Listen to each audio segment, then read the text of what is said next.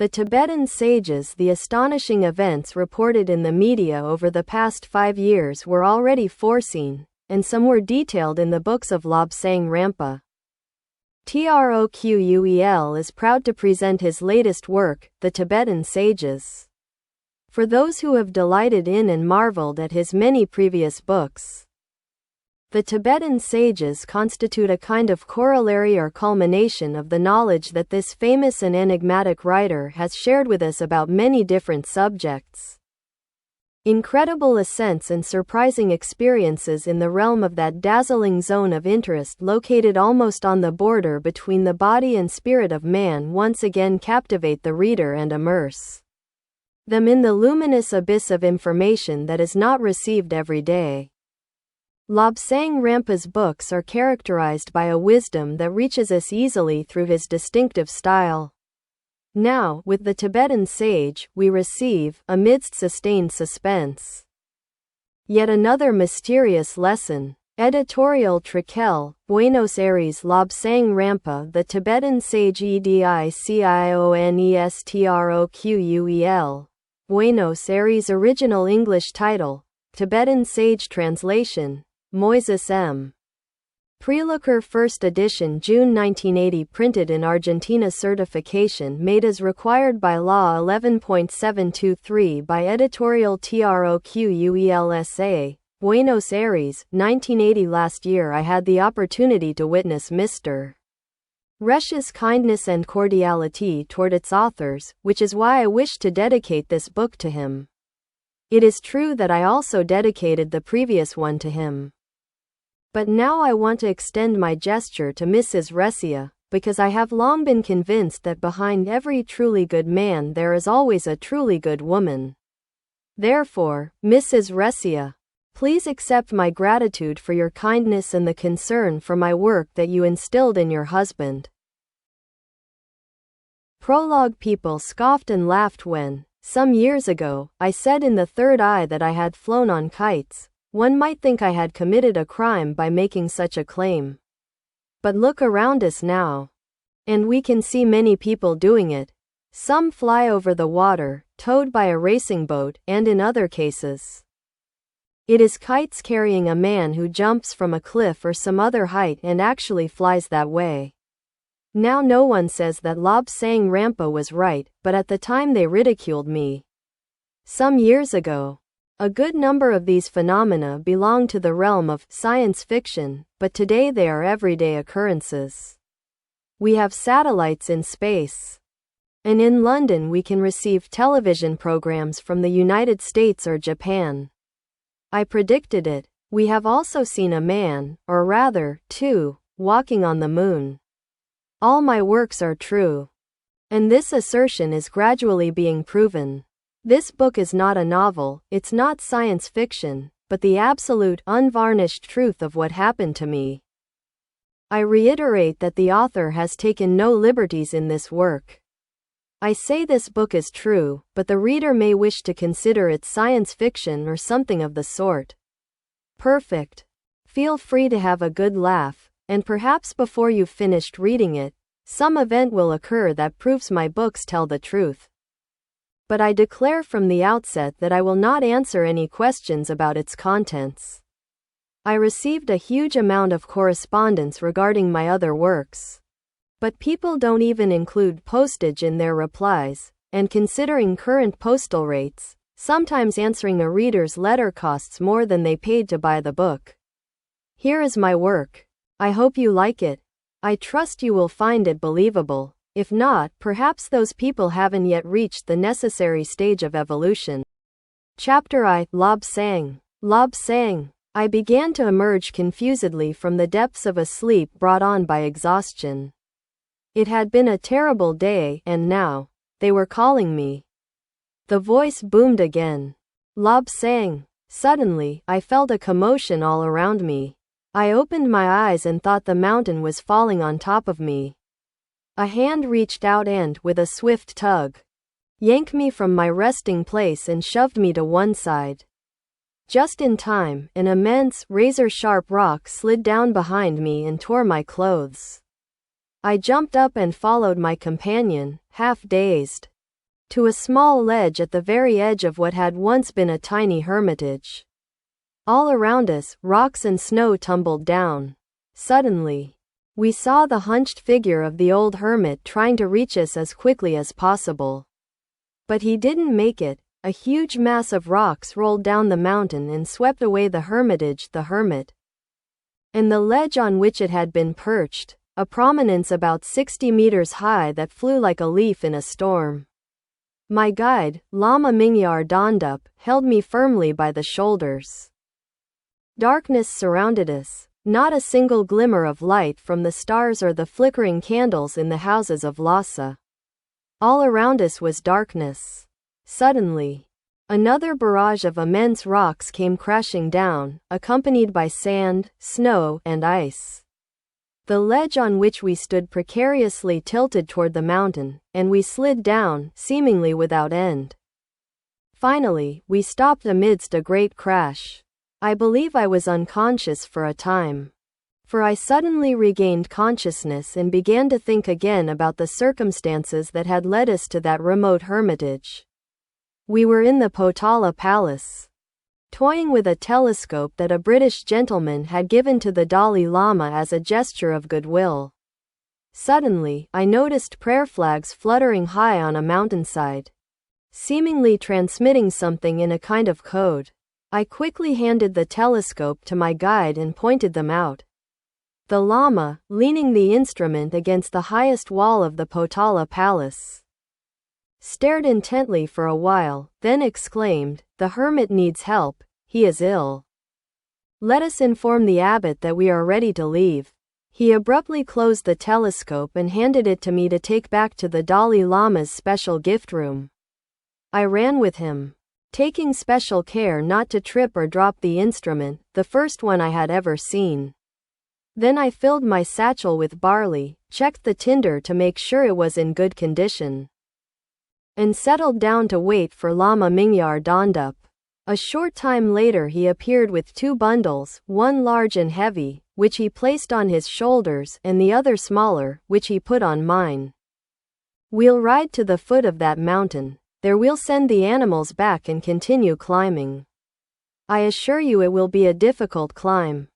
I've done it before." We mounted our horses and descended the stepped path toward the outer ring of roads that encircles the city of Lhasa. We soon reached the crossroads and, as I always did, I glanced quickly to the left, toward the house where I had been born. But now I had no time to think about anything. We had taken on a rescue mission. The horses began to march at a walking pace, laboriously panting and puffing. The ascent was too arduous for them, and their hoofs slipped on the rocks. Finally, with a sigh, the Lama said, "Very well, Lobsang. Here the horses' task ends. From now on, we will depend on our weary legs." We dismounted, and the Lama patted them, urging them to return home. They turned and trotted off, their spirits renewed at the prospect of returning instead of having to continue climbing. We rearranged our packs and checked our heavy walking sticks. Any flaw or crack could prove fatal. Then we examined our other items. We had tinder and flint, and our food supplies were untouched. Finally, without looking back, we began to climb the hard, rocky mountain that seemed like glass. For it was both hard and slippery. We inserted our fingers and toes into every small crack we could reach, and gradually, skinning and scraping our hands, we managed to reach a ledge. There we stopped to catch our breath and regain our strength.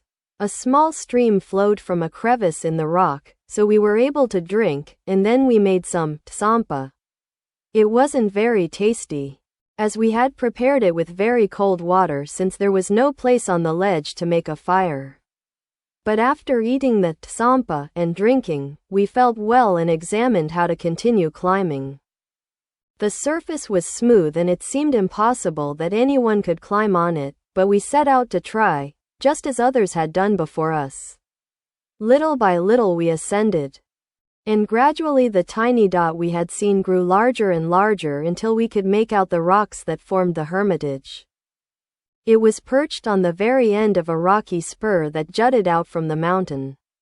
We climbed until we were below the crag, and then, with immense effort, reached the side of the spur, where we sat for a while catching our breath, as we were high above the Lhasa plain and the air was thin and slightly chilly.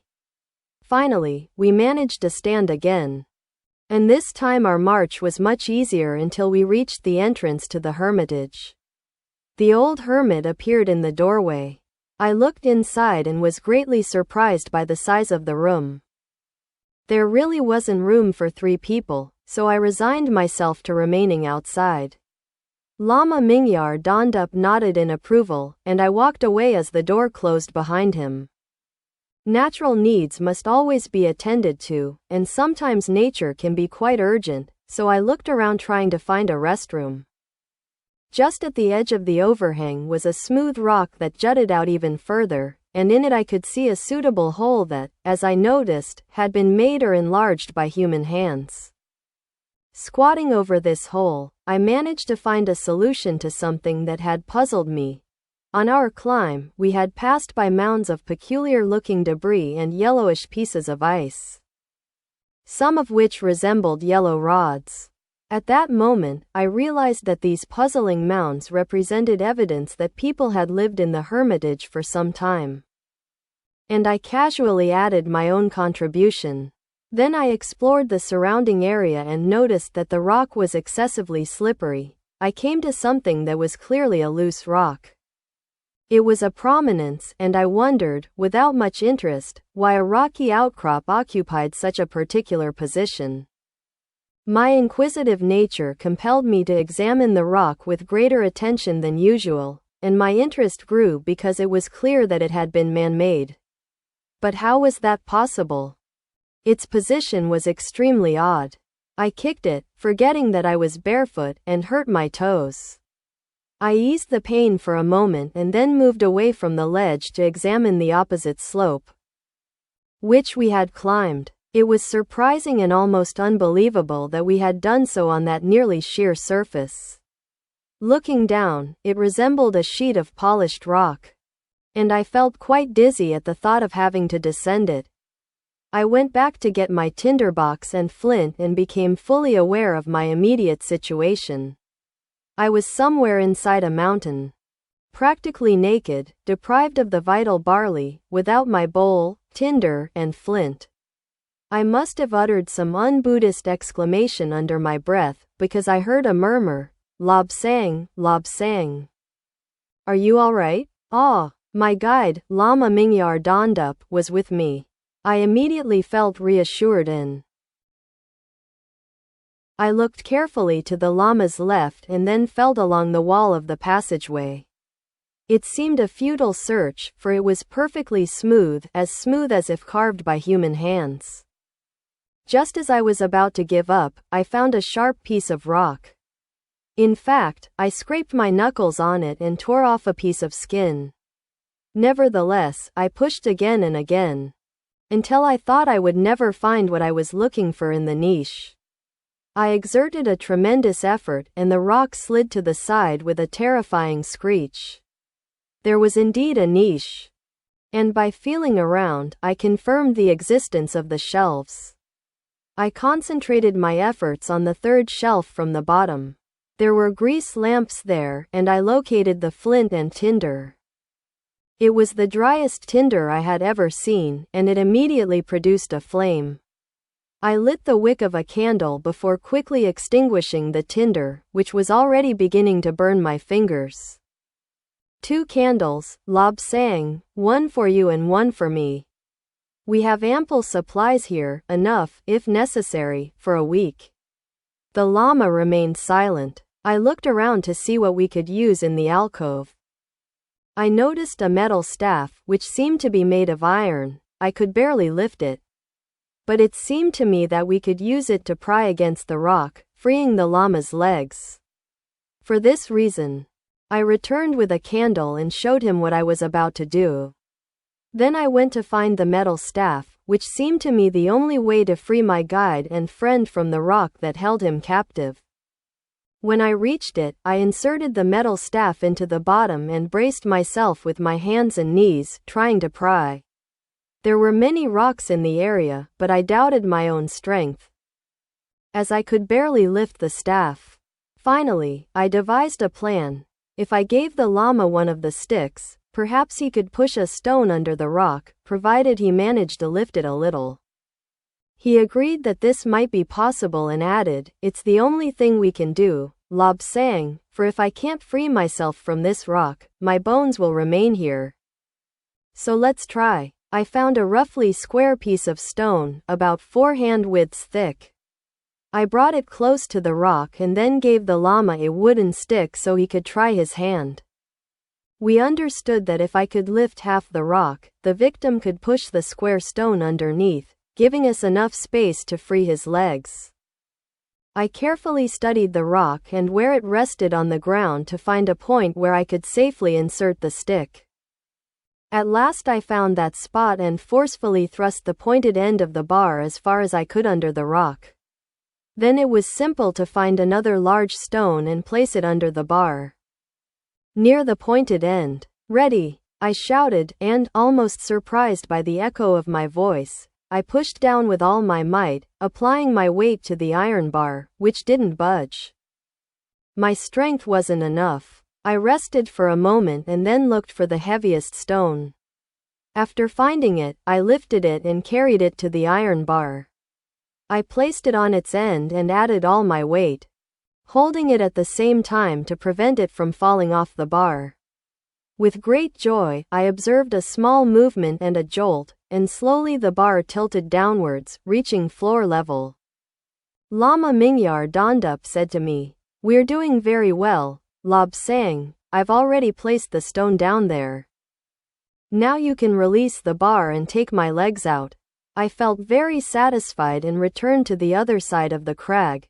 Indeed, the llama's legs came into view, but they were skinned and bleeding, and we feared they were broken. Very cautiously, we tried to move them, and the llama managed to do so, so I lay down and slid under the rock until I reached his feet. Then I suggested that he raise his body on his elbows and try to pull himself back while I pushed him by the soles of his feet. I did this very prudently. It became clear that, although the lacerations of the skin and flesh were severe, there were no broken bones. The llama continued trying to free his legs from the rock that trapped them. It was very difficult, and I had to push with all my strength and bend his limbs slightly to avoid a sharp edge of stone under the rock. I assumed that this edge was the only thing that had saved his legs from being completely crushed, but now it was causing us difficulties. Finally, with sighs of relief, we managed to free our legs, and I slid under the rock to help him sit on a ledge. 2 small candles mean a lot, so I went back to the stone niche and returned with half a dozen more in a sort of basket. The llama smiled and replied, "I know all about this place, Lobsang. It has been here for about 1 million years and was built by the people who first settled our country. As long as some rocks haven't shifted and are blocking the way, we'll be safe for a week or 2. He nodded toward the outside world and said, "It's unlikely we'll make it out that way. And if we can't get through one of the volcanic fissures, some explorers in 1,000 years or so might find 2 interesting skeletons to meditate on." I moved forward, past the tunnel and the rock. The passage was so narrow that I wondered how the llama would get through. However, I reflected that where there's a will, there's a way. And I concluded that if I squatted down at the bottom of the rock, the llama could walk over me and become much taller, so that his legs and hips would clear the rock's highest point. When I suggested this procedure, he was very reluctant to try it, claiming that he was too heavy for me, but after some painful attempts, he concluded that there was no other way.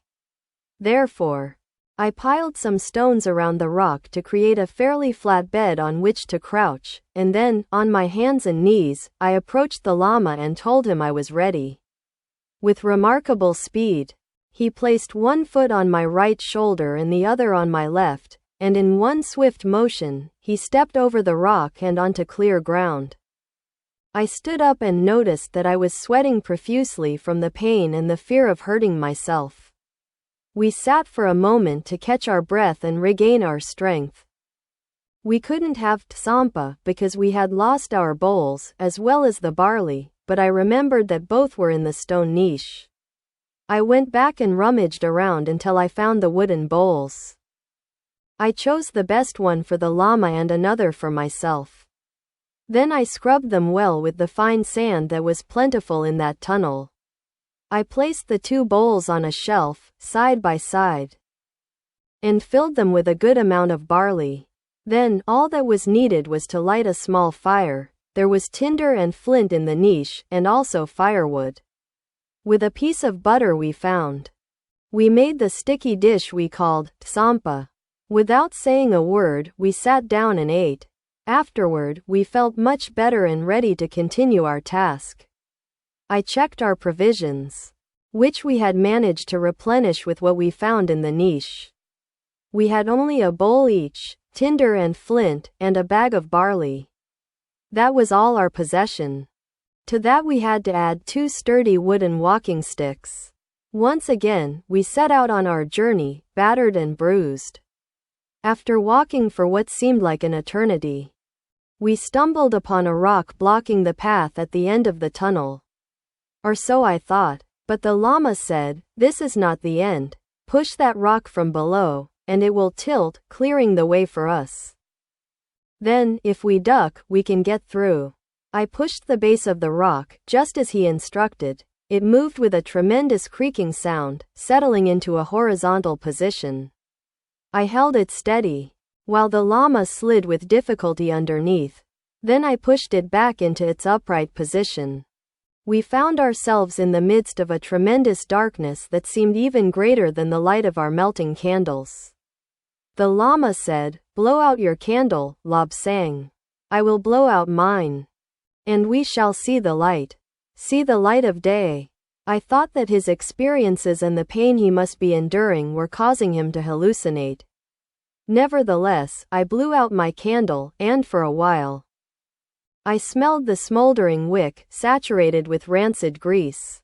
The Lama said, "Wait a few moments, and we will have all the light we need."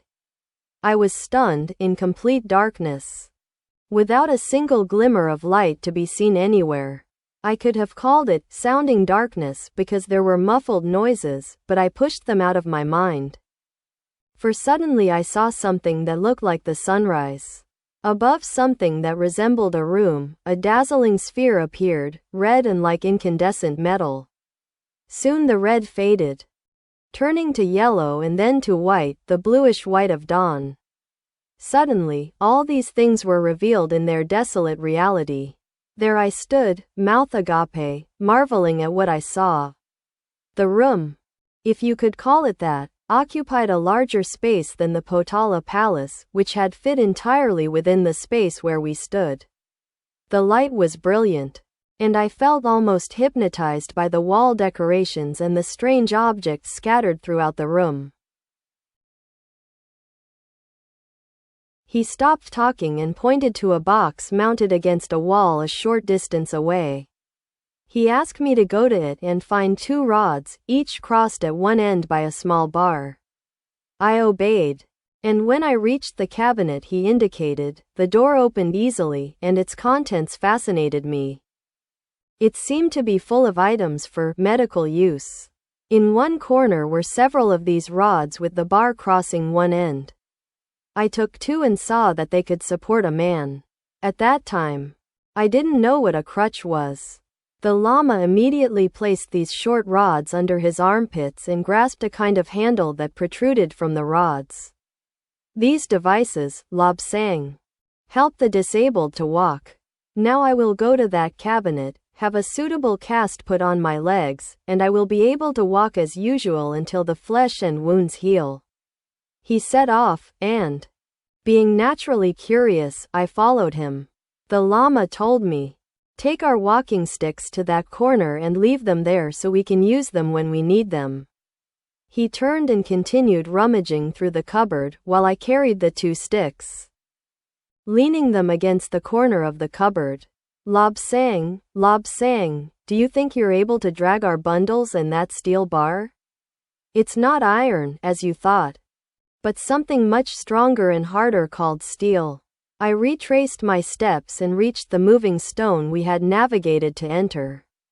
I pushed it, and it turned, settling into a horizontal, immobile position. I had no trouble sliding under it and left it as it was. The light was a true blessing, illuminating the tunnel well. I could see its entire length, all the way to the large rock that had caused us so much trouble. The bundles, with all our belongings, were on the other side. With great difficulty, I climbed over the rock and lifted them. They seemed incredibly heavy, and I attributed our weakness to a lack of food. First, I went back with the 2 bundles. I left them on the threshold and then went back to get the steel bar. I could barely lift it. It made me gasp, and I grunted like an old man, until I decided to drop one end while gripping the other tightly. I checked, walking backward and dragging the steel bar with both hands, that I could hardly move it. It was difficult to get it through the rock, but afterward, it proved quite easy to carry. Then I had to push the bundles under the loose stone, dragging them across the immense room. I took the steel bar in my hands and concluded that I had never moved anything so heavy in my entire life. I managed to push it through, and then I pushed down that section of the door, so that we were once again facing a smooth wall with no openings. Lama Mingyar Dondup had not wasted any time. His legs were encased in a gleaming sheet of metal, and he seemed perfectly well again. Lobsang, let's eat something before we explore the place, because we have to stay here for about a week. While you were bringing these things, he gestured to the bundles and the steel bar. I communicated telepathically with a friend in the Potala Palace, and he told me that a terrible storm has broken out. He advised me to stay here until the storm subsides. The weather forecasters say the storm will last about a week. I felt truly sad because I was tired of that tunnel, and even the room itself didn't hold much interest for me. Despite its size, it provoked a certain claustrophobia, which seems impossible but isn't. I felt like a caged animal. But the pangs of hunger proved stronger than all my fears. And it gave me great pleasure to notice that the Lama was preparing our food.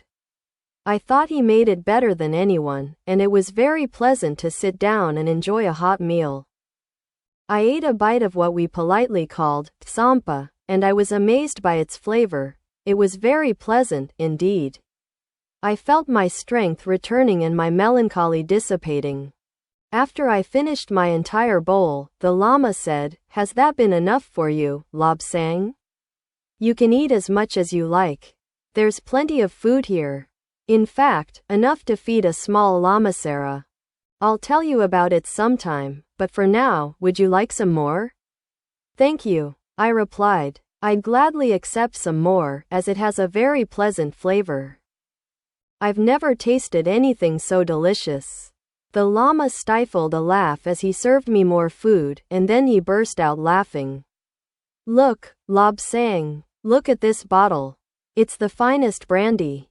Strictly for medicinal use. I believe our imprisonment justifies a little brandy to flavor the tsampa." I took the bowl he offered me and smelled it to appreciate its aroma, but at the same time with serious doubts, for I had been taught that such intoxicating drinks were the work of demons. Now, the Lama encouraged me to drink. No matter, I thought, it's good when you're not feeling too sober. I started eating and soon found myself in a real mess. We only had our fingers, there was no knife, fork, or spoon, not even chopsticks. Just our fingers, and after meals we had to clean our hands with fine sand, which removed the tsampa residue very efficiently, but which sometimes also peeled our skin if we were too vigorous. I removed the tsampa not only with my fingers but also with the palm of my right hand, and then, suddenly, without any warning, I fell backward. I prefer to say that I fell asleep from exhaustion, but later the Lama, when recounting the anecdote to the abbot, told him, laughing, that I was completely drunk. Drunk or not, I slept for a long time. When I woke up, the beautiful golden light was still illuminating the room. I glanced at what I assumed was the ceiling, but it was so far away that it was impossible to tell where it was. It was truly an immense room, as if the whole damned mountain were hollow. It's sunlight, Lobsang. And we'll have it for 24 hours a day. It's completely heatless and has exactly the same temperature as the air around us. Don't you think light like this is better than smelly, smoky candles? I looked around again. I couldn't understand how there could be sunlight when we were buried in a room inside the rock, and I told him so. The Lama replied, "That's true. This is the wonder of wonders. I've always known it, but no one understands how it works. Cold light is a miraculous invention, dating back 1,000,000 years. Someone discovered a method for storing sunlight and having it available even on the darkest nights. We don't have it in the city or the temple because we don't know how to generate it.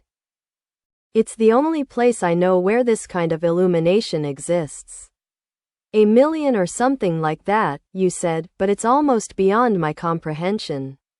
I know it's a number made up of a 1, a 2, or a 3, or something like that, followed by a certain number of zeros, I think 6, but that's just a guess. In any case, it's such a large number that I can't understand it. It makes no sense to me.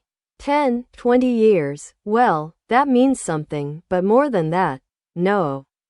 How was this room built? I asked, running my fingers over some inscriptions on the wall. I stepped back in fear, for there was a click, and a section of the wall slid back. Lobsang, Lobsang, you've made a discovery. None of us, despite having been here, knew of the existence of another room.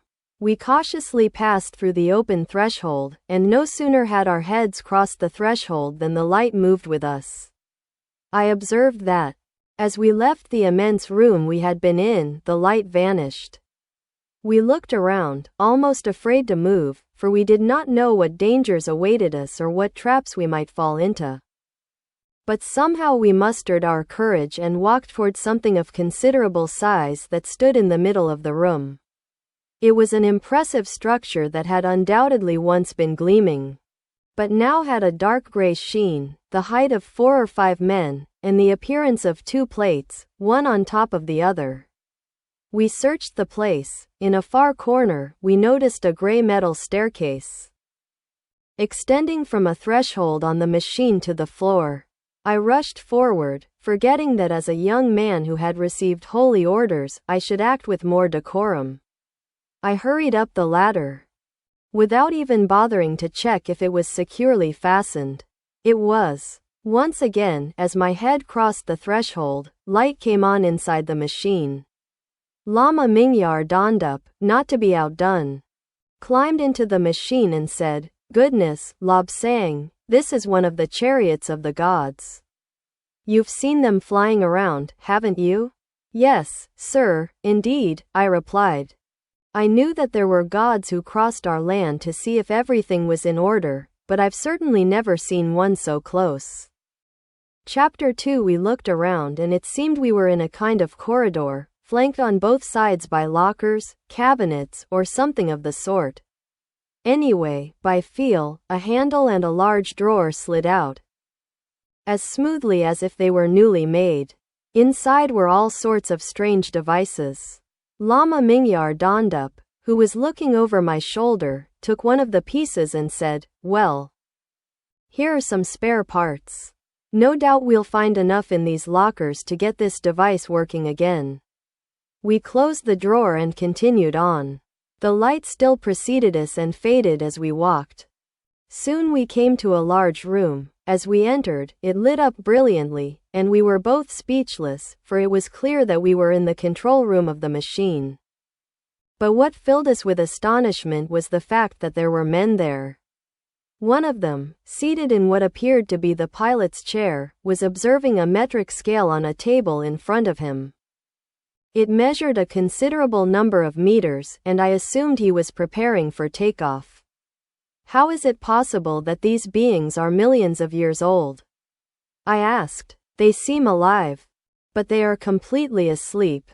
Another man sat at a table with some large maps in front of him. His head was in his hands, his elbows resting on the table. We spoke in hushed tones. The spectacle was breathtaking, and our science was little more than nothing compared to what we were witnessing. Lama Mingyar Dondup took one of the figures by the shoulders and said, "I believe these men are in a state of dormancy. I think it might be possible to bring them back to life, but I don't know how, and I don't know what would happen even if I did. As you know, Lobsang, there are other caverns in this mountain range, and we visited one with strange devices like ladders that seem to operate mechanically.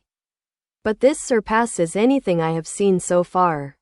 And as one of the oldest lamas, responsible for maintaining these things intact, I can tell you that this is one of the most marvelous of them all. I wonder if there aren't handles to open other rooms. But first, let's take a good look at this one. We have a week, as I think I will need at least that long before descending the mountainside." We circled all 7 figures, which gave us the impression of being ready to take off, when something terrible happened. It seemed like an earthquake that piled heavy rocks onto what was probably a sliding roof. The Lama stopped and approached another man who had a notebook in front of him. It was clear that he had been recording what was happening, but we couldn't read the writing.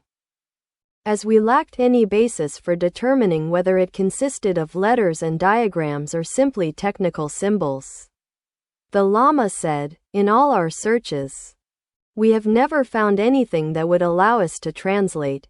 "Wait a minute," he added, with a strange excitement in his voice. "That thing over there, I think, is the talking machine. Of course. I suppose it won't work after all this time, but we'll try." We approached the device the Lama had mentioned and observed that it was shaped like a box. A line ran around the bottom half, roughly. Encircling it, we pushed on the surface, above the line, and, to our satisfaction, the box opened. Inside, we saw wheels and something that looked like the mechanism for moving the metal tape from one reel to another. Lama Mingyar Dondup examined all the buttons arranged on the front of the device. Suddenly, we jumped almost to the ceiling and were about to turn and flee because a voice began to emerge from the top of the box, a strange voice, very different from our own. It sounded like the voice of a foreign lecturer, but we didn't know what he was saying. And then, to our surprise, noises began to come out of the box. I suppose it was music. But to us it sounded like discordant noises. My guide pressed another button, and the noise disappeared. We were both exhausted from what we had discovered. We sat down on what were clearly chairs. And I panicked because it seemed as if I were sinking, as if I were actually sitting on air. No sooner had we recovered than Lama Mingyar Dondup said, "Perhaps we should eat some tsampa to revive ourselves, as I think we are both exhausted." He looked for a place where it would be possible to light a small fire to heat the tsampa and soon found it in a small shed outside the control room. As he entered, light followed him inside. "I think this is where they prepared their food because all these buttons aren't just for decoration. They serve some useful purpose," the Lama said. He pointed to a button with the image of a still hand, while another had a flame symbol.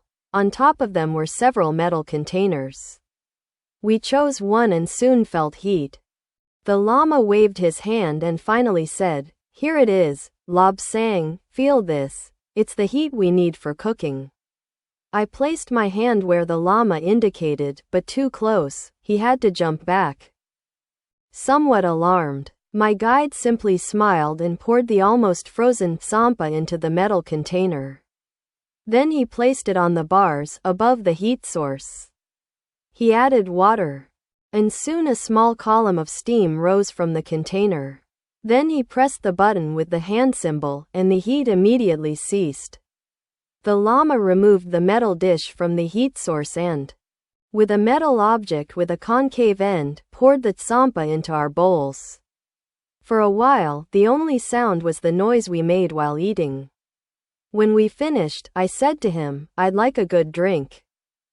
I'm very thirsty." Beside the heat source, we saw what looked like a large basin with two metal handles on top. I turned one of them the only way possible, and very cold water began to pour into the basin. I turned the handle the other way and operated the other, which was reddish in color, and water so hot it scalded me, not badly, but enough to make me take a step back. I put the handle back in its original position. "Master," I said, "if this is water, it must have been here for one of those millions of years you were talking about. How is it possible that we can drink it? It should have evaporated or tasted sour. But I find it very pleasant." The Lama replied, "Water stays fresh for years. Don't you see what happens in the lakes and rivers? They were water long before history began. As for this liquid, I suppose it comes from a sealed container, which is why it's drinkable. I think this ship just arrived here looking for food, and perhaps to carry out some repairs because, judging by the water pressure, there must be a considerable amount in some tank. In any case, there's enough here for a month." I replied, "If the water has stayed fresh, there must also be food that's equally fresh." I stood up with some difficulty, as the seat seemed to be holding me down.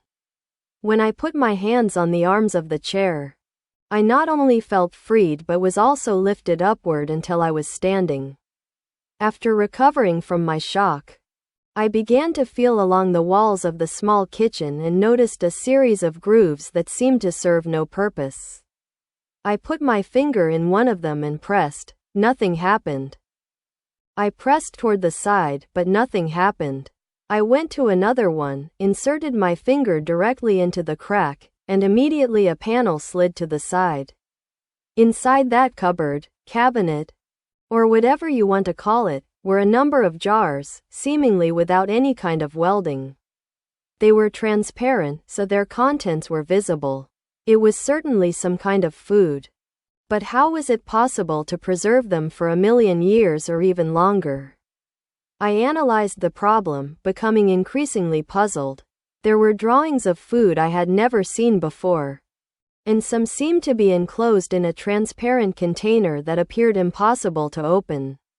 I went through the cupboards, sideboards, or storage rooms, one by one, and each time I encountered a new surprise. I knew what tea leaves looked like, and in one of the cabinets there were containers through whose walls they were visible. I had other surprises. Some of them clearly contained pieces of meat. I had never eaten meat before, and I longed to taste it, to see what it was like. I soon grew tired of playing around in the kitchen and went to find Lama Mingyar Dondup, who, with a book in his hand and a furrowed brow, was deep in concentration. "Master," I said, "I found the place where they store the food. They keep it in transparent containers, but there's no way to open them." He stared at me blankly for a moment and then burst into laughter, saying, "That's right, food preservation today is nothing like it was 1,000,000 years ago. I've tasted dinosaur meat and it was as fresh as if it had been just killed. I'll come with you right away, and we'll investigate." I wandered around the control room and then sat down to reflect. If those men were 1,000,000 years old, why hadn't they turned to ash? It was obviously ridiculous to say they were 1,000,000 years old when they were completely intact and seemed to be alive, simply waiting to awaken. I noticed a kind of small satchel on each of their shoulders. I picked one up and opened it. Inside were curious pieces of wire wound into coils and other glass objects. The whole thing made no sense to me. Then I saw a shelf full of buttons and pressed the first one. Fear made me scream. The body from which I had taken the satchel jerked violently and disintegrated, turning into the finest ash, the ash of 1,000,000 years old, or even older. Lama Mingyar Dondup came to where I stood petrified with fear. He looked at the satchel and the pile of ash, and then said, "There are a number of caverns of this type. I've visited a few and learned never to press a button until I know what it is, after having deduced it theoretically." Those men knew they were going to be buried alive in some tremendous earthquake. For that reason, the ship's doctor had provided each of them with survival gear placed on their shoulders. Then the men fell into a state of deep sleep, with their vital functions suspended, so that they perceived nothing of what was happening inside or around them. They were as close to death as possible without actually being dead. They received adequate nutrition to keep their bodies functioning, on a minimal scale. When you touched this button, which I see as red, you suspended this man's supply of life force. Without it, his true age was suddenly revealed, and he immediately turned into a pile of ashes. We searched the place where the other men were and concluded that we could do nothing for them. After all, both we and the ship were trapped in the mountain. If those men were to awaken, they would pose a danger to the world. Would they be a threat to the monasteries? Certainly, they possessed knowledge that would make them appear as gods in our eyes. And we feared becoming slaves again, for a powerful racial memory reminded us that we had once been slaves. We sat on the ground, silent, lost in our own thoughts. What would happen if we pressed one button or another, and what kind of energy kept those men alive, well fed, for over 1,000,000 years? Involuntarily, we both shuddered, looked at each other. And the Lama said, "You are young, Lobsang, and I am old. I have seen many things, and I wonder what you would do in a case like this. Those men are alive. There is no doubt about it. But if we restore them to life completely, what will happen if they are savages and kill us for letting one of them die? We must think about this very seriously. For we cannot decipher the inscriptions." He stopped because I had stood up, overcome with excitement. I exclaimed, "Master, Master! I have just found a book that looks like a kind of dictionary in different languages. Will it be useful to us?" Without waiting for an answer, I quickly went to a room near the kitchen where the book, which appeared to be newly printed, was kept.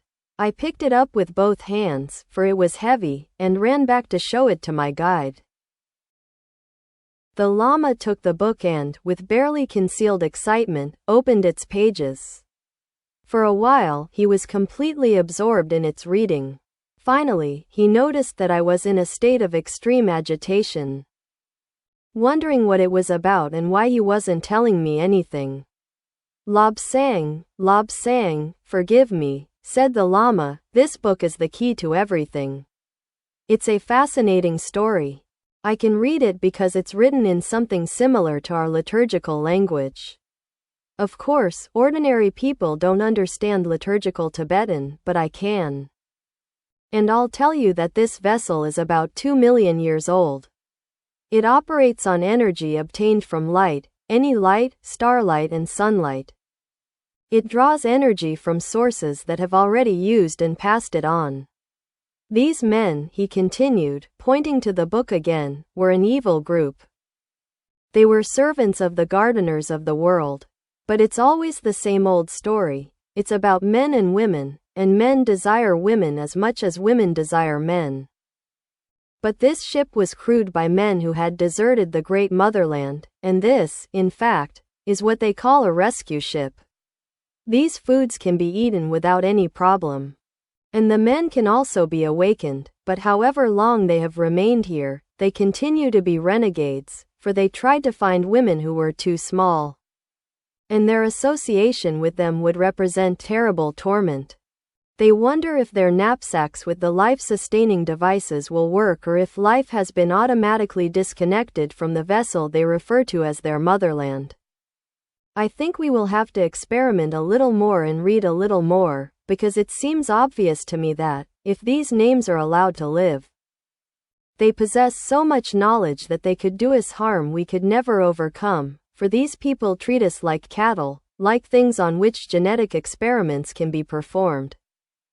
They already harmed us with their sexual experiments on our women, but you're still too young for me to tell you everything. I explored the place. The Lama was lying on the floor to rest his legs, which were causing him a lot of trouble. During my wanderings, I came to a room entirely green, where there was a very peculiar-looking table, illuminated by a large lamp. Glass boxes were scattered everywhere. Good heavens, I reflected, this is where they must treat their sick.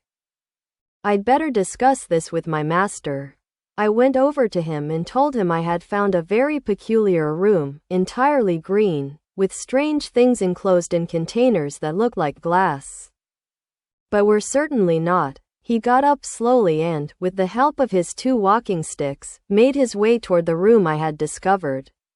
I went ahead. As soon as I entered, the lights flooded in with me, as if it were broad daylight, and the Lama paused in the doorway, his expression one of immense joy. Well done, Lobsang, you've made 2 discoveries. I'm sure this information will be well received by His Holiness, the Dalai Lama. He wandered around, looking at various things, picking up others, and examining the contents of some objects, I don't know what to call them, that were in glass containers and were completely beyond my comprehension. Finally, he sat down in a low chair and became engrossed in a book he had taken from a shelf. I asked him, how is it possible to understand a language that, as you explain, is at least 1,000,000 years old? With some effort, he set the book aside for a moment, pondering my question. Then he said, it's a very long story, Lobsang.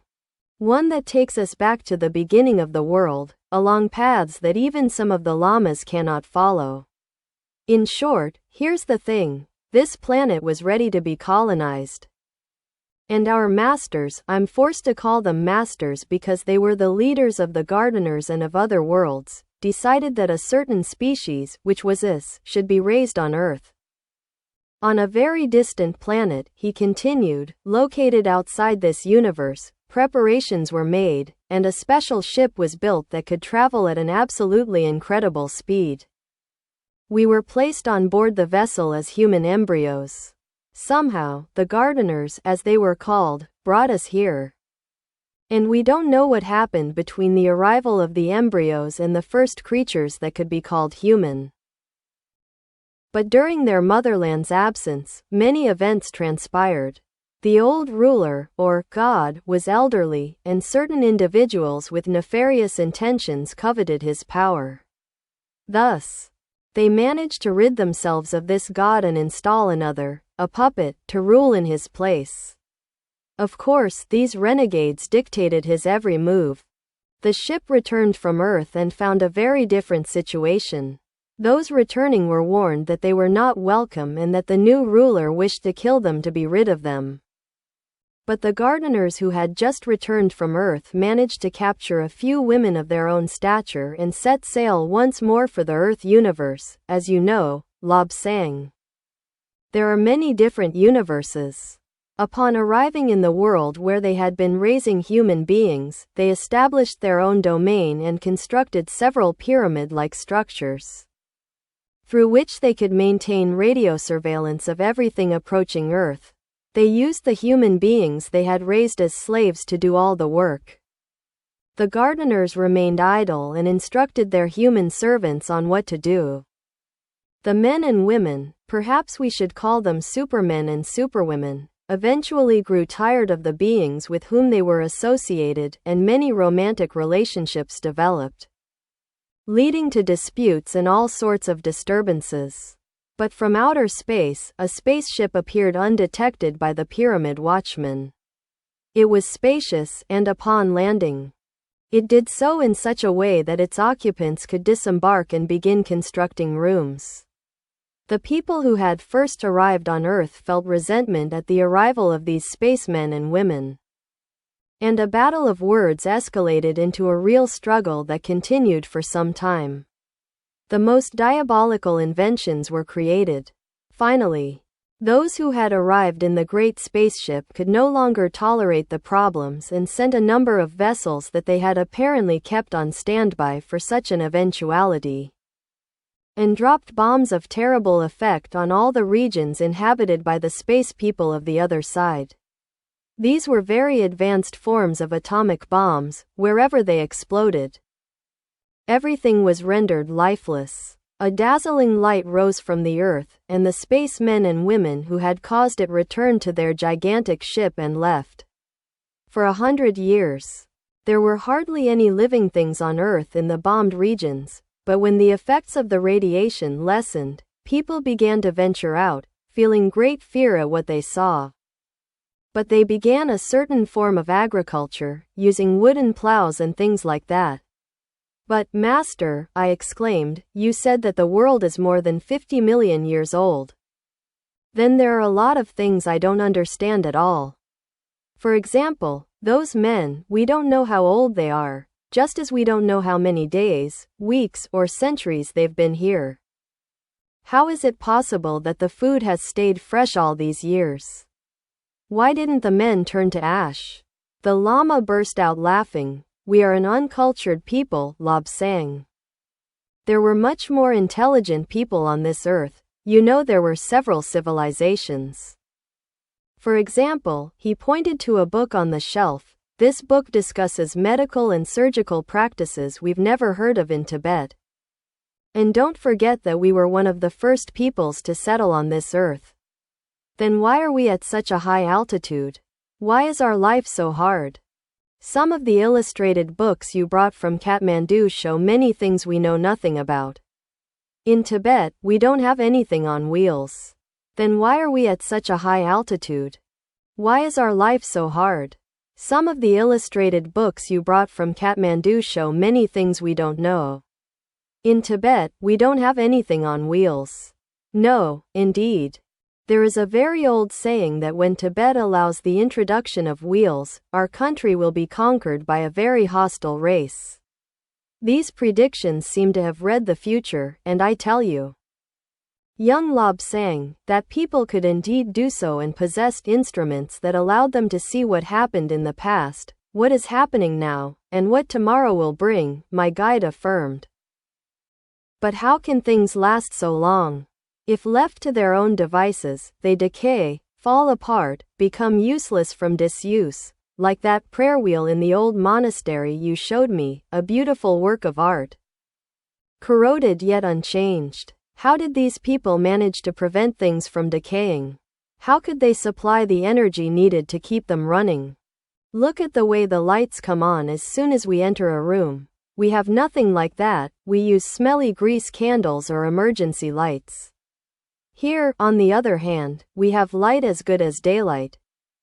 And it isn't generated anywhere.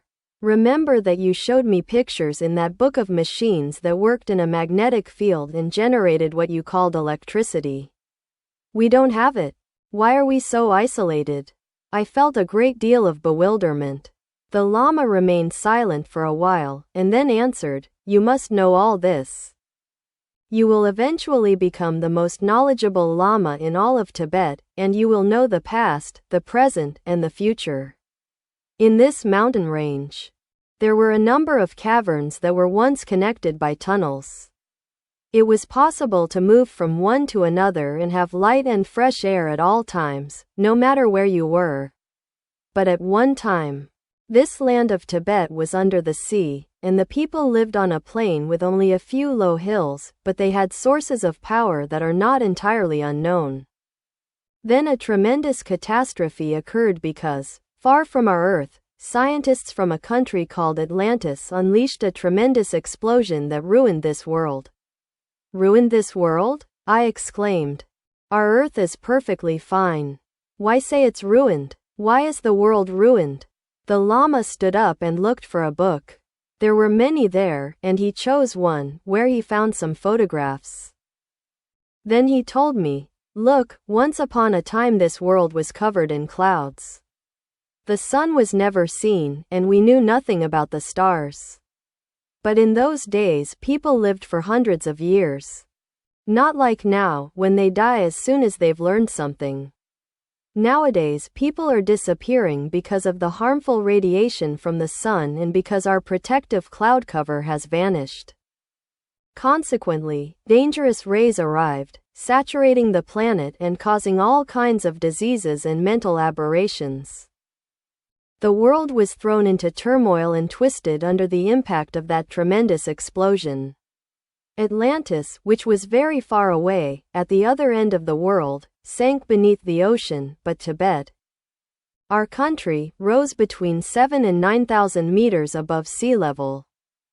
People lost their health and for a long time dropped dead because at that altitude there wasn't enough oxygen and because we were closer to the sky, where the radiation is strongest.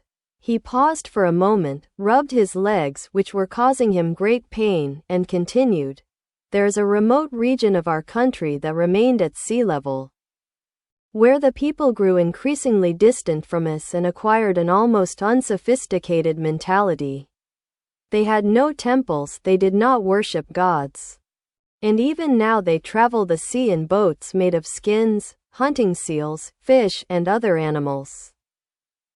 There are some immense creatures with enormous horns on their heads, and these people killed many of these beasts and ate their flesh. When other races arrived, they called these people of the far north Eskimos. In our part of Tibet remained the best people, priests, sages, and highly respected doctors. The part that separated from Tibet and sank to sea level, or rather, remained at sea level, housed the less intelligent people, the common laborers, the ordinary folk, the woodcutters, and the water carriers, who remained in the same state for over 1,000,000 years. Gradually, they crawled to the surface of the earth and managed to earn a living by settling on small farms. And within 100 years, things seemed normal and well on track. Before we continue our conversation, I ask you to look at my legs, for they are causing me great pain. Here I see a book that shows wounds similar to mine. I have read enough to know that I have an infection. I looked at him with bewilderment. What could I, an ordinary disciple, do for such a great man? Yet, he was before me. I removed the rags in which he had wrapped his legs and was horrified by what I saw. His legs were covered in pus, and the flesh appeared extremely inflamed. Moreover, below the knees, his legs were swollen. The Lama said to me, "Follow my instructions exactly. First, we must get something to disinfect my legs. Fortunately, everything is in order here, and on that shelf," he pointed, "you will find a jar with an inscription on the glass. It is the third container from the left.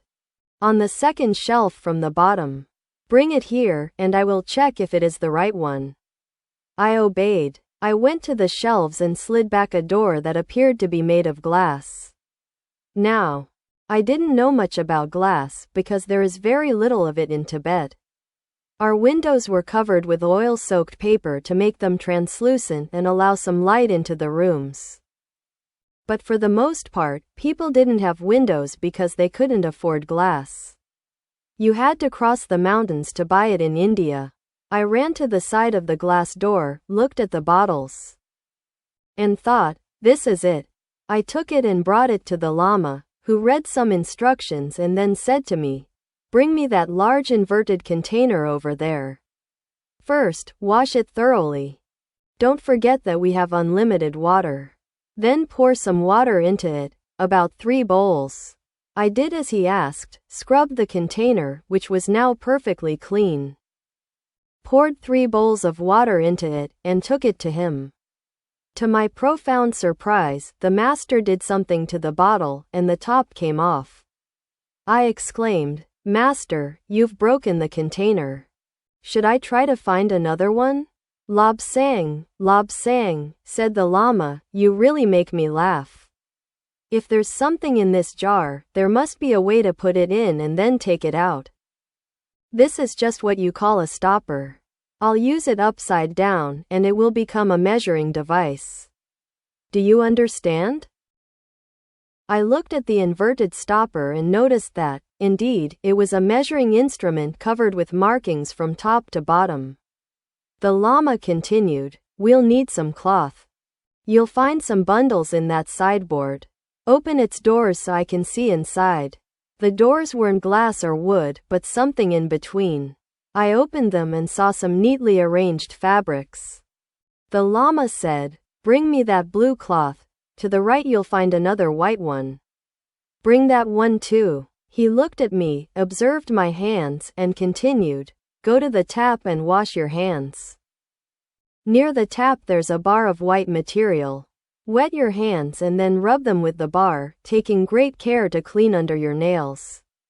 I did so, and I was struck by how much my skin lightened. It was like seeing a black person for the first time, completely dark, and then seeing the palms of their hands, pinkish in color. Now, my hands were almost pink. And I was about to dry them on my clothes when the Lama exclaimed, "Stop."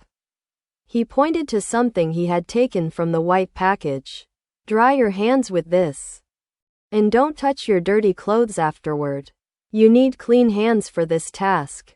It was truly fascinating to watch him because he had placed a clean cloth on the floor, and on the cloth several things: a basin, a spoon-like instrument, and another object I didn't recognize at all. It's very difficult to describe because I had never seen anything like it. It looked like a glass tube with markings. At one end, there was a steel needle, and at the other, a knob. Inside the tube, which was clearly hollow, was a certain amount of colored liquid that bubbled and sparked. The Lama said, "Listen carefully. You must clean the meat down to the bone. We have the fruits of a marvelous and highly advanced science, and we are going to make full use of them. Take this plunger and pull its end out of the tube. Wait, I'll do it. Then push that needle into my leg, right here." He indicated a specific spot that will numb it, because otherwise I'd probably faint from the unbearable pain of the healing. "Now do it." I pulled out what he called the plunger, looked at the Lama, and shuddered. "I can't do it. I'm terrified of hurting you. Lobsang, one day you'll be a physician Lama. And sometimes you'll have to make people suffer to heal them. Now do as I say and push in that needle. I'll let you know if the pain is too much." I took the thing in my hands again. I was afraid I'd faint, but orders are orders. I gripped it not far from where the needle joined the tube, closed my eyes, and pricked quickly. The Lama didn't complain in the slightest. So I opened my eyes and saw that he was smiling. "Lobsang, you did very well. I didn't even feel the prick. You're going to be a successful physician Lama."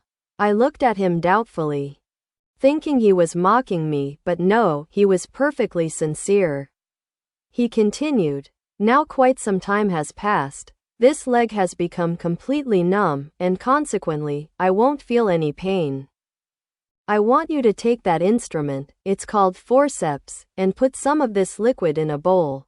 Then carefully wipe the leg downwards. Downwards, not upwards. Press quite firmly.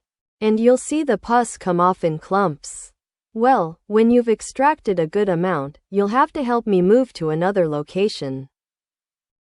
I took the instrument the Lama had called forceps and found that I could gather a fairly large bundle of cotton in my hands.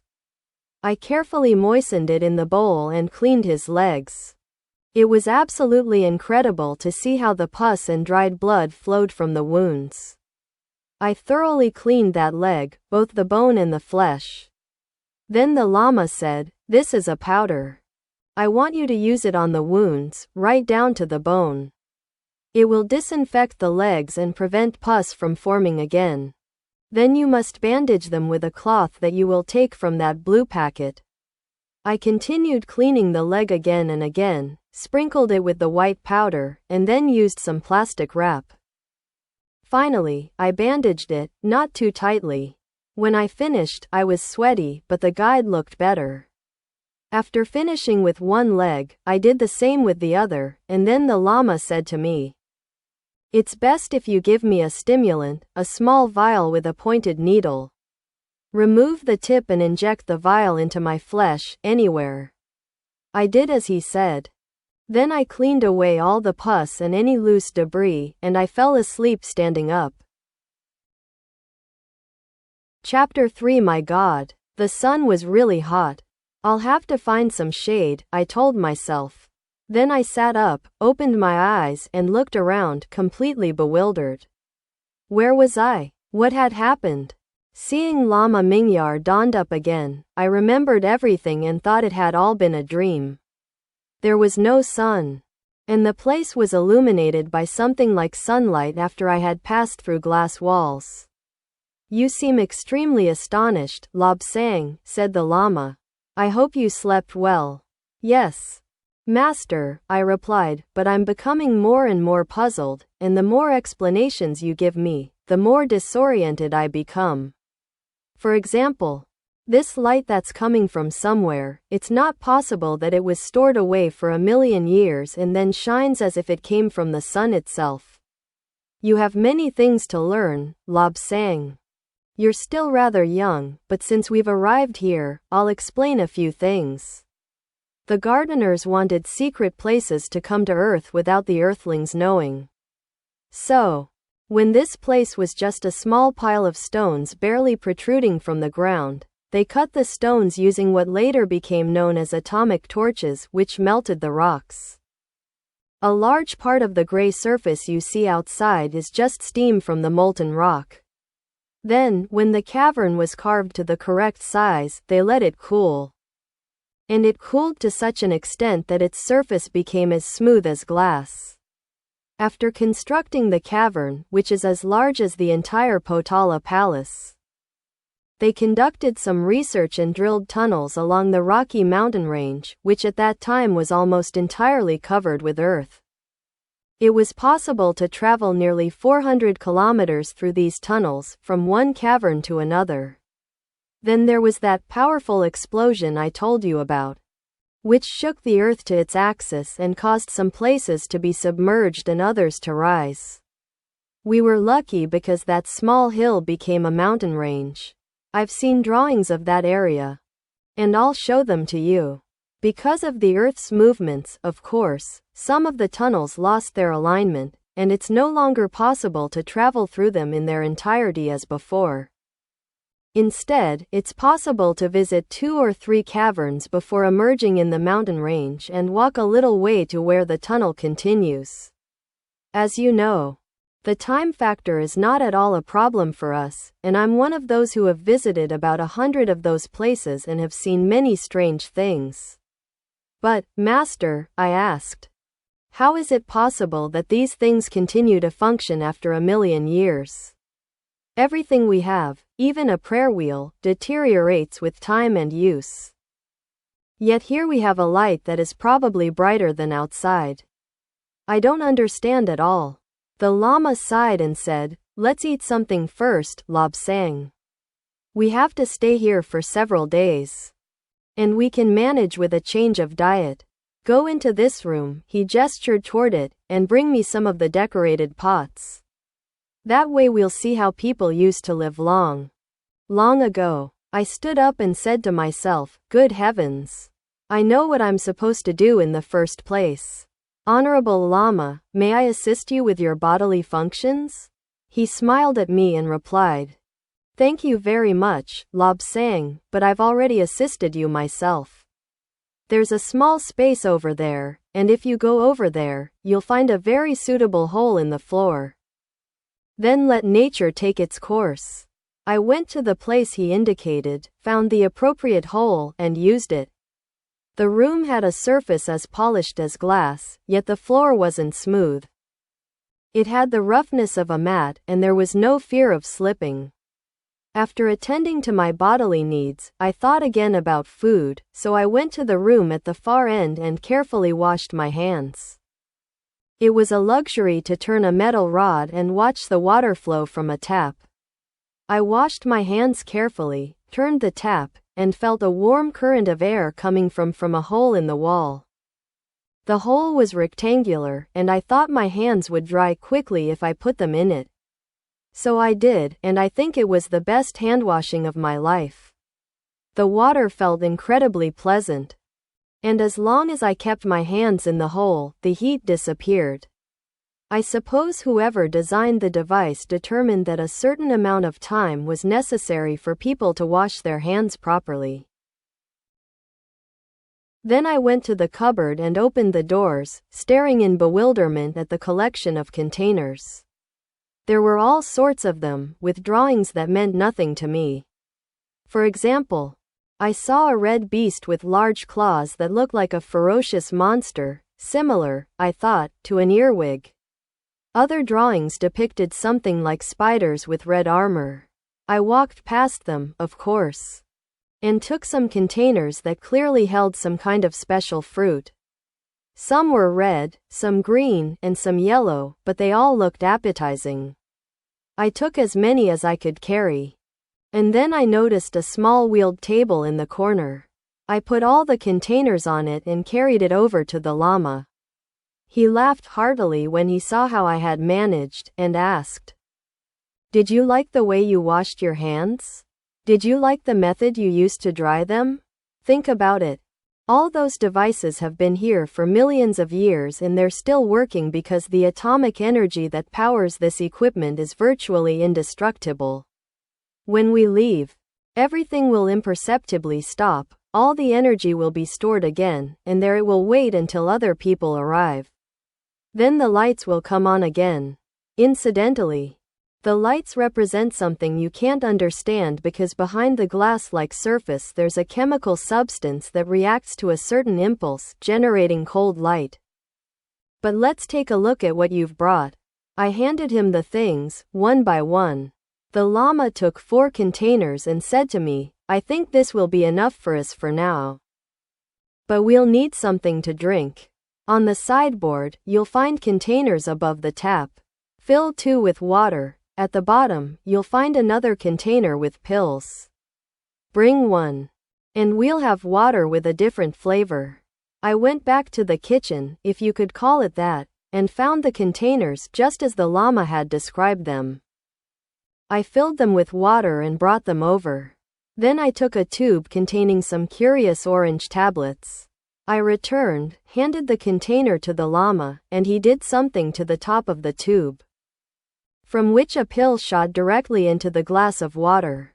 He repeated the maneuver, and another pill shot into the other glass. He brought one of the containers to his lips and drank a lot. I followed his example with some hesitation, but the taste of the water surprised and pleased me. Then the Lama said, "Let's eat something before we drink more." He took one of the round containers, pulled a small ring, and a hissing sound was heard as air passed through. No sooner had the hissing stopped than the Lama pulled harder on the ring, and the entire top of the container came off. Inside were fruits. He smelled them carefully, took one, and put it in his mouth. Yes, they've stayed perfectly fresh. I'll open one for you. Take the one you prefer and give it to me." I looked at the contents of the containers, noticed some black fruits with small knots, and told him I wanted them. He pulled a ring, and the whistling sounded again. He pulled harder, and the top came off. But there was a problem. The things inside were small and submerged in a liquid. The Lama told me, "We'll have to be more civilized. In one of the drawers, you'll find some objects with a concave end and a handle. Bring 2, one for you and one for me. By the way, they're metallic and silver colored." I did as he asked and returned with the curious objects.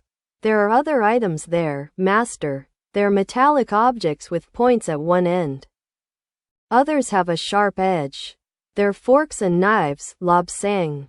We'll try them later. And these are spoons. Dip the end of one into your bowl, and you can serve yourself the fruit and juice. And then eat or drink without making a mess." He showed me how, pouring the fruit from his bowl.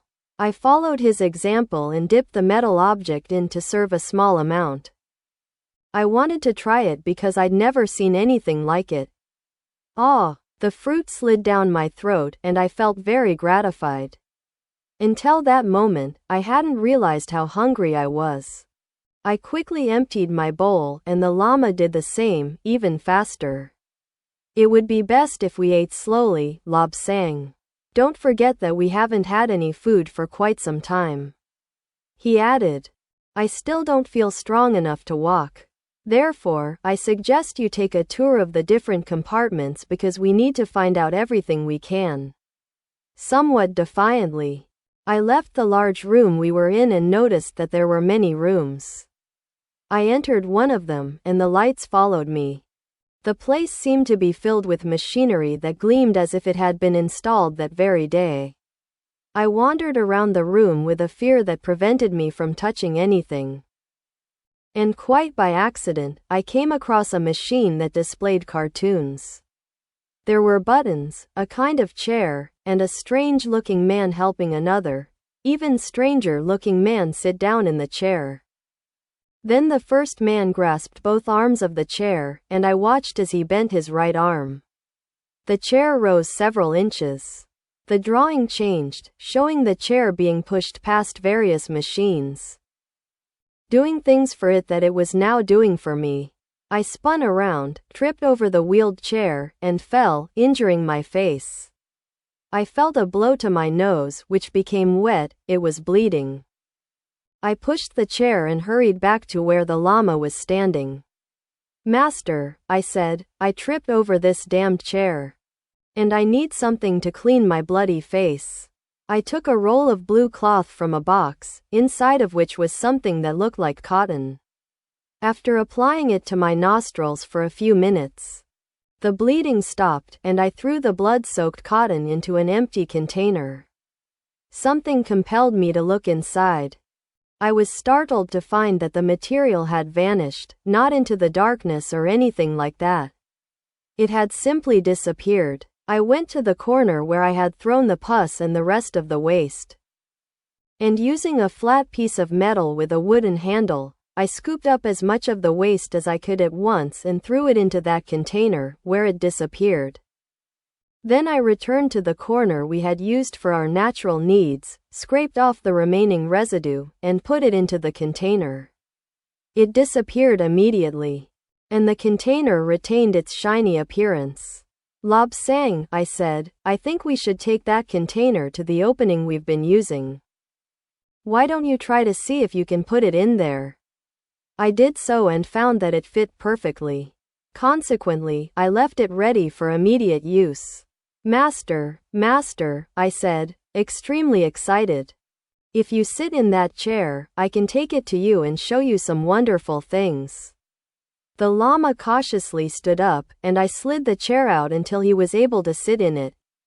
Then I bent the chair's arm, just as I had seen in the cartoon, and it rose into the air, about 30 centimeters high, exactly the height I needed to grasp the arms and steer the chair. In this way, with the llama seated in that chair, which evidently relied on levitation and not wheels, we returned to the room that housed all the machinery. I think this was his entertainment room, Lobsang said.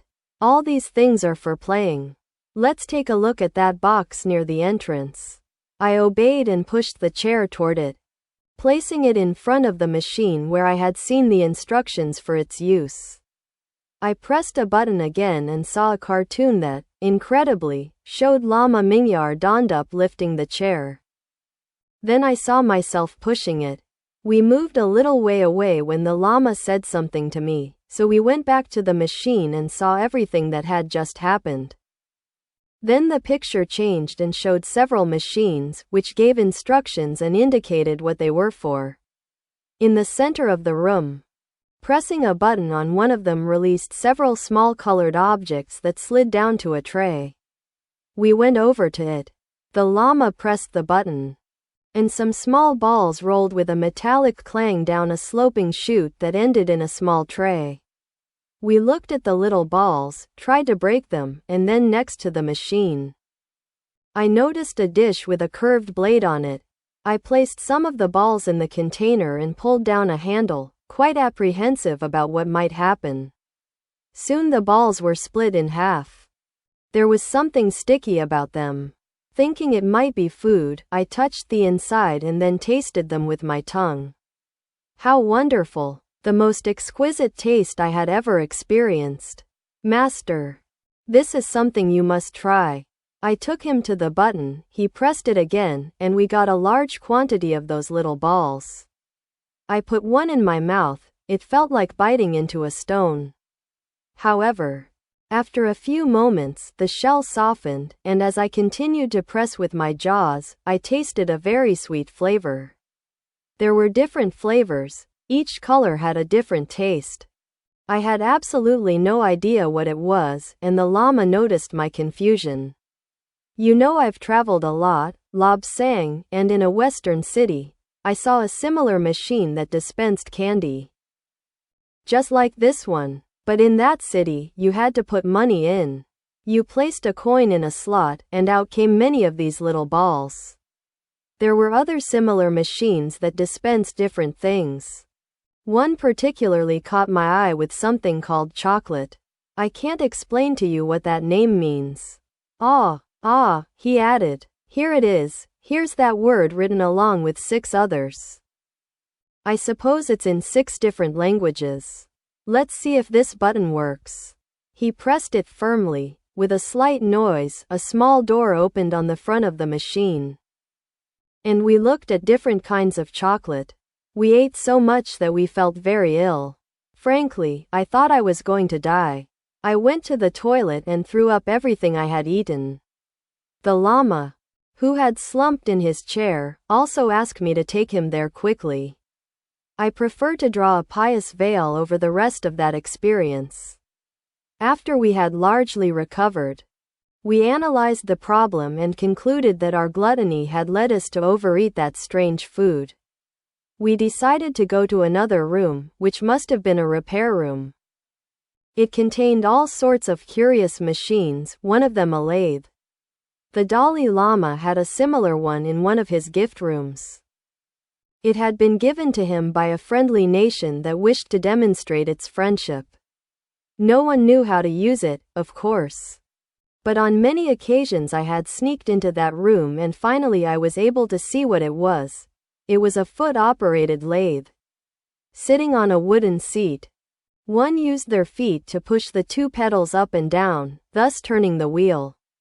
If a piece of wood was placed between the tip and the counterpoint, it could be shaped into perfectly straight rods. Looking at that volume now, I didn't see what use it could possibly have, but then I took our 2 walking sticks and smoothed them. We felt much better with sticks that had acquired a, shall we say, professional appearance. Then we saw something that looked like a furnace. There were blowtorches and all sorts of tools for working with heat, and we soon began to conduct experiments. We discovered that we could join metals by melting one piece into another, and we spent a great deal of time making various trials and perfecting our skills. Finally, the Lama said, "Let's go somewhere else, Lobsang. There are many wonderful things here, aren't there?" I folded the chair's arm again, and it rose about 60 centimeters off the ground. I pushed it out of the engine room, and we entered another room after crossing a large space. Here, the mystery was complete. There were a large number of metal tables, with large bowls on them.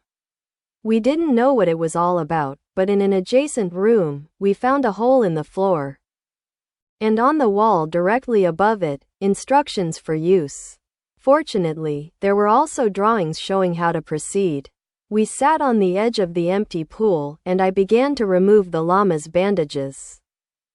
Then I helped him to his feet, and no sooner was he in the center of the pool than it began to fill with a vaporous solution. Lobsang, Lobsang, these vapors will heal my legs. I can read some of the words written on the wall, and if I don't understand them in one language, I can understand them in another. It's a device for regenerating flesh and skin. But, Master, I said, How is it possible that this heals your legs, and how do you know so many languages? It's very simple, he replied, I have studied them all my life. I have traveled extensively throughout the world learning various languages. As you may have noticed, I always carry books with me and spend all my free time reading and learning from them. This language, he pointed to what was written on the wall, is Sumerian, and this other one is the main language of one of the Atlantis. Atlantis? I asked. Wasn't there only one place called Atlantis? The Lama laughed, extremely pleased, and replied, No, Lobsang, there is no place called Atlantis. It is a generic word that refers to many lands that sank beneath the ocean and of which all trace was lost. I replied, I believed Atlantis was a place with a highly advanced civilization. So advanced that, in comparison, we seem like mere peasants, but now you tell me that no Atlantis ever existed. He interrupted me and said, There is great confusion about this. And the world's scientists refuse to accept the truth, which is this: at one time our world consisted of only one landmass. The rest was water, and over time, due to the Earth's vibrations, like those produced by earthquakes, the single landmass broke apart, dividing into islands that, when they became very large, were called continents. Gradually, these islands drifted apart, separating from one another, so that on many of them, people forgot their ancient language and began to use their familiar dialect as their everyday tongue. Long ago, speech was no longer necessary. Everyone communicated telepathically. But later, some wicked people took advantage of what others were communicating with each other, and for that reason, it became common for community leaders to invent languages they used when they didn't want to employ the telepathy that everyone could perceive. Over time, languages began to be used more and more, and that art was lost, except in the case of a few people, like some of us in Tibet who can communicate through thought. For example, I made contact with a friend on Chakpori and explained my exact situation. He replied that it was preferable for us to stay where we were because storms had broken out that would make descending the mountainside very difficult. According to him, it didn't matter where we were, as long as we learned something. And I think we are learning a great deal. But look, Lobsang, it seems this steam is doing wonders for my legs. Look at them. And you'll see they are healing. Indeed, the sight was truly mysterious. The Lama's flesh had been cut to the bone, and I believed that when we returned to Chakpori, there would be no other option but to amputate his legs. But now this marvelous round pool was healing his flesh. As I watched him, I could see new skin growing, suturing the wounds. Suddenly the Lama exclaimed, I'm going to leave this bath for a while now because my legs are itching so badly that if I stay here, I'll have to start dancing, and that would make you laugh. I'll leave without your help. He stepped confidently out of the bath, and as he did, all the liquid vanished. There was no hole in the pool, no pipe, nothing. The liquid seemed to have simply disappeared into the walls and the bottom. Look, Lobsang, he said. There are some books here with truly fascinating illustrations that show how to perform certain operations and how to operate these machines. We must strive to understand them because if it were possible to revive this ancient science, the world could benefit. I looked at some of the books, which I found appalling. They contained pictures of people with the most horrifying injuries imaginable, injuries so terrible that they were unthinkable. But I resolved to persevere and learn everything I could about the human body. However, first and foremost, I came to the firm conclusion that we needed to eat. You can't exercise your mind without food, and I expressed my opinion on the matter. The Lama laughed and said, I was just thinking about that. The treatment I just gave myself has made me incredibly hungry. Let's go to the kitchen and see what's there. Either we continue living on fruit, or we'll have to break one of our rules and eat meat. I shuddered and felt terrible. Then I exclaimed, "But Master, how is it possible that we eat the flesh of an animal?" "Good heavens, Lobsang. These animals died millions of years ago. We don't know when this place was built, but we do know that it's strangely well preserved. It's better for us to eat a little meat and live than to be purists and die." "Master, how is this place so well preserved if it's 1,000,000 years old?" "It seems impossible to me. Everything wears down, but this place looks as if it were abandoned yesterday. I simply don't understand it. Just as I don't understand what you explained to me about Atlantis." "Well, don't forget that there is the momentary suspension of vital functions. The gardeners of Earth were, in fact, subject to illnesses just like us, but it wasn't possible to treat and cure them with the crude materials available in this world. Therefore, when a person was truly ill and their cure was beyond the gardener's ability, the patients were wrapped in a plastic material after their vital functions were suspended. In that state, they were barely alive. You couldn't perceive their heartbeat or their breath, and it was possible to remain like that for up to 5 years. Every year, a ship arrived to collect the patients in order to treat them in special hospitals in the home of the gods. Once repaired, they were as good as new." "Master, what about those other bodies? Men and women, each enclosed in a stone coffin? I'm sure they're dead, but they look alive and in good health. What are they doing here? What purpose do they serve?" The gardeners of Earth were very busy people. Their supervisors were even busier, and if they needed to know the true conditions among earthly beings, they would simply take one of these bodies. Their own astral form would enter one of them, which are really just vessels, and activate it. So one of those bodies could be that of a 30-year-old man, or any suitable age, without the worries and difficulties of being born, experiencing childhood, and perhaps starting a job and even taking a wife, all of which could lead to a host of complications. Instead, they are always kept in good condition, ready to receive a soul to activate them for a time. In this way, they will respond to certain stimuli, and the body will be able to move, perfectly controlled by the will of its new and transient occupant. A good number of these beings, who are people in transmigration, circulate among us. They are here to maintain a certain restraint on human beings, trying to redirect some of their violent tendencies. I find all this extremely fascinating and almost unbelievable. And what about the bodies at the top of the potala, the ones wrapped in golden vessels?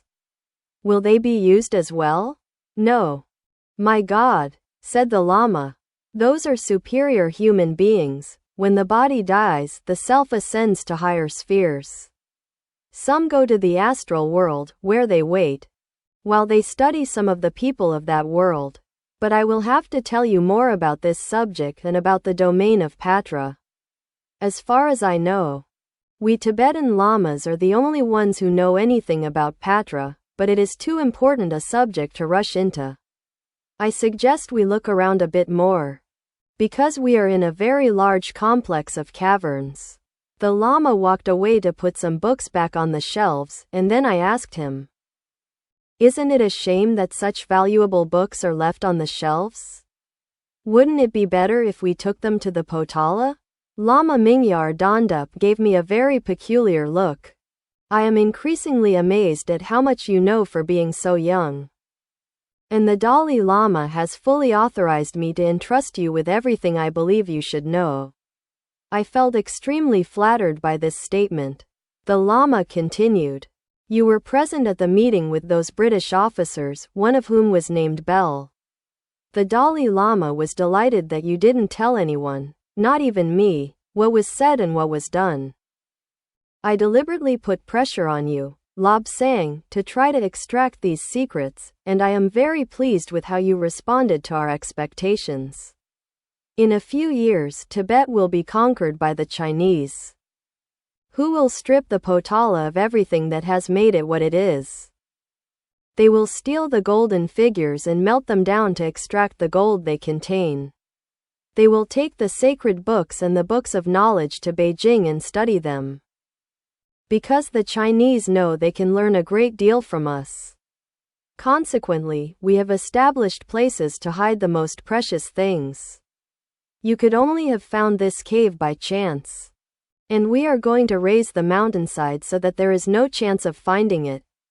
Furthermore, you know that we have interconnecting tunnels that extend for more than 300 kilometers. And that the Chinese could not travel them in their four-wheeled vehicles, much less on foot, whereas for us it is merely a 2-day journey.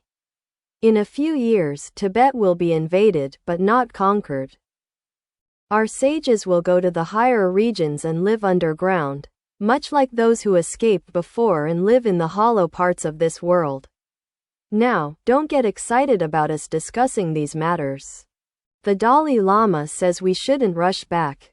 I must teach you what I know, to the best of my ability, and to do so we depend heavily on these books. Taking them back to the Potala would simply mean putting them in the hands of the Chinese, a truly sad fate. I think the time has come to conduct a systematic investigation of this cavern and to draw a map of the place. There's no need, sir, I replied. Here is one, with every detail. Chapter IV. Lama Mingyar Dondup was extremely pleased, and even more so when I pointed out maps of several other caverns to him. I had been haphazardly rummaging through a shelf, marveling at the fact that there wasn't a speck of dust anywhere, and there I found, well, I could call it paper, although it was actually a similar substance, but much finer. Our paper was a handmade material made from papyrus. I lifted a stack and observed that it consisted of maps and charts. First, there was a map on a very small scale showing an area about 400 kilometers long. The tunnel was marked with breaks in the line to show the places where it was no longer passable and where one had to exit and look for the entrance to the next tunnel.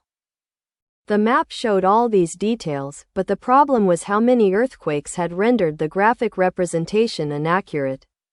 The next map depicted the cavern in which we were currently hiding. He pointed out all the rooms, and I was surprised by their large number. All the sideboards and rooms had labels, but I certainly couldn't decipher them. My guide, however, could. We laid the map on the floor and lay down while we studied it. Lobsang, said the Lama, during this journey you have made some remarkable discoveries that will weigh heavily in your favor. I once brought a young Chela, disciple, here who was even afraid to enter the cavern. The old hermit who met his death when he fell was actually the guardian. And now we will have to build a new hermitage to guard the entrance. I think we hardly need a guardian, sir, I replied. It seems the entire tunnel through which we entered is blocked. For the earthquake shook a layer of rocks that slid down to cover the entrance. If we didn't have these maps, we might be buried here forever. The Lama nodded gravely, stood up, and walked along the shelves, looking at the books and reading their titles. Then, with a gasp of pleasure, he pounced on one of them, a massive, thick book that looked as if it had just been made. Here we have a dictionary of the 4 languages used, Lobsang. Now we're on the right track. He took the book and placed it back on the floor. Only there could all the maps be arranged, as the table would have been too small. The Lama flipped through the pages of the dictionary and then, making notes on the map of the cavern where we were, said, many centuries ago, there was a very advanced civilization, far superior to any the world has had since. Unfortunately, many earthquakes and tsunamis occurred, some lands sank beneath the sea, and, according to this dictionary, Atlantis is not simply a sunken continent. There was one in the sea they call the Atlantic, and another further down, in the same Atlantic. A place with many high mountains, whose peaks still rise from the waters and are now mere islands. I can show you where they are on the map. He scanned the papers and then pointed to a large colored sheet, where he marked the seas and the places where Atlantis had been. Then he continued. Atlantis means the lost land. That is the true meaning of the word. It is not a name like Tibet or India. It is a generic term that indicates the lost land. The land that sank without leaving a trace. We remained silent as we studied the cards again. I was preoccupied with finding a way out of the place. The Lama wanted to find certain rooms. Finally, he straightened up and said to me, there. In that room are marvelous machines that show the past and reach into the present. And one of them reveals the probable future. With astrology, for example, you can predict what will happen to a country, but when it comes to foreseeing what will happen to a particular person, a brilliant astrologer is required. As for you, it was a brilliant astrologer who predicted your future, and it is a difficult future, indeed. First, let's explore some of the other rooms. As we must spend a long time in the machine room that can tell us what happened since the first beings arrived in this world. They have many peculiar beliefs here. But we know the truth because we have managed to establish communication with the Akashic record and the Akashic record of probabilities. In other words, we can, to accurately predict what will happen to Tibet, what will happen to China, and what will happen to India. But as for the individual, the probability register involves too many probabilities and should not be taken too seriously. Master, I am completely confused. Because everything I have learned has taught me that dissolution exists. Paper turns to dust, bodies turn to dust, and food, after 1,000,000 years, must also have turned to dust. I simply cannot understand how this place can be 1,000,000 years old. Everything seems new and fresh, and everything is incomprehensible to me. The Lama smiled and said, 1,000,000 years ago, there was a science far more advanced than our current one, and there was a system by which time could be stopped, something purely artificial and used only in this world. If you are waiting for something beautiful, the waiting time will seem terribly long, but if you must appear before an elder Lama for a good conversation, you will soon be in his presence. He wanted to know what he thought of you. Time is an artificial construct that allows people to engage in commerce or daily affairs. These caverns are isolated from the world. They have something I can only call a screen that places them in a different dimension, the fourth dimension, where things don't decay. Let's eat something before we continue exploring. The food will come from a dinosaur killed by hunters 2 or 3 million years ago. You'll find it tastes excellent. But, Master, I thought we were forbidden to eat meat. That's right, ordinary people are forbidden to eat meat. It's considered proper for them to live with tsampa, because if someone gorges on meat, their brain becomes dulled. However, we will eat meat because we need the extra strength that only it can give us, and in any case, we will eat very little. Our food will mostly continue to be vegetables and fruits. But you can rest assured that eating meat will not harm your immortal soul. Having said these words, he went to the kitchen. She returned with a large container that had a horrible drawing around it. It depicted what I imagined to be a dinosaur. Underlined in red was a mark indicating which part of the dinosaur was inside. The Lama maneuvered the container, and it opened. I could see that the meat was absolutely fresh. The animal could have been killed that very day. We're going to cook it because cooked meat is far superior to raw. Therefore, it's best if you watch what I do. He performed some strange maneuvers with a few metal plates, poured the contents of the container into one of them, and placed it inside what looked like a metal cabinet. Then he closed the door and turned some knobs until small lights came on. He added, "Now, in 10 minutes the meat will be perfectly cooked. As it's not cooked over a flame but from the inside out. It's a ray system I don't intend to understand. But now let's find some suitable vegetables to accompany the meat." "How did you learn all this, Master?" I asked him. "I have traveled extensively and gathered certain knowledge in the Western world. I have observed how they prepare a special meal for the 7th day of the week. I must confess it tastes truly delicious, but it requires vegetables. And I believe they are here. He reached into a cupboard and pulled out a long container, which he placed on the sideboard. He carefully studied the label and then said, "Yes, here are the vegetables. We must put them in the oven to cook for 5 minutes." At that moment, a light went out. "Ah," said the Lama, "this is a sign. Now we must put the vegetables in." He went to the oven, opened it, poured in the contents of the container, and then quickly closed the door again. He adjusted some of the knobs on the front, and another light came on. When all these lights go out, Lobsang, our meal will be perfectly prepared. Now we should get our plates ready, along with those other implements you saw. The sharp knives, those metal objects with small bowls at the end. And also the ones with 4 or 5 prongs that they call forks. I think you'll enjoy this meal. At that moment, the small lights began to flicker, then faded and went out. There, Lobsang. Now we can sit on the floor and enjoy a good meal. Say approached the warm place he had called the oven and carefully opened the door. The smell was pleasant. I watched him with great interest as he took the metal plates from the shelves. He served me a generous portion of everything he had prepared, and a little less for himself. Start. You know we need you to stay strong." There were plates of vegetables of different colors, none of which I had ever seen before, and then that larger plate with a big piece of dinosaur meat. I cautiously picked up the meat with my fingers until the Lama advised me to use a fork, and showed me how. I cut off a piece, looked at it, smelled it, and put it in my mouth. Then, as fast as I could, I ran to the kitchen sink and got rid of the meat in my mouth. The Lama was laughing uproariously. "You're completely mistaken, Lobsang. You think I'm joking, but I'm not.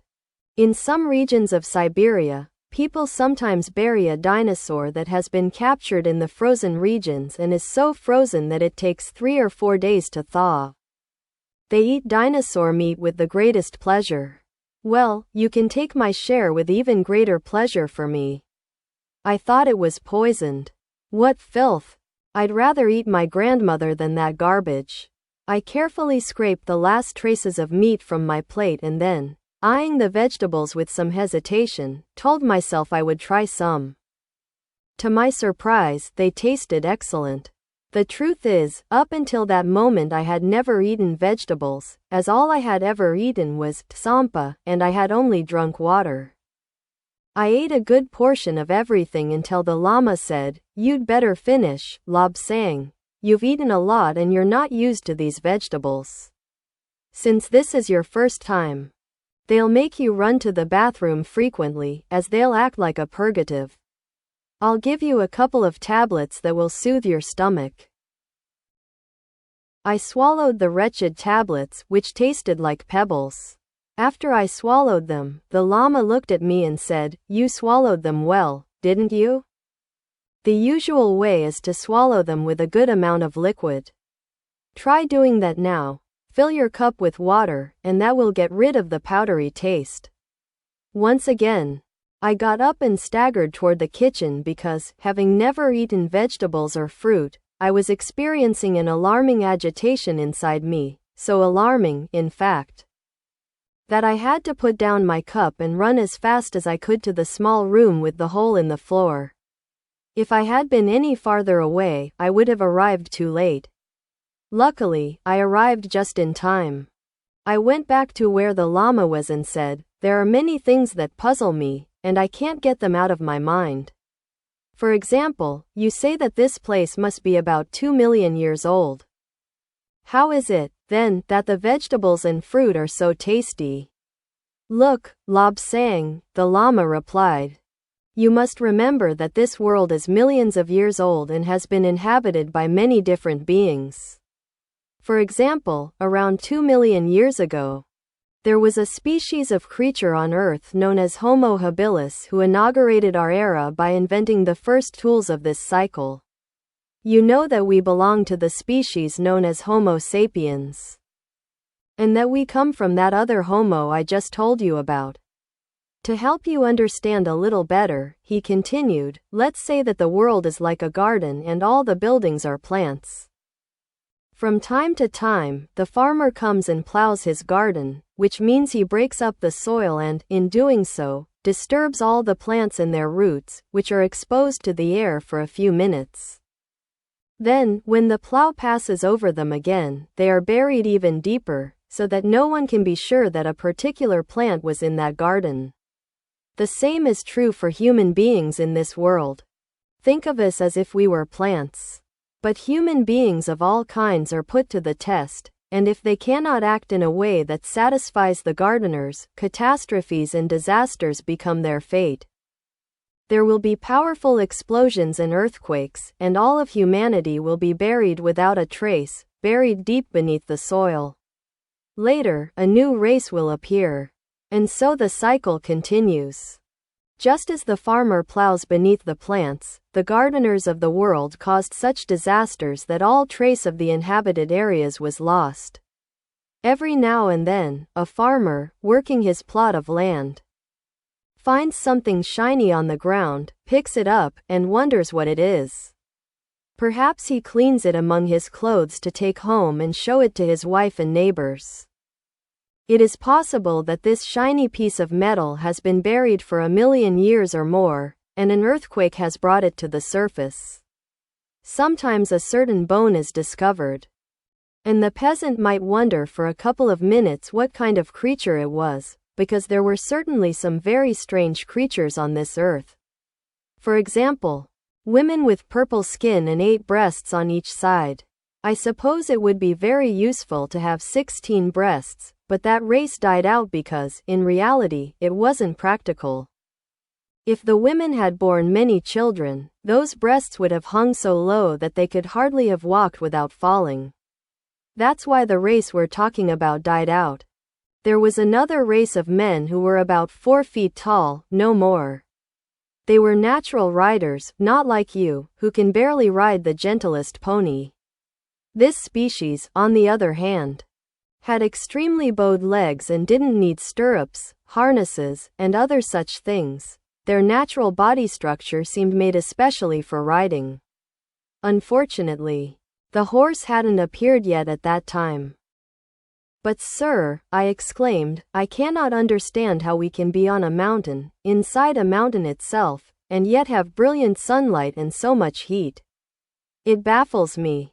And I can find no solution to this enigma. The Lama smiled, as he often did when he heard some of my statements, and explained, these rocks we call mountains possess special properties. They can absorb sunlight in increasing amounts. Later, if we know how to do it, we can make them release it, obtaining any kind of illumination we need. Since the sun shines more or less all the time on the mountaintops, we continually store sunlight for when the sun completes its journey and is out of our sight. It is by no means magic. It is an absolutely common natural phenomenon, like the tides. Ah, I forgot that you have never seen the sea. It's a large mass of water. But it's undrinkable because it comes from water that has flowed down the mountain slopes and across the earth, carrying all sorts of impurities and poisons. If we tried to drink seawater, we would hasten our death. As for the sunlight we've stored, when we need to use it, it's collected in a special type of dish, and then a current of cold air runs across one side of the dish. In this way, the light manifests as heat on one side and cold on the other. As a result, droplets of water are formed, created by the sunlight and the cold of the earth. It's an absolutely pure substance, called distilled water, which we can collect in containers, providing us with fresh drinking water. Master, I find it impossible to comprehend the existence of things that are 1 or 2 million years old. Water, for example, we turn that metal object and get cold water, which has evidently been stored in a tank somewhere for 1,000,000 years, or something like that. Why didn't it evaporate? How is it possible that it's drinkable after so many years? That baffles me. I know that the water in the tanks on the Potala roofs would evaporate quickly. So how is it possible that the water here is a million years old? Lobsang Lobsang. You're convinced that we now possess a good scientific understanding. You think we know a lot about medicine and science. However, to the outside world, we're just a handful of uncultured savages. Yet, we understand things that the rest of the world doesn't because it's made up of materialistic people. Here, the water may be 1 million, 2 or 3 million years old, but until we arrived, broke the seal, and set everything in motion, it could have been there for an hour or two. You know that there is such a thing as the momentary suspension of vital functions. We have often heard of people in other countries who have remained in a cataleptic trance for months. And today a woman who has been in that state for over 1.5 years doesn't seem to be worse for it. She doesn't look older, she is simply alive. We cannot hear her heartbeat. Her breath is not reflected in any mirror. So what keeps her asleep, and why does this state do her no harm? There are so many things to rediscover. Things that were commonplace in the time when the gardeners arrived. As a simple example, I will show you the room. Here it is on the chart. Look at it, where the bodies were kept in a state of suspended animation. Once a year, 2 lamas would arrive, enter it, and remove the bodies one by one from their stone coffins and examine them carefully for any signs of illness. If all was well, they would walk the bodies to exercise their muscles.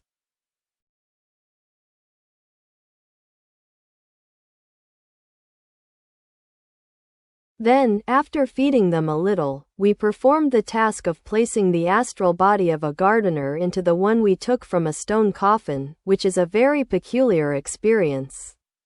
How, sir? Is it really difficult to do? Lobsang, on the one hand, you claim you can't believe in such things, and on the other, you're trying to gather as much information as possible. It's true. It's a dreadful sensation. On the astral plane, you're free to assume whatever size suits you best.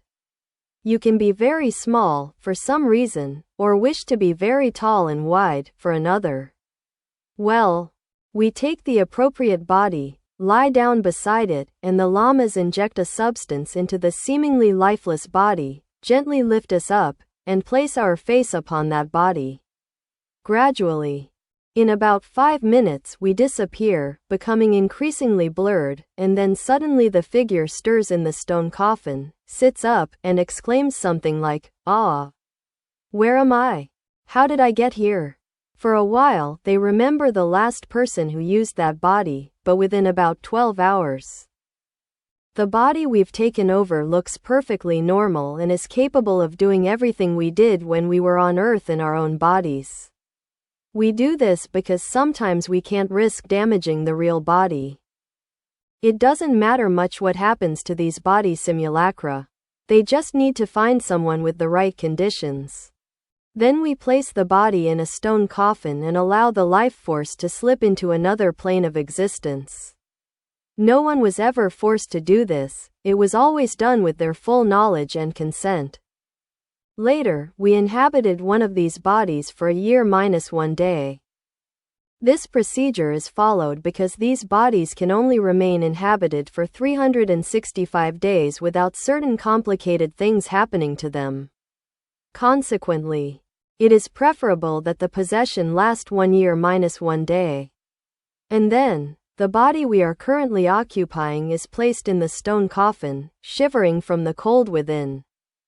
And gradually our astral form emerges from the substitute body and enters our own, assuming all its functions, all its thoughts, and all its knowledge. But now with the knowledge acquired during the last 364 days. Atlantis used to be a great exponent of this system. There, a great number of these bodies were available, which were constantly possessed by some superhuman being who wished to undertake certain experiences. After achieving this, they would re-enter their own body and leave the substitute for another person. Master, I am truly puzzled, because if a world gardener possesses all these faculties, why can't he go to the East? the west, the south, or the north and see what happens. Why all this fuss about occupying a substitute body? Lobsang, you're thinking petty-mindedly. We can't allow a high personality to be harmed. Their body mustn't be damaged. Therefore, we provide them with a substitute body, and if it loses an arm or a leg, tough luck.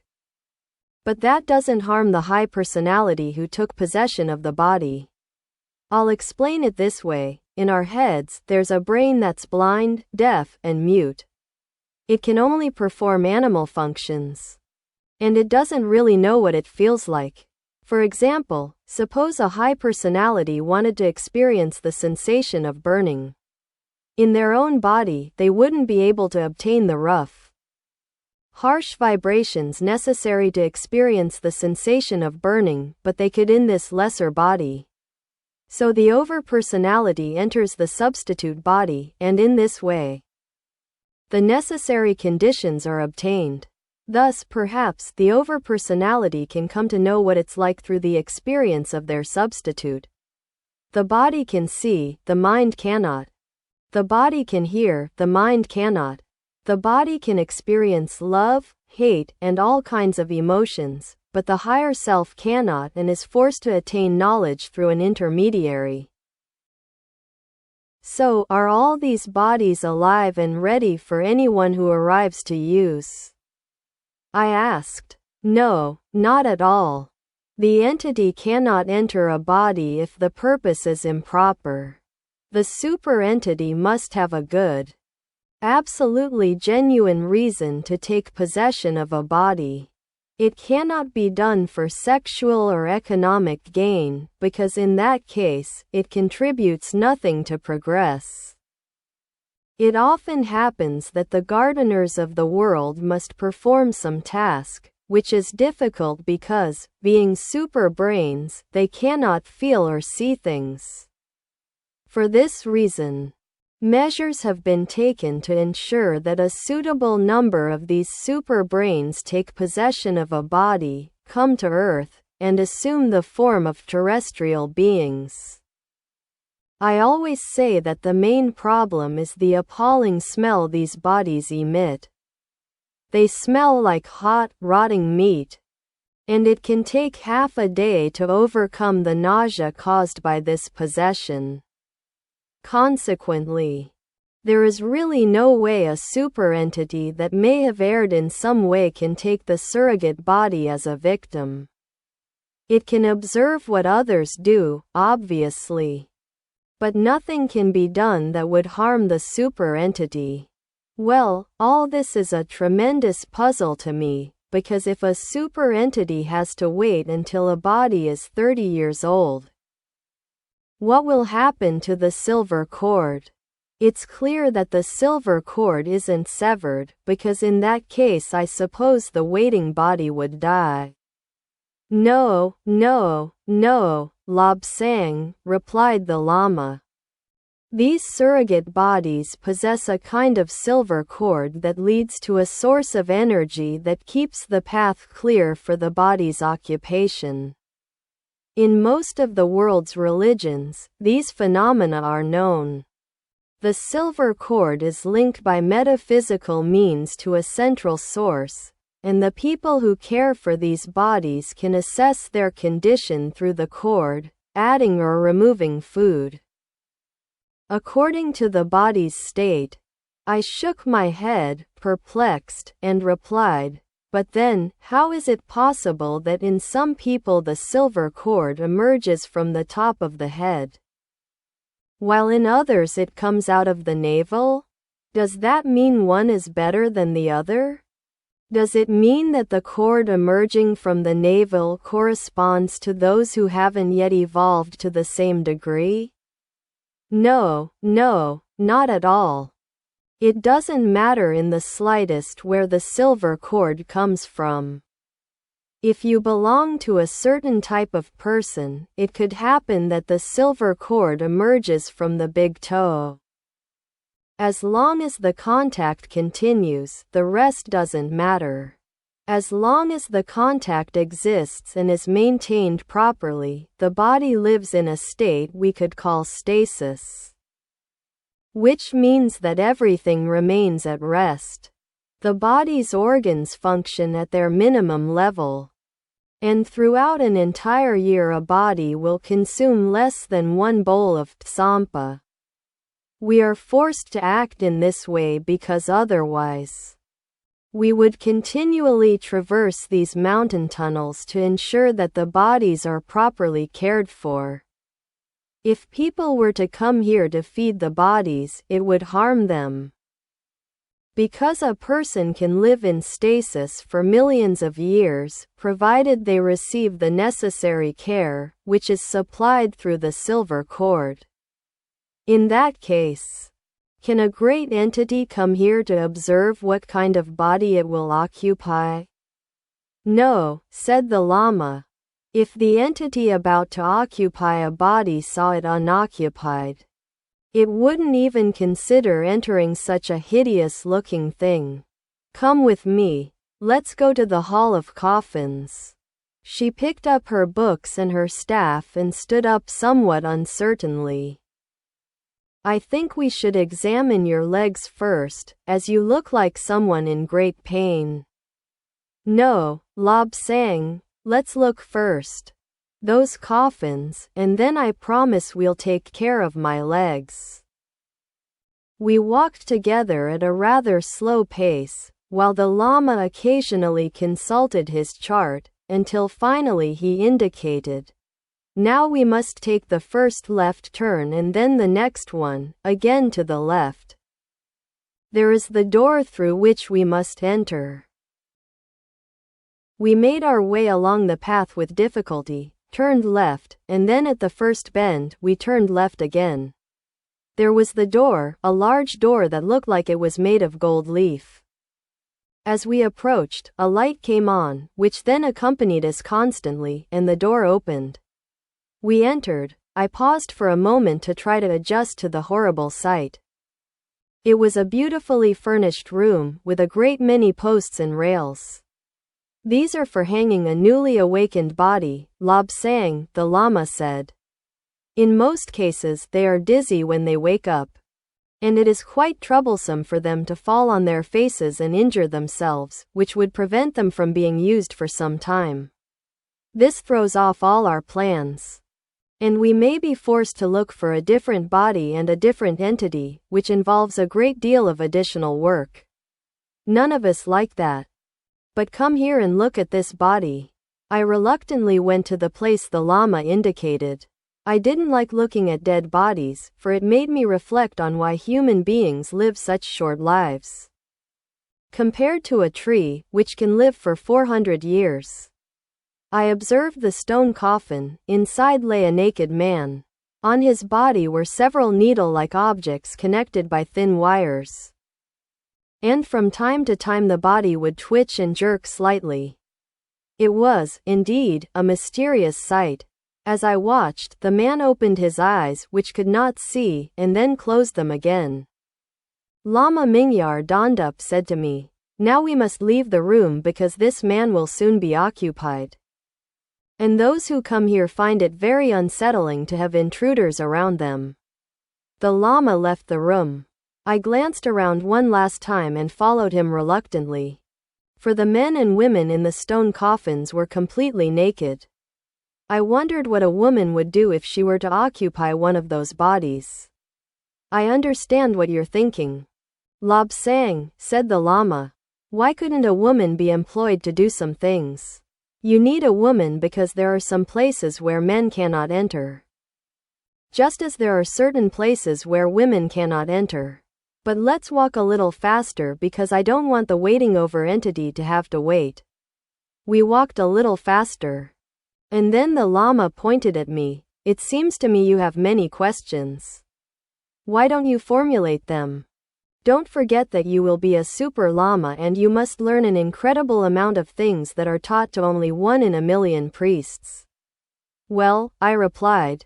When the over-entity has entered the host's body, what happens? Does it hurry to prepare a good meal? I'm sure I would. The Lama laughed and answered, "No. It doesn't hurry at all. He is not hungry because he has kept the substitute body well fed and ready to be occupied immediately." "I don't understand why, Master. I believe a superentity should prefer entering a newly born body rather than all these complications with dead bodies, which are like zombies." Lobsang, think about it for a moment. A child needs several years before learning anything. He has to go to school, be subjected to parental discipline, and that is a real waste of time. Perhaps he squanders 30 or 40 years, whereas if the body can do all that and then come to these coffins, then it is worth much more, for it knows all the conditions of life in the part of the world where it finds itself, and it doesn't need to spend whole years waiting and learning without being in any way certain of what is happening around it. "I have already had experiments," I replied, "and the things that have happened to me don't seem to make any sense. Perhaps I will achieve some enlightenment before we leave this place. In any case, why do human beings have such terribly short lives? We have read something about the sages. Those who truly possess wisdom, they live 100, 200, or 300 years and continue to look young." "Well, Lobsang, it doesn't matter if I tell you now. I'm over 400 years old, and I can tell you exactly why human beings have such terribly short lives.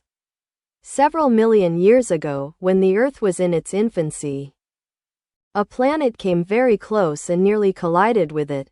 Actually, it was deflected from its orbit by anti-magnetic pulses from that other world. But it collided with an even smaller planet, which broke apart into pieces that now form what is known as the asteroid belt. We will discuss this phenomenon in more detail later. For now, I'll tell you that when this world was forming, there were huge volcanoes everywhere that spewed lava and emitted smoke.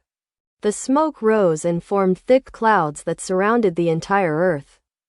This world had not been prepared in any way to be exposed to sunlight, which is harmful because it possesses deadly rays, extremely damaging to humans and all creatures.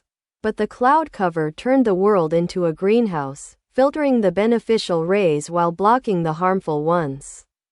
Under these conditions, people used to live for hundreds of years. But when the intruding planet approached, it swept away all the clouds covering this Earth, and within 2 generations, people's lifespans were shortened to about 70 years. The other planet, in colliding with and destroying the smaller world to form the asteroid belt, spilled the contents of its seas onto Earth. Now, our planet had water that formed our seas, but that other world had a very different kind of sea. It was a sea of oil. Without that collision, this world would not have petroleum products. It would be much better, because nowadays drugs are extracted from oil, and many of these drugs are extremely harmful. But here is the oil, and we have to tolerate it. In those primitive days, all the seas were polluted with its products, but over time, the oil sank beneath the seas, seeped through the ocean floors, and accumulated in large rocky basins formed by volcanic activity under the seabed. Eventually, oil will be completely depleted. The type available today is harmful to humans, as its combustion produces a lethal gas that causes many deaths and also causes pregnant women to give birth to sickly children, and even monsters in some cases. We will see some of these very soon. Because they exist in other chambers we will visit, you will be able to see everything in the 3-dimensional setting. I know you are eager to learn how photographs were taken a billion years ago. The answer is that in this universe there are extraordinary civilizations that, in those times, possessed photographic equipment capable of penetrating the thickest fog or the deepest darkness.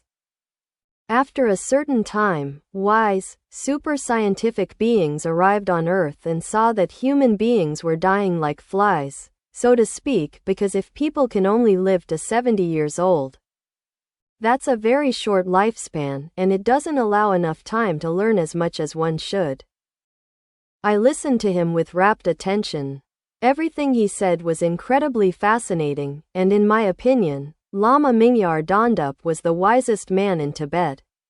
The Lama said, "Here, on the surface of the earth, we only know half the world, because this world is hollow, like many others, such as the moon, and people live inside it.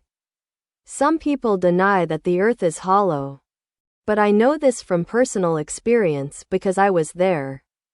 One of the greatest difficulties is that scientists all over the world deny the existence of what they themselves haven't discovered. They claim that it's impossible for people to live inside the earth. They say that a person can't live for several hundred years and that it's also impossible that when the earth's cloud cover is swept away, lifespan will be shortened. But it's true. Scientists always cling to textbooks that convey information that is 100 years old by the time it reaches the classroom. Places like this cavern where we find ourselves now, were specially built by the wisest men who have ever existed. The gardeners of Earth could become ill in exactly the same way as human beings. And sometimes an operation was necessary that could not be performed on Earth. Consequently, the patient's vital functions were momentarily suspended. And they were enclosed in a sealed plastic wrapper. Then the cave doctors would send out special ethereal messages requesting a hospital spaceship. It would arrive quickly and take the containers with the sick people, who were then operated on in space or taken back to their own world. It's easy to travel at speeds close to that of light. Some used to say, if you travel at 50 kilometers per hour, you'll kill yourself because the air pressure will burst your lungs. And then, when that was proven false, people started saying, man will never be able to travel at 100 kilometers per hour because he'd be killed. The next claim was that people could never travel faster than the speed of sound. Now they maintain that no one can travel faster than the speed of light. As you know, Lobsang, light has a certain speed. It's composed of vibrations that, after being emitted by an object, strike the human eye, and we see the object as it truly is. But I'm certain that within a few years, people will be traveling at speeds many times greater than that of light. Just like the visitors who arrive here in their spaceships. The ship in the other chamber was just preparing to take off when the mountain experienced an earthquake and the exit was blocked. Of course, all the air in that chamber was automatically evacuated, and the crew's vital functions were temporarily suspended. But they've been in that state for so long that if we were to try to revive them now, they would likely be in an advanced state of dementia. That's because certain extremely sensitive portions of their brains have been deprived of oxygen, without which they die, and a person with a dead brain, well, it's not worth keeping them alive. Because they're no longer human. But I'm rambling on. Lobsang, let's see some of the other rooms. Master, I'd like to examine your leg first, as we have the means here to cure it quickly. And it seems wrong that you should suffer when it's possible to treat it very well with this superior science. Alright, Lobsang, my budding physician. Let's go back to the healing room. We'll examine my leg there and see what we can do. Chapter verse. As we walked down the corridor that connected one room to another, outside the main hall, and soon arrived at the medical healing room. We entered, and with us, the light flooded in, as bright as before. The place seemed untouched, and there were no signs that we had been there previously, no indication that our dusty feet had left any footprints. The floor looked freshly polished, and the metal fixtures around the central pool were freshly burnished. We watched him as we passed by, and many new questions arose in my mind, but first I said to him, Master, put your legs in the pool, and then I'll remove those bandages. The Lama obeyed and sat on the tiled edge. I stepped into the pool and unwrapped the bandages. As I approached the flesh, I felt ill. Very ill. The bandages were yellow and looked truly awful. What's wrong, Lobsang? You look like you've eaten too much of some strange food. Oh, master, his legs are in very bad shape. I think we'll have to have some monks carry him back to Chokpori. Lobsang, things aren't always as they seem. Take off the bandages, remove all the wrappings. Do it with your eyes closed if you prefer, or perhaps it would be better if I did it myself. I reached the end of the bandage and saw that I couldn't remove it because it was stuck together, forming a horrible, sticky mess that made me back away. But the Lama bent down, grasped the bundle of bandages, gave a strong tug, and ripped them off completely. Sugary threads hung from the bandages. Without batting an eye, he threw them to the ground and said to me, "Well, now I'll activate this valve and the pool will fill." I would have done it earlier, but I didn't want you to remove the bandage with the water up to my waist. Get out of the pool and I'll drain the water more quickly. I crawled out with great haste and took a look at those hideous legs. If we had been in Chokpori or somewhere like that, I think they would both have been amputated. What a disgrace that would have been for Lama Mingyar Dondup, who was always traveling from place to place doing good for someone. But, as I was looking at him, slices of bilious yellow and green material broke off from his legs and began to float on the surface of the pool. The Lama rose a little higher above the water and then pulled the valve, whereupon the level rose and the floating material disappeared through what I suppose was a draining device. The Lama leafed through the book again and then made some adjustments to a set of different colored valves.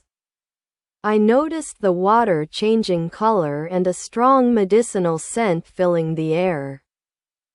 I looked at his legs again. They were now pink, like those of a newborn baby. Then he lifted his habits slightly and sank a little deeper into the sloping pool, so that the healing water reached his thighs. Sometimes he remained still, and at other times he walked slowly, but his legs continued to heal. They went from a bright pink to a healthier pink. And finally, there was no trace left of the yellow crust at all. It had completely disappeared. I stopped looking at her legs for a moment to glance at the bandages I had removed. I felt a shiver run down my spine. They were gone. Not a trace remained, they were simply gone. I was so astonished and dumbfounded that I involuntarily sat down, forgetting I was in the water, however medicinal it might have been. But when you're in the lotus position in the water, you must keep your mouth closed, for the taste is awful. However, it wasn't awful, on the contrary, it was pleasant. I noticed that a tooth that had been bothering me for some time had stopped bothering me, as I could clearly feel in my mouth. I stood up quickly and spat on the edge of the pool. Sure enough, there was the tooth, broken in two. Now I looked at it in front of me, and I said to myself, "Go on. Damn you, go away and suffer all you want." Looking at it, I observed something absolutely supernatural. The tooth moved toward the nearest wall, and when it touched it, it disappeared. I stood there like a madman, water dripping from my shaved scalp to my bare feet. I turned to ask Lama Mingyar Dondup if he had seen it. He was standing in a spot on the floor where the tiles were a different color.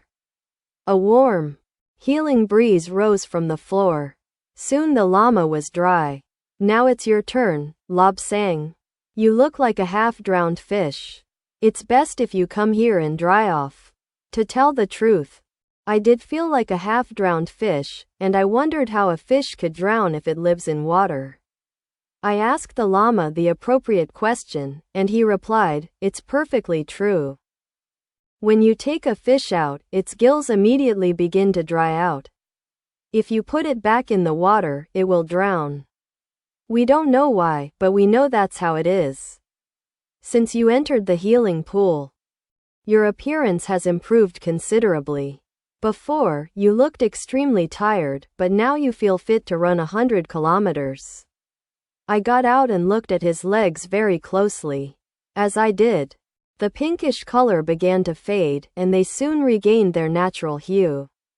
There was no trace left of the fact that only an hour before, the flesh had been almost torn from the bones. The legs were healthy, looking fresh. And to think I had been contemplating amputation. Master, I said, I have so many questions for you that I'm almost ashamed to ask for the answers. But I can't understand how the food and drink that have remained here for countless years can remain fresh and drinkable. Even the meat in our freezers spoils over time. Consequently, how is it possible that this place, after millions of years, remains as new as if it had been built yesterday? We live in a peculiar age, Lobsang, an age when no man trusts another. Long ago, the people of a white country absolutely refused to believe that there were black people and yellow people. It was too fantastical to be believed.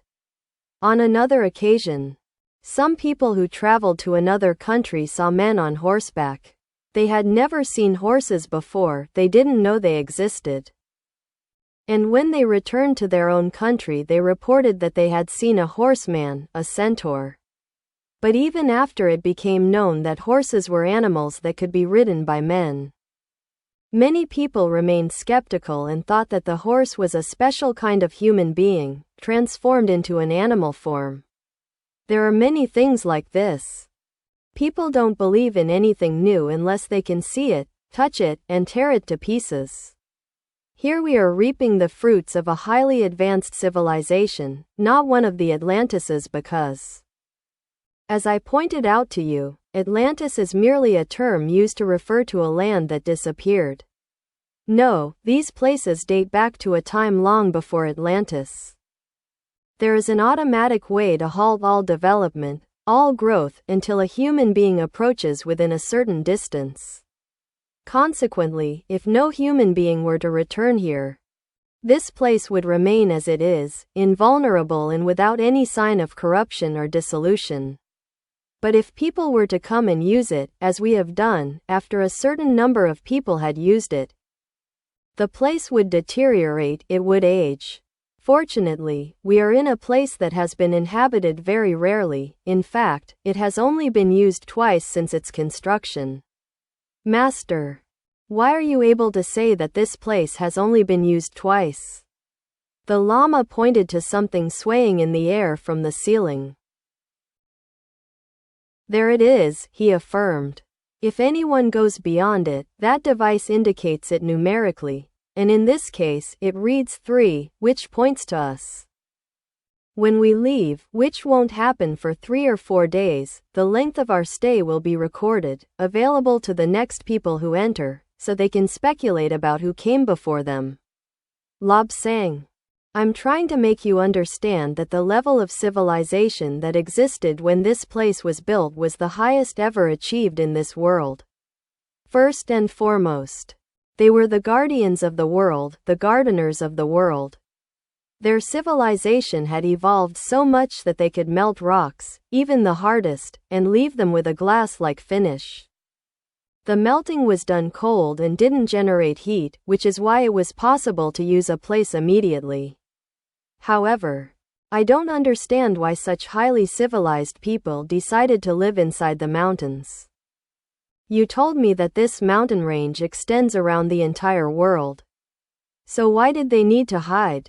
I asked. The best thing we can do is go to the hall of the past, present, and future. There, the knowledge of everything that has happened in the world is stored. The history you've learned in classrooms isn't always true. It was altered to please the king or dictator who held power at any given time. Some of those people want their reign to be considered the golden age. But by consulting the real Akashic records, it's impossible to go wrong. You mentioned the Akashic records, Master? I assumed we could only consult them when we were on the astral plane. I didn't know we would come to the mountains and learn everything that has happened, I replied. You forget that things can be copied. We've reached a certain level of civilization. We believe ourselves to be extremely intelligent, and we wonder if there was ever anyone more intelligent, but come with me, and I'll show you the true reality. Come on, it's quite a long walk. But the exercise will do you good. Master, isn't there any way you can avoid walking? Isn't there something like a sled? Or perhaps I could pull you if you sat on a sturdy piece of cloth. No, no. Thank you, Lobsang. I'm perfectly capable of making the journey. In fact, this exercise might be good for me too. Let's set off. So we did. I would have liked to investigate some of the interesting things we saw along the way. I was particularly struck by the doorways, each with an inscription carved into it. All these rooms, Lobsang, are dedicated to different sciences, sciences that have never been heard of in this world, because we are like blind people trying to find their way in a house with many corridors. But I can consider myself a person with normal sight, since I can read these inscriptions, and, as I told you, I have been in these caverns before. Finally, we came to a seemingly blank wall. There was a door to the left and another to the right, but Lama Mingyar Dondup ignored them. He stopped in front of the bare wall and made a very peculiar sound with an authoritative tone. Immediately, without a sound, the blank space opened in the middle, and the two halves disappeared into the sides of the corridor. Inside, a faint, dim light was barely discernible, as if it came from the stars. We entered the hall, which seemed immense. With a very faint hum, the two halves of the door slid across the corridor. At that moment, we found ourselves facing the opposite side of the wall, which was apparently blank. The light became somewhat brighter, and we could vaguely make out a large globe that seemed to float in the air. It was pear-shaped and emitted flashes from both ends. These flashes are the magnetic fields of the world. You will learn all about this later. I was speechless. Around the poles, iridescent curtains of color shifted continuously. They seemed to ripple and flow from one end to the other, but near the equator, the colors became much less intense. The Lama spoke a few words in a language I didn't recognize. Immediately, the light of a pale dawn appeared, like the light of a new day, and I felt as if I had just woken from a dream. But it wasn't a dream, as I soon realized. The master told me, "We will sit here, because this is a console with which the ages of the world can be altered. Remember that you are not in the third dimension now, you are in the fourth dimension. And few people can survive this experience. Therefore, if you feel disturbed in any way or ill, tell me immediately and I will make you well." I could vaguely see the Lama's right hand extend, ready to turn a knob. But first, he turned back to me and said, "Are you sure you feel all right, Lobsang? Aren't you experiencing any nausea or dizziness?"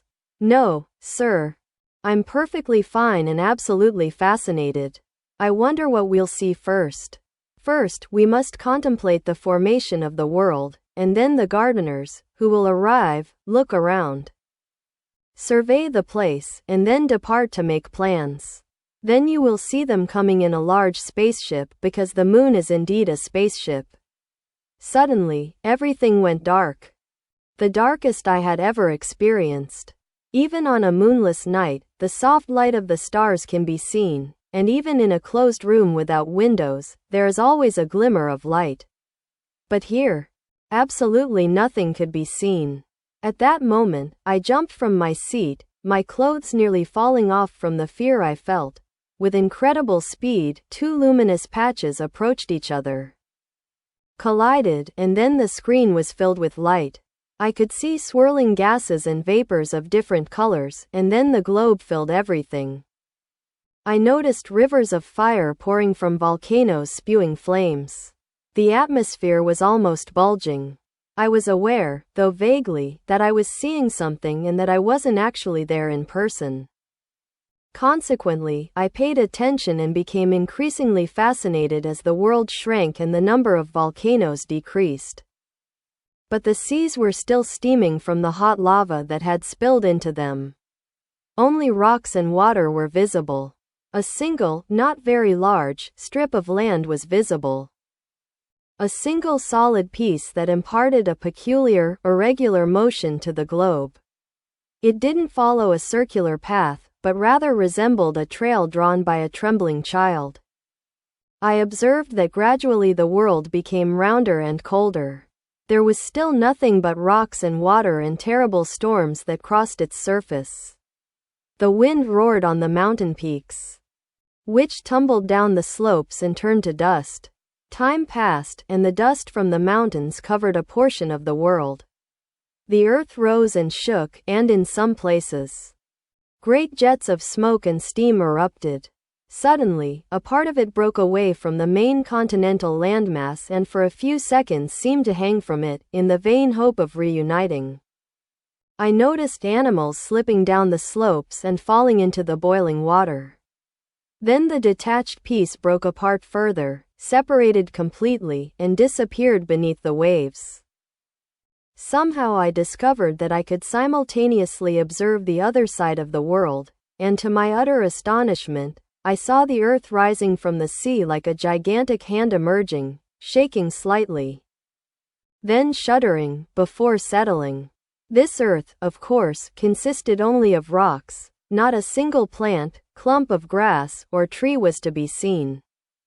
Then a mountain practically erupted in livid flames of red, yellow, and blue, and then a flow of lava, incandescent and white, gushed forth like a jet of hot water. But no sooner had the lava touched the water than it crystallized and solidified.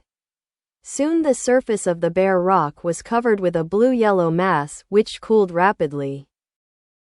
I stared in amazement at the scene and wondered where my guide had gone. He was behind me and said, "Very interesting, Lobsang, very interesting, isn't it? We want to see much more." So we're skipping over the time when the desolate earth shook and twisted as it cooled in space. When we return, we'll observe the first types of vegetation. I sat back down in the chair, absolutely astonished. Was what I was seeing really happening? I felt like a god witnessing the beginning of the world. I felt in a peculiar state because this world before me seemed larger than the one I knew. And I seemed to be endowed with remarkable powers of vision. I could see flames consuming the center of the world, so that it became hollow, like a ball. Meteorites, cosmic dust, and very strange things were constantly falling onto the surface of the earth. Near me, completely within my reach, or so I thought, a certain machine fell. To my disbelief, it split in two, and bodies and machinery poured out. I said to myself, in some future age, someone will stumble upon these remains and wonder what caused it, what it was. My guide spoke. "Yes, Lobsang, that has already happened. In the present age, certain coal miners have found truly remarkable objects, artifacts that revealed a skill unknown on this earth, and also some very strange instruments. On one occasion, the complete skeleton of a very tall, large man. You and I are the only ones who can behold this scene, because before the machine was completed, the gods known as the gardeners of the world had quarreled over women. For this reason, we can only see the formation of this earth, our own. If the machine had been completed, we would also observe other worlds. Wouldn't that have been a wondrous thing?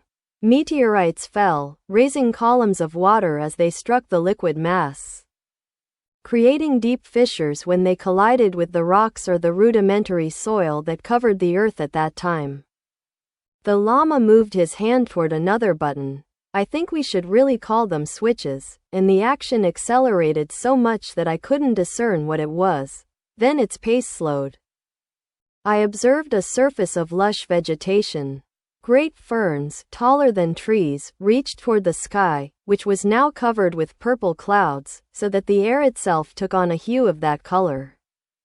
It was fascinating to watch the creatures inhaling and exhaling something resembling purple smoke. But I soon tired of that scene, or rather, I grew accustomed to it, and continued observing. There were frightful, incredible monsters lumbering through the swamps and marshes. It seemed that nothing could stop them. A huge beast, I have no idea what its name is, stumbled into a group of slightly smaller ones. These did not move, and the largest beast did not stop, but lowered its head and, with a flick of a massive bony protuberance, I suppose it was its nose, simply tore its way through the other animals, crushing them to pieces.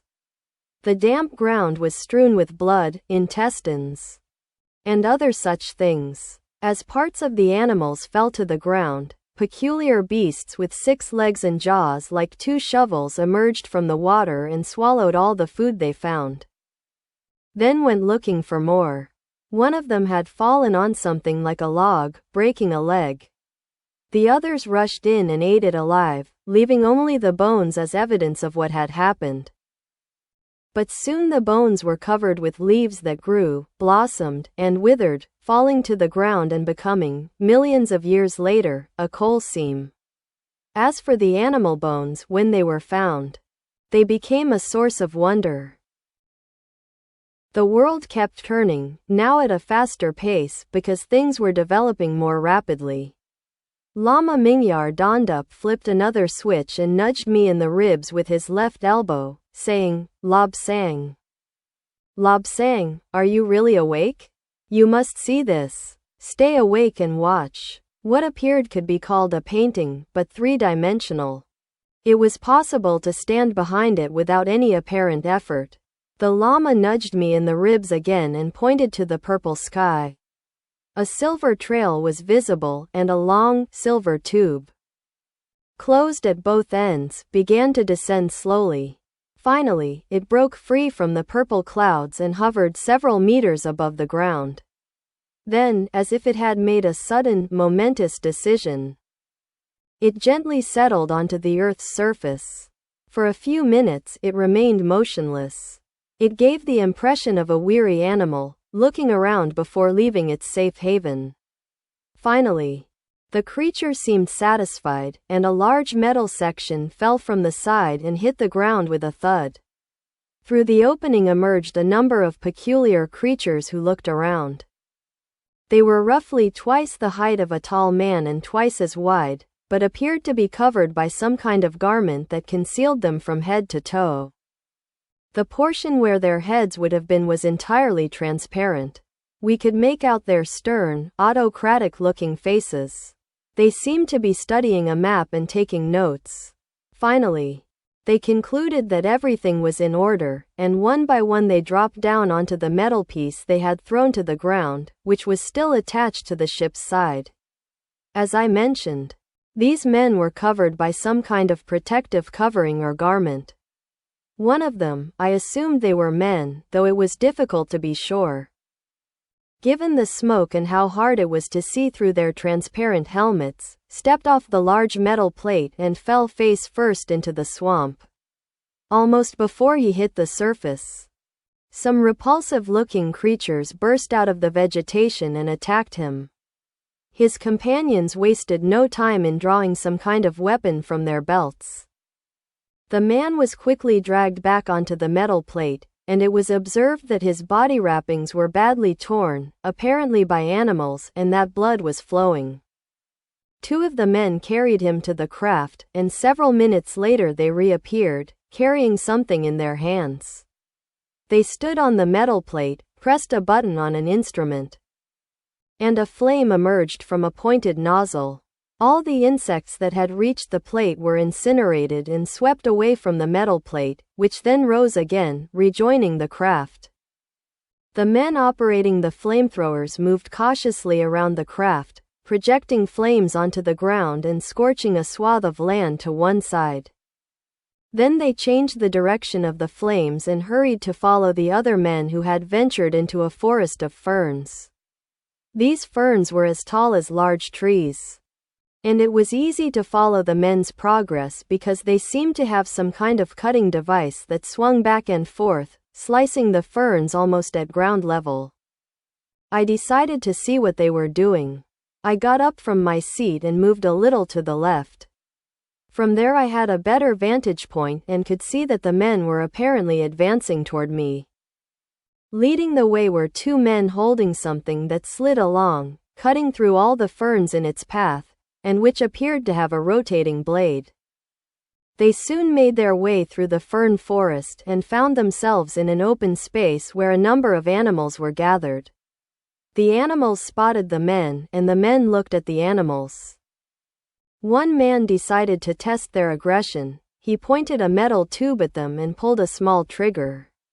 There was a tremendous explosion, and the animal the weapon was aimed at fell to pieces.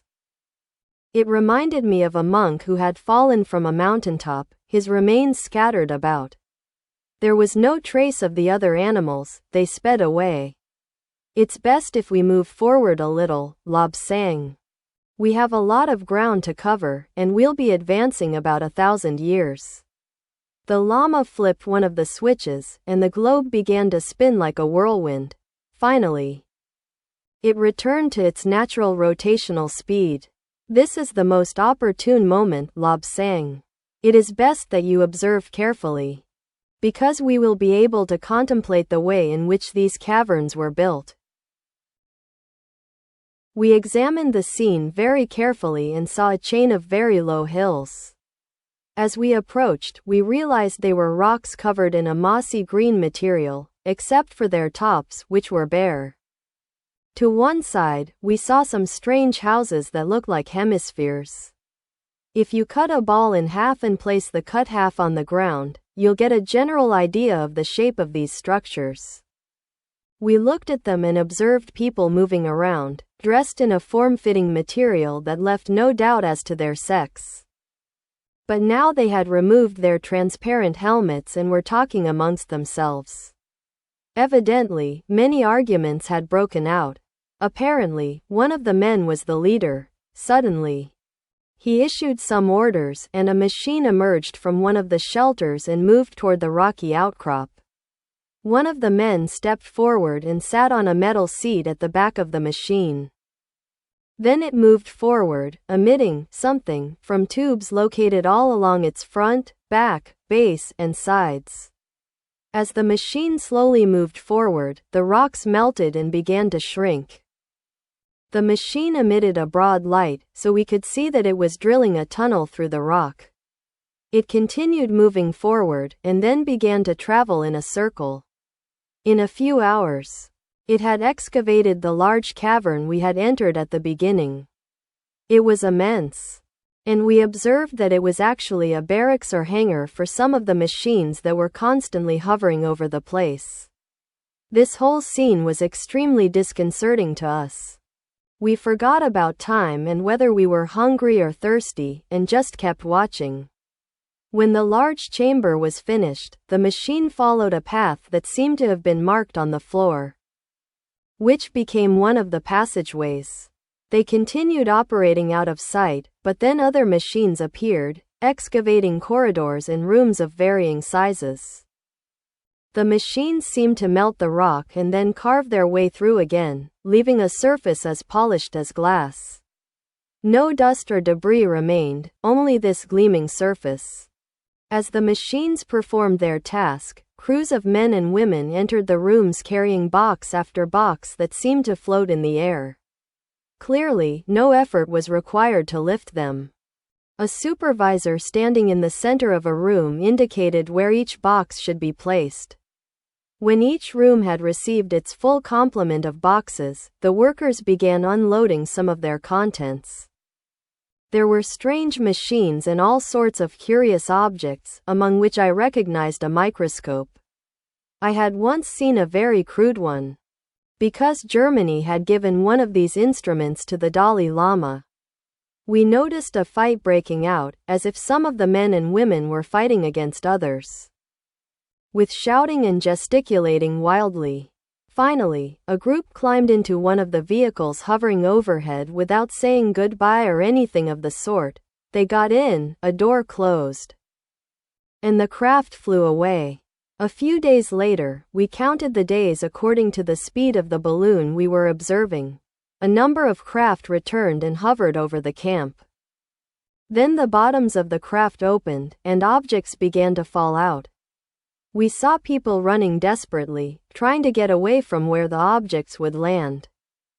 Then they threw themselves to the ground when the first one hit and exploded, sending up a violent purple flash. It was difficult for us to continue watching because we were completely blinded by the brilliant light. But then thin beams of intense light began to emerge from the fern forest, one of which struck a machine in midair, causing it to vanish in a blazing firestorm. Remember, Lobsang, the man said, even the gardeners of earth had their problems, and one of them was sex. There were too many men and not enough women, and when men are kept away from women for too long, they become lustful and resort to great violence. It's not worth continuing to watch this scene because it's simply murder and rape. After some time, a number of ships flew away, evidently heading toward their base.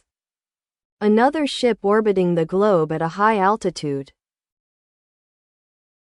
After a few days, other large ships arrived and landed. Heavily armored men emerged and began hunting their enemies through the foliage.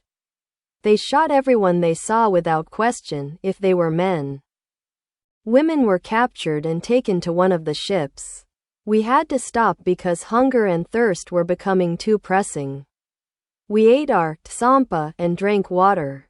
After eating and doing some other tasks, we returned to the hall where the balloon was located. Lama Mingyar Dondup turned a knob, and we saw the world again. Now we saw little men, about 4 feet tall and very bow-legged. They had weapons consisting of a stick with a sharpened stone attached to one end, which they sharpened by striking it repeatedly until it was razor sharp. Some men were making these weapons, while others were making different kinds. Large stones were attached to a leather strap. 2 men would extend the leather loop, soaked in water so it could be stretched, and then release it. In this way, they would hurl stones at their enemies. But we were more interested in seeing how civilizations changed. Lama Mingyar Dondup operated his controls again, and the balloon went dark. Several minutes passed before the scene gradually brightened, as if dawn were slowly breaking. Then daylight returned, and we beheld a great city with prominent spires rising from its buildings and its tall minarets. One crossed from one tower to another on bridges that looked fragile. I found it surprising that they could stand, let alone bear traffic, but then I noticed that it was aerial traffic. Of course, some people were walking on the bridges and on streets at different levels. Suddenly, we heard a tremendous roar. For a moment, we didn't realize it was coming from the 3-dimensional balloon. We looked closely and observed tiny dots approaching the city. Before reaching it, the tiny dots circled and dropped bundles from within. The mighty city crumbled, towers toppled and bridges sank. Their remains resembled pieces of string too knotted and twisted to be of any use. We saw bodies falling from the tallest buildings and assumed they were the leading citizens because of their clothing and the quality of the furniture that tumbled down with them. We watched the scene in silence.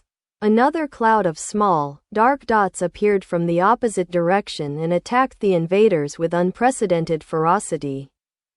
They seemed to have no regard for their own lives, firing on their enemies and, if they failed to bring them down, launching themselves directly at them.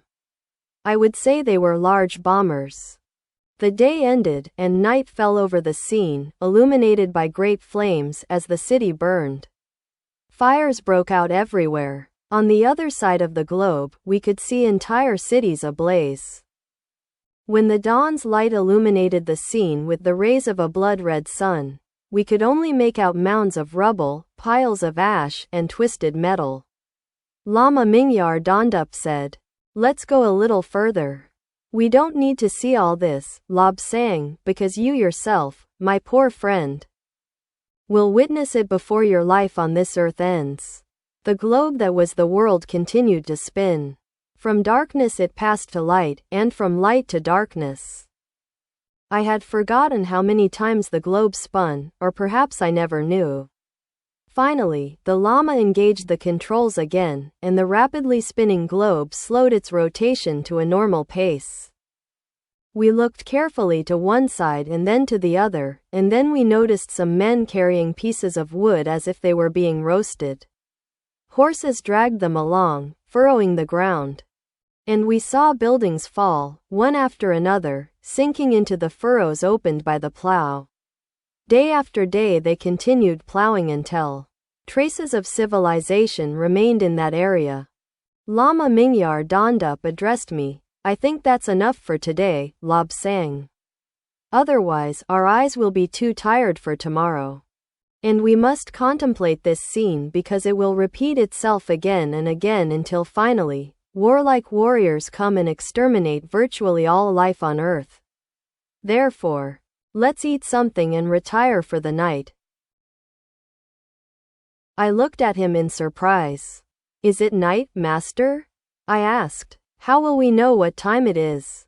The llama pointed to a small square, quite high off the ground, perhaps as tall as 3 men standing one on top of the other, and on it was a hand, an indicator.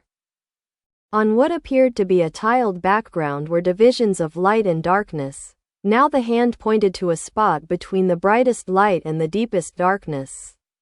Here, Lobsang, the llama said. A new day is about to begin. However, we have plenty of time to rest. I will go back into the fountain of youth because my legs are hurting. I think I've badly scraped my bone and torn my flesh. Master, I said, please let me see to you. I hurried to the room where the fountain was and lifted my robes. Then the water began to flow, and I moved the small object the llama had called a tap, so that the water continued to flow after I got out of the pool.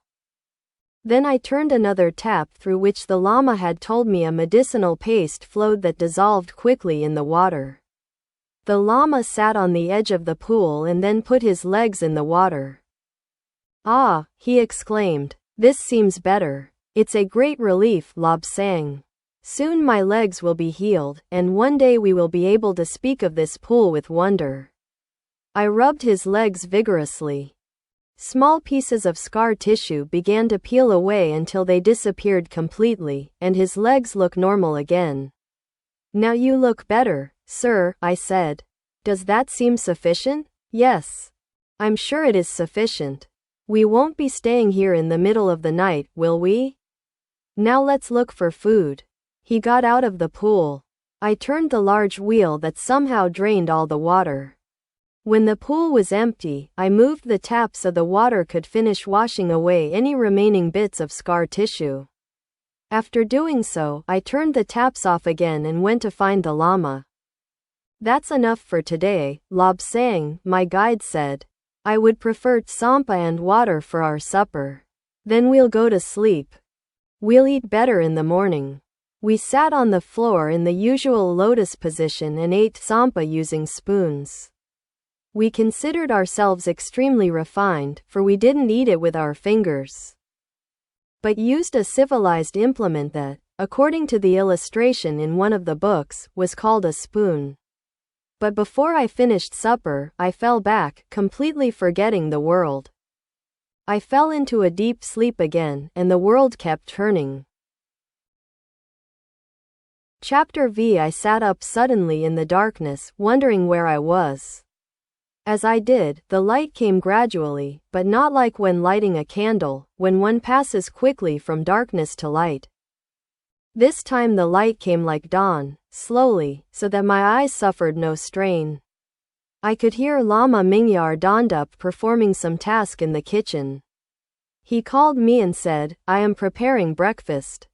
Lobsang, you should eat things like this when you travel to the West. Besides, it is best that you get used to it now. And he laughed with concealed delight. I got up and went to the kitchen. Then I reflected that nature comes first, and I reversed the direction of my journey so that nature could take first place. After successfully completing this task, I returned to the kitchen. The llama was placing some food on a plate, something reddish-brown, with 2 eggs. Now I suppose they were fried, but in those days I had never eaten that kind of food. He made me sit at a table and stood behind me. This is a fork, Lobsang. Take it in your left hand and hold the piece of bacon while you cut it with the knife in your right hand. After you've cut it in half, use the fork to bring the piece to your mouth. What a damned stupid idea, I exclaimed, picking up the bacon with my fingers and thumb and receiving a light tap on the knuckles from the llama. No, no, no, Lobsang. You are going to the West on a special mission. And you must get used to living as they do. For that, you must learn to do it now. Take that bacon with the fork and bring it to your mouth, put it there, and then remove the utensil. I can't. Sir, I replied. You can't? And why can't you do what I tell you? What happened? Asked the llama. Sir, I had brought that food to my mouth, and when you hit me on the knuckles, I dropped it and ate the damned thing. Here's the other half. Take it with your fork and bring it to your mouth. He put it there and then removed the fork. I did as he said. But it seemed utterly foolish. What was the point of having a curved piece of metal to bring food to your mouth? It was the most absurd thing I had ever heard, but there was something even worse. Now place the concave part of the fork under one of the eggs and cut it with the knife until you have about 1/4 of an egg on the fork. Then bring it to your mouth and eat it. Are you saying that if I go to the West, I will have to eat in this absurd way? I asked the llama. Absolutely. Therefore, it is advisable that you get used to doing so from now on. Fingers and thumbs are very useful to certain kinds of people, but you're supposed to be on a higher level. Why do you think I brought you to a place like this? Well, sir, we fell into this damned place by accident. I pointed out. That's not so, the llama affirmed. It's true we arrived by accident, but this was our destination. As you know, the old hermit was the guardian of the place. He was for about 50 years. And I brought you here to further your education. But I think that fall on the rocks caused a concussion in your brain. I wonder how old these eggs are, the llama continued thoughtfully. He laid down his knife and fork, looked at the container where the eggs were kept, and I noticed he was counting zeros. Lobsang, these eggs and this bacon are about 3 million years old. And they taste as fresh as if the eggs were laid yesterday. I ate the egg and the rest of the ham. I felt bewildered. I had seen food decompose, even when kept on ice. And now the llama was telling me that our food was around 3 million years old. Master, he said, I am completely baffled, and the more you speak, the more questions crowd my mind. You say these eggs are around 3 million years old, and I agree with you. They really do look freshly laid, with no signs of deterioration. But then, how is it possible that they are 3 million years old?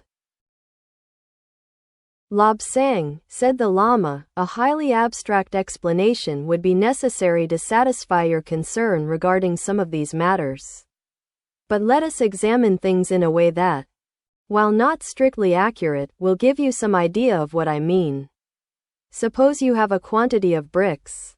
It is possible to assemble these bricks, which we will call cells, to form different objects. If you were playing as a child, you could make brick houses with them, and then turn your house upside down and build something entirely different.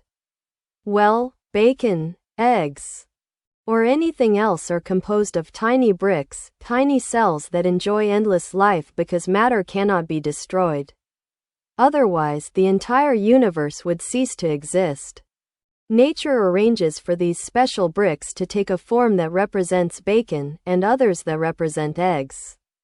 If you eat the bacon and the eggs, you are not wasting anything.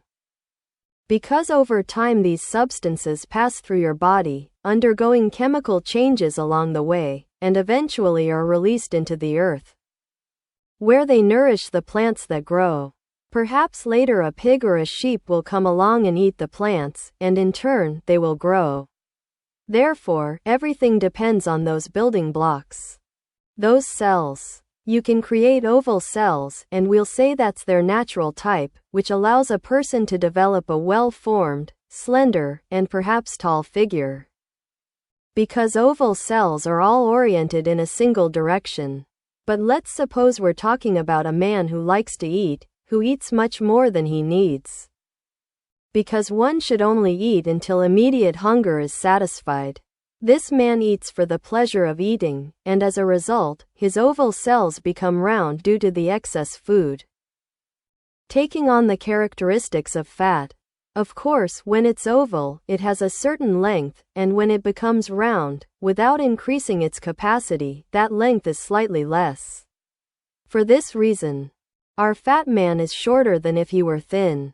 I sat back on my heels, pondering what the Lama had just explained, and then I replied, but what good are all these cells? Unless they contain something that gives life and makes you capable of doing something that someone else can't? The Lama laughed and replied, I was only offering a very rough explanation. If you get a certain type of cell and treat it properly, you could become a genius. But if you have the same type of cells and treat them badly, you could become a madman. I'm beginning to wonder which one you are. We had finished our breakfast, despite the commandment not to speak while eating, since one should pay attention to the food, as failing to do so implies disrespect. But I assumed the Lama knew his role and perhaps enjoyed special permission to break some of our laws. Let's examine this a bit. Here are all sorts of strange objects to look at, Lobsang. We wish to observe the rise and fall of civilizations. Here you can contemplate events precisely as they occur. But it's not good to contemplate the globe all the time. Change is needed. Recreation. Recreation means to recreate. It means that the cells that allow you to see have grown tired of receiving so many similar scenes. That's why you want to look away and see something different. You need a change, which is called recreation. Let's go into this room. I got up reluctantly and followed him, dragging my feet, with exaggerated signs of weariness.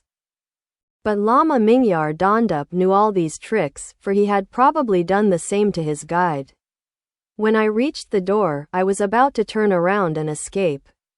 There were a great many people there. Men and women, some of them naked, and I saw a woman directly in front of me, the first naked woman I had ever seen.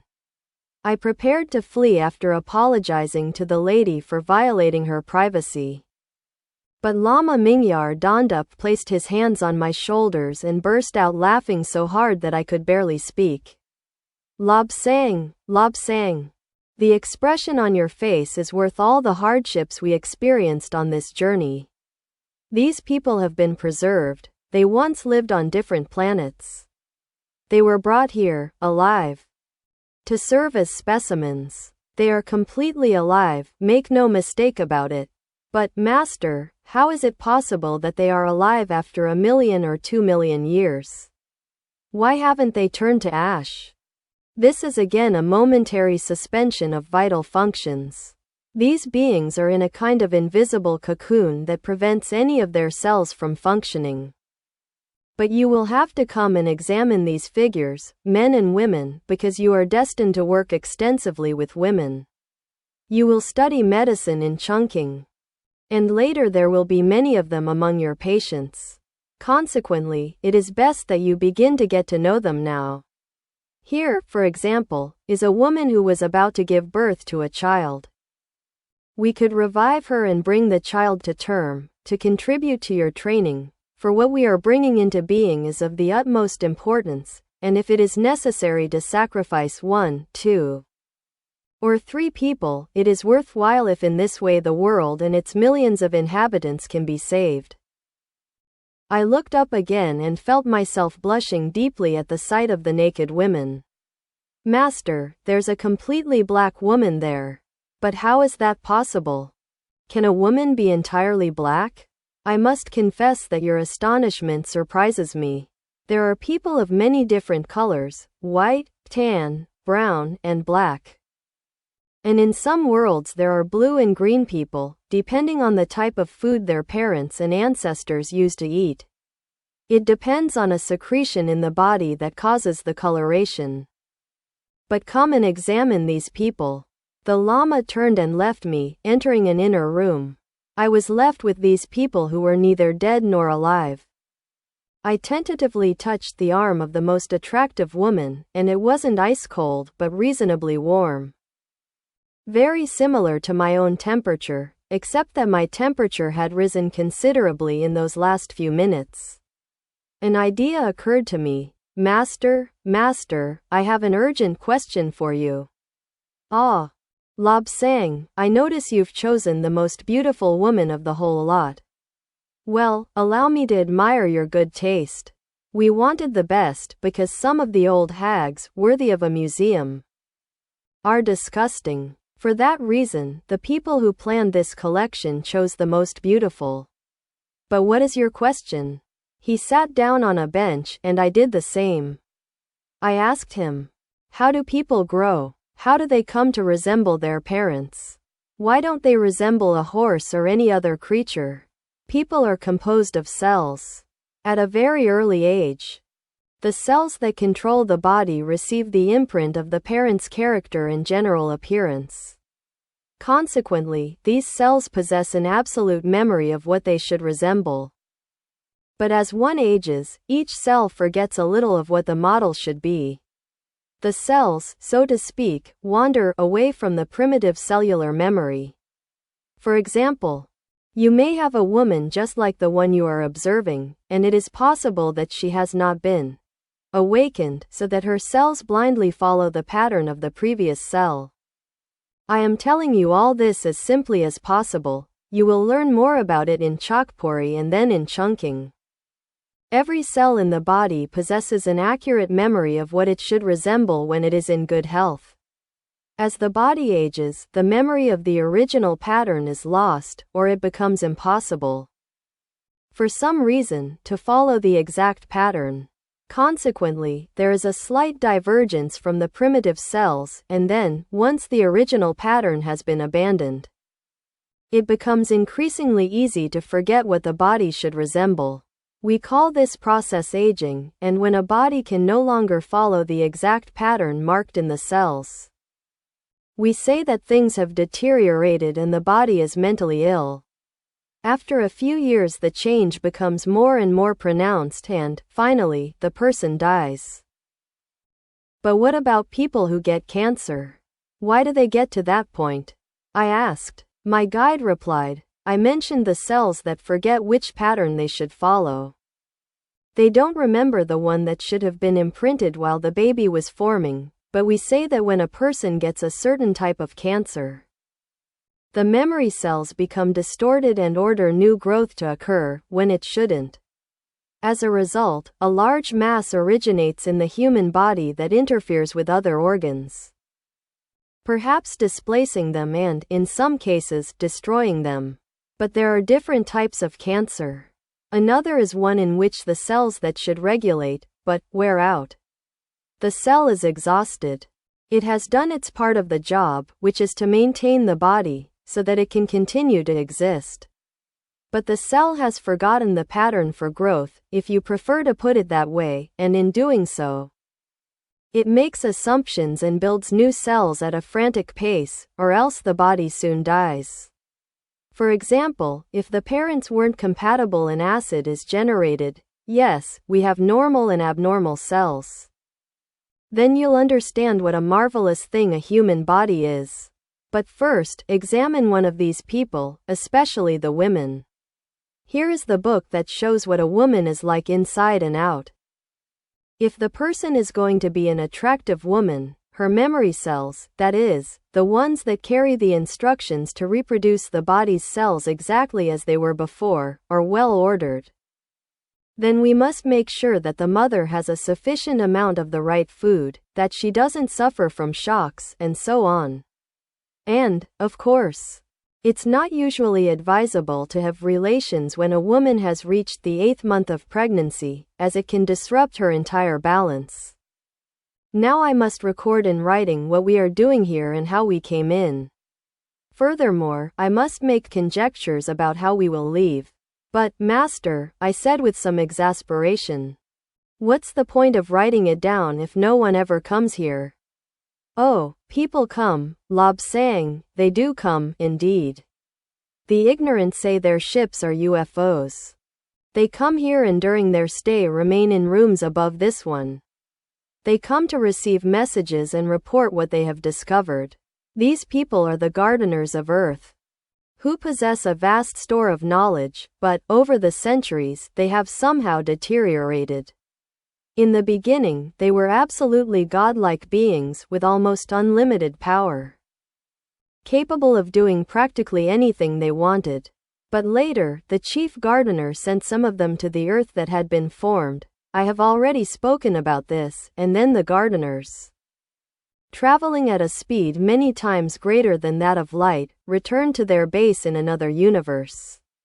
As has happened on Earth and on many other worlds, there was a revolution. Some didn't like that these wise men, the gardeners of Earth, brought women with them, especially when those women were other men's wives.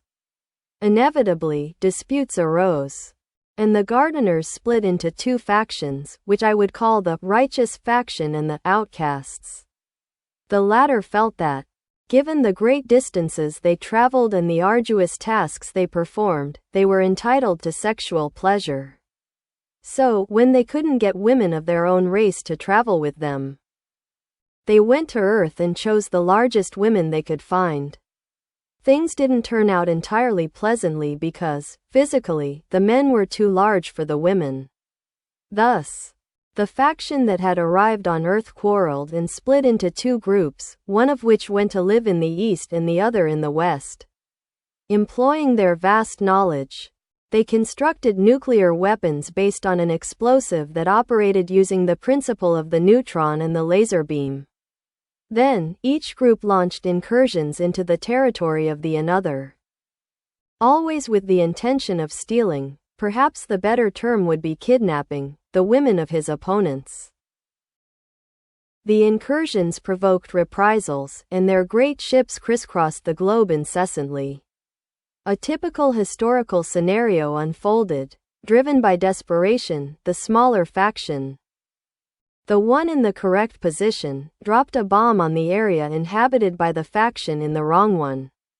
Today, that region is known as the Land of the Bible. Everything was destroyed.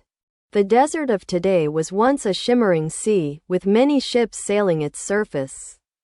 But when the bomb fell, the land took its place, and all the water drained into the Mediterranean and the Atlantic. Only the water of the Nile was spared. We can witness these events, Lobsang, because we have machines that can retrieve scenes from the past. Scenes from the past, Master? To see what happened 1,000,000 years ago?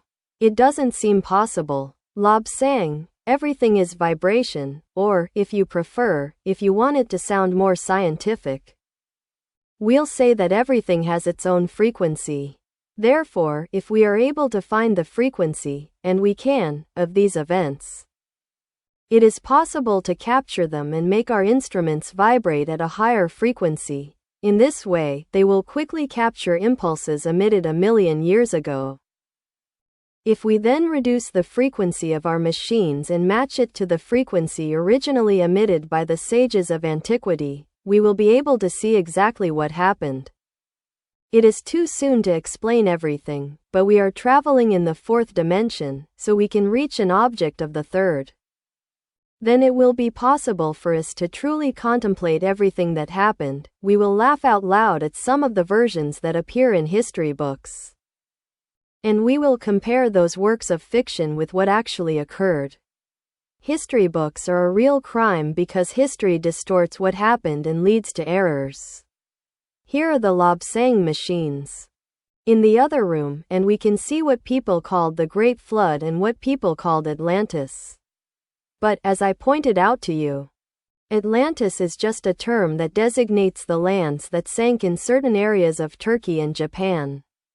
Come in with me, and I'll show you something interesting. The llama stood up. I did the same and followed him. Of course, we recorded many of the scenes because truly tuning into the events requires a lot of work. But we acted with utmost precision and possess an exact record of what happened.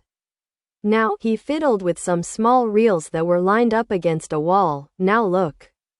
He put the reel in a machine. And again the large model of the Earth seemed to come to life, perhaps with a diameter of about 8 meters. To my surprise, it rotated, moved to one side, shifted back a little further, and then stopped. I watched the scene, and then I no longer watched. I was there. I had the impression of being present. It was a beautiful region. The grass was the greenest I had ever seen. And I was standing on the edge of a silvery sand beach. There were people on vacation, some in very decorative and suggestive swimsuits, and some with nothing at all. The latter certainly looked more presentable than those wearing only a scrap of fabric that did nothing but incite sexual interest. I gazed at the dazzling sea.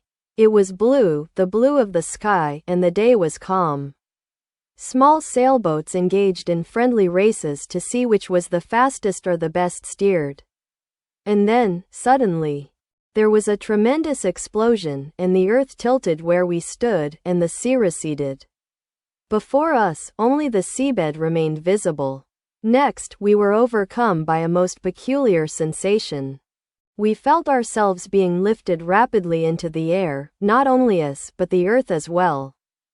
The small row of rocky hills rose higher and higher and became a mountain range of magnificent peaks that stretched in every direction until they disappeared from sight.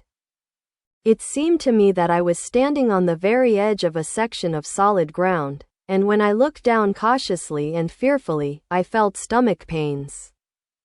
The earth had risen so high that I thought we had traveled to the celestial fields. There was no one to be seen. I stood there alone, terrified and utterly distraught. Tibet had risen nearly 9,000 meters in about 30 seconds. I felt myself gasping for breath. The air was thin, and each breath left my mouth agape with exertion. Suddenly, from a fissure in the mountain range, a vein of water under immense pressure gushed forth. It stabilized briefly and then forced its way down from that towering ridge, cutting through the newly formed earth that had once been the seabed. And thus was born the enormous Brahmaputra, which now flows into the Bay of Bengal. But it wasn't clean, wholesome water that reached the sea. It was water contaminated with the corpses of humans and animals, trees, and other debris. But the water wasn't the essential element because, to my astonishment and horror, I was rising, the land was rising, the mountain was rising higher and higher, and I was rising with it. Soon I found myself in a solitary valley surrounded by a ring of high mountains, some 9,000 meters in the air. This balloon, this simulacrum of the world, was absolutely fantastic. Because I wasn't just watching the events, I was truly experiencing them. When I first looked at the balloon, I thought, it's some cheap spectacle, like the magic lantern show some missionaries bring. But when I observed the scene, it seemed as if I were falling from the clouds. I descended and finally landed as lightly as a falling leaf. And it was in this way that I experienced the real events that occurred millions of years ago. I was in the presence of the product of a powerful civilization, far more advanced than that of today's artisans or scientists. I cannot overemphasize that I truly lived it. I felt as if I could walk. For example, there was a dark shadow that greatly interested me, and I went toward it. I felt as if I were actually walking. And then, perhaps for the first time, human eyes beheld the small mountain upon which, after hundreds of centuries, the proud Potala Palace was built. I can't understand any of this, Master, I said. My mental capacity is being tested. Nonsense, Lobsang, nonsense. You and I have been together in many lifetimes. We have been friends life after life, and you are destined to continue my work. I have already lived more than 400 years of this life. And I am the only one in all of Tibet who fully understands how these devices work. That was one of my tasks. The other, he looked at me strangely, was to prepare you. To pass on my knowledge so that when I die, in the near future, with a dagger through my back, you can remember this place, remember how we got here, how to use all the devices, and relive the events of the past. You will be able to see that the world has gone down the wrong path, and I believe it is too late to remedy it in this cycle of life. But don't worry. People learn the hard way because they always reject the easy way. All this suffering is unnecessary, Lobsang. There is no need for all this fighting between the Africans and the British Army. They fight continuously and seem to believe that war is the only way to solve problems. But the best way to achieve this is through persuasion, not with these massacres. Rape, murder, and torture cause harm to the victim, but they harm those who commit them even more, since all their actions end up affecting the superego. You and I, Lobsang, have fairly clean records. Our superego is extremely pleased with us. You said, superego, master. Does that mean we have the same superego? Yes, that's right, wise young man, that's precisely what I meant. It means that you and I will journey together. Life after life, not merely in this world, in this universe, but everywhere, at any time. You, my poor friend, are destined this time for a very difficult life. You will be the victim of slander. And all manner of false attacks will be launched against you. However, if people would listen to you, Tibet could be saved. But it won't be so. In a few years, Tibet will be conquered by the Chinese and ruined. He turned away quickly, but not before I noticed tears in his eyes.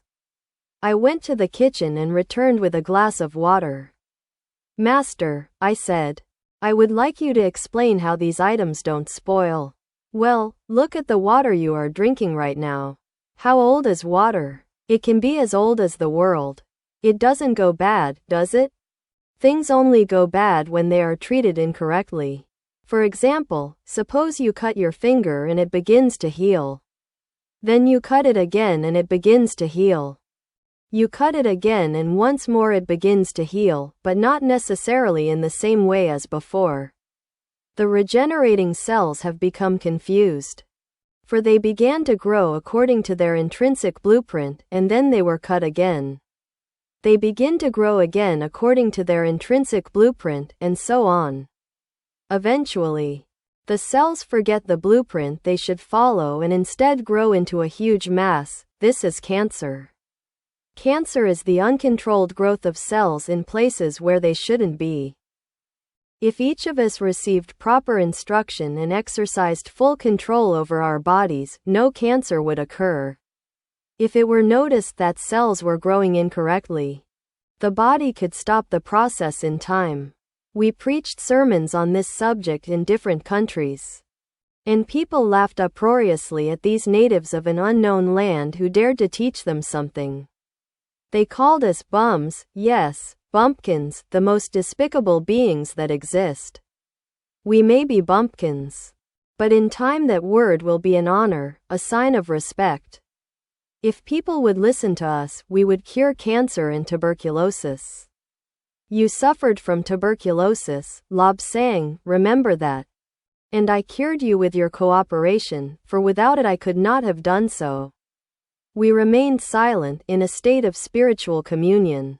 Ours was a purely spiritual association, without any carnal connotation. Of course, some lamas used their chelas for unspeakable purposes. Those lamas shouldn't have been lamas but farmers or something else, for they needed women.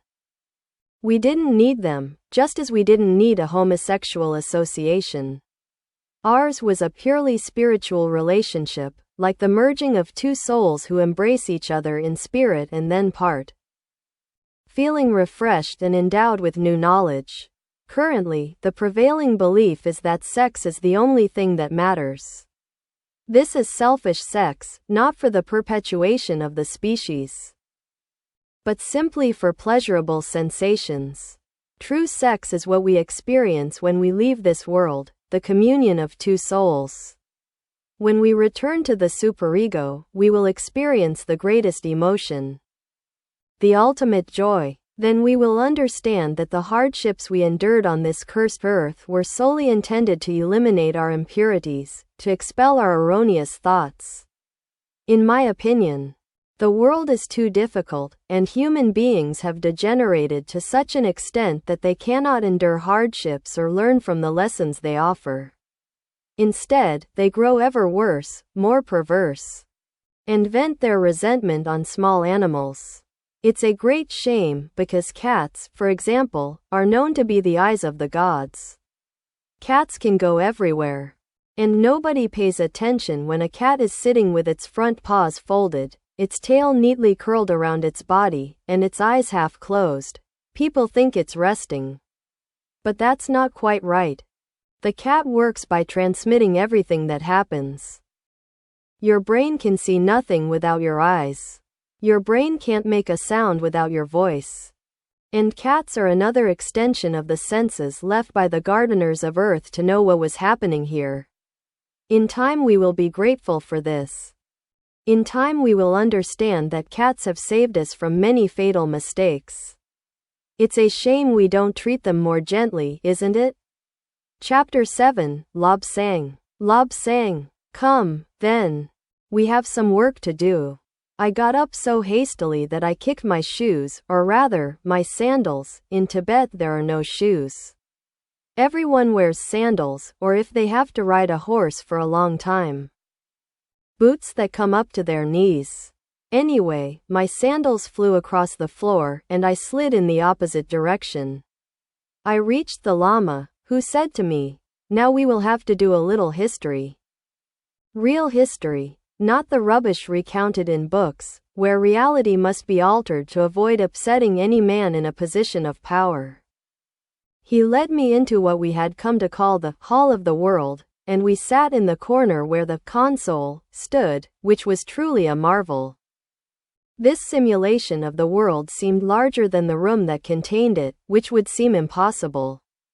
But the Lama guessed my thoughts and pointed out, of course, when we arrived here, we were under the influence of the fourth dimension, in which a model larger than the room that contains it, which is three-dimensional, is available. But let's not worry about that. What we are contemplating are the actual events of the world in times past, something like an echo.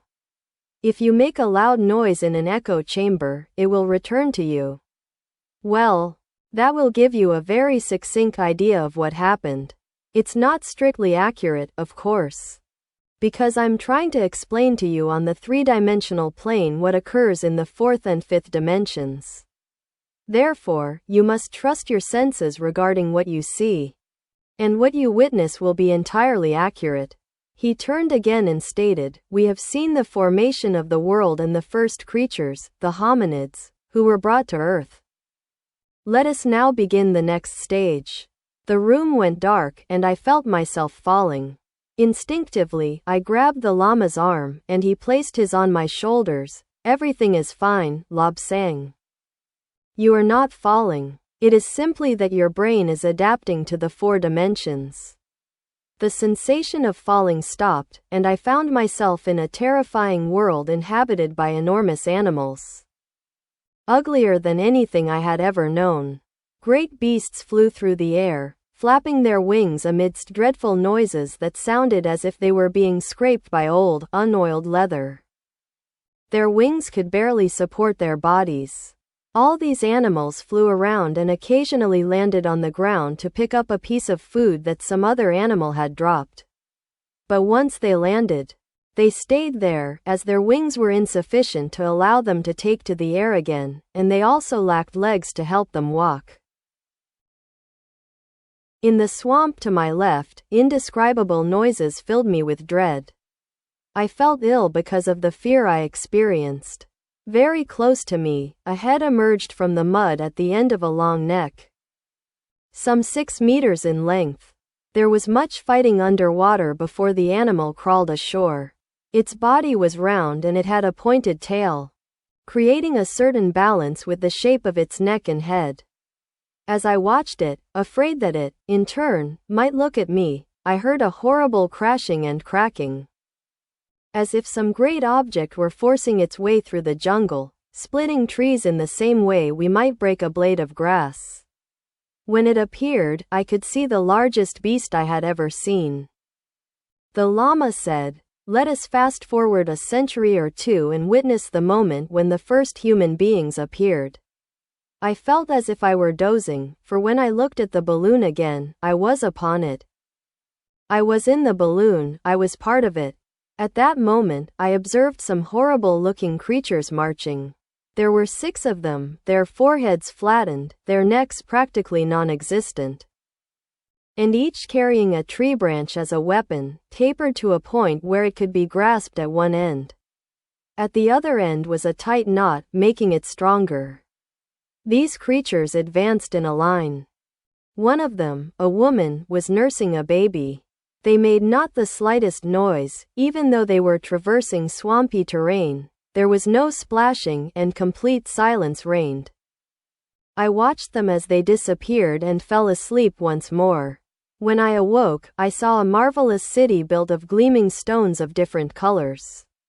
Viaducts crossed the streets, and mechanical birds flew above them, carrying people. These contraptions could hover in mid-air as people climbed aboard or disembarked. Suddenly, everyone began to gaze at the distant horizon. Above the mountain range, a great buzzing sound was heard, and soon a flock of these mechanical birds arrived, circling the city. People fled in terror in all directions. Some knelt and prayed. But I noticed that the priests didn't stop to pray. Instead, they concentrated all their energy on fleeing. After a few minutes of circling, doors opened at the bottom of these mechanical birds, and metal crates began to fall out. Then the doors closed, and the mechanical birds sped away. The city rose into the air and fell to dust. Shortly afterward, the explosion was heard. Because sight is much faster than hearing, we perceived the howls of people trapped between the beams or buried in the rubble. I fell asleep again. I can only consider it that way because I didn't notice any discontinuity between what I had seen and what I was observing now. We were in a later era, and I witnessed the construction of a great city of incomparable beauty. It was a truly artistic work. The spires of the buildings reached into the sky, and delicate metalwork connected one building to another. People were going about their daily tasks, buying, selling, standing on street corners, and arguing. But then, a terrifying roar was heard again, and an immense flock of mechanical birds flew overhead in formation. Everyone laughed, applauded, and waved. The mechanical birds continued their march undisturbed, crossed the mountain range, and then we heard terrible explosions and understood that our side was retaliating against the enemy for the destruction they had caused. Then other mechanical birds arrived, but this time they were not ours. They had different shapes and bore other colors. They hovered over our city and dropped their bombs again, sweeping it away in a firestorm. Fires broke out and ravaged everything, collapsing. The delicate tracery of the bridges turned red and then white, melted, and the liquid metal fell like rain. Soon I found myself in an airplane, the only thing left there. There were no more trees and the artificial lakes had disappeared, turned to steam. I stared around, wondering what the point of what had happened was. Why were these gardeners of the earth fighting against other gardeners? I couldn't explain it. Then the world itself it shook and grew dark. I found myself sitting in a chair next to Lama Mingyar Dondup. I had never seen anything so sad. Lobsang, he continued, the same thing has happened in this world for millions of years. Peoples of great cultural development appeared, but for some reason, They waged war against one another and bombarded each other until only a few human beings remained. These beings hid in caves and, some years later, crept back out to start another civilization, which, in turn, was eventually destroyed. And all its remains were covered by the farmers who plowed the soil and tried to cultivate the land ravaged by battles. The Lama seemed deeply saddened and sat with his chin in his hands. Then he said to me, I could show you the entire history of the world, but it would require our entire lives. Therefore, I will only show you a few scenes and make some comments on the rest. It is very sad to say, but various kinds of beings have been tried as inhabitants of this world. There was an entirely black race that emerged after a period of turmoil in which two white races had fought to establish which was the most powerful. Resorting to war, of course. Always war, always the harmful thoughts of people. If men simply believed in one God, none of these upheavals would occur. This entirely black race eventually reached a very high level of civilization, far superior to our own. But two factions clashed, and each frantically tried to find a weapon more powerful than their opponents. Finally, they succeeded, and when the signal was given to launch them, those rockets caused tremendous upheaval. Most of the people disappeared as easily as a colony of ferocious ants is wiped out. There are always some survivors, and that is why we now have a white race, a black race, and a yellow race. At one time, there was also a green race. In those times, people lived for hundreds of years because their memory cells could accurately reproduce the cells that died. Only since cells lost their ability to reproduce so accurately have our lives become so short. In one of the wars, tremendous explosions occurred. Most of Earth's cloud cover was swept into space. And sunlight, with all its lethal rays, reached us. Instead of living 700 or 800 years, people saw their lifespans reduced to a mere 70. The sun is not the kind and benevolent provider of sunlight. It emits rays that harm people. You can see for yourself that the skin of people overexposed to sunlight darkens. Now, if sunlight were beneficial, nature wouldn't need to provide protection against it. In reality, ultraviolet and other rays affected human beings and made them even worse. So the two factions of Earth gardeners became even more warlike. One faction was forgiving and wished for the human race to prosper and do much good. On the other hand, people exposed to excessive sunlight often contracted tuberculosis or cancer. All surfaces of the world, or rather all surfaces of the people of the world, were prone to various types of skin diseases that were tenacious. There was no cure for them. After all, these rays can penetrate very thick stones. And it was useless for the inhabitants of the world to take shelter in their homes, because the rays could still reach them. There is an ancient legend that tells of giants in those times. Yes, it is true. The giants constituted one of the factions of the Earth gardeners. Their height exceeded that of ordinary human beings by 2 or 3 times. They were slow in their movements, somewhat lethargic, and they did not like to work. These giants attempted to return to their bases, but upon doing so, they discovered certain problems. One faction of gardeners was good and led by a good leader, but the other was malevolent and committed all kinds of evil deeds, ignoring the pleas of those who desired a peaceful world with a healthier life. The good gardeners realized it was pointless to remain in their own base, so they resupplied their ships, loaded new fuel rods, and set off once again for Earth. Their ships could travel faster than the speed of light, so fast that no human being could control them. During their journeys, they navigated using a computer and had special armor plating to keep meteorites and other objects at bay. Otherwise, their ships would have been pierced by the meteorites and cosmic dust, causing the loss of air and the death of everyone on board. Finally, they returned to Earth and found another war underway. The wrong side, the evil faction of the Earth Gardeners, had become too intertwined with Earth's inhabitants, teaching them many of their secrets. Since then, the world has steadily deteriorated, and a new world war will inevitably break out, during which many will perish. Many will hide in caves or in the crevices of high mountains. Their sages foretold all that was to come, leading them to conclude that a comfortable life was not worth living when, in just a few years, the earth itself might be destroyed. And now we are dangerously close to that moment.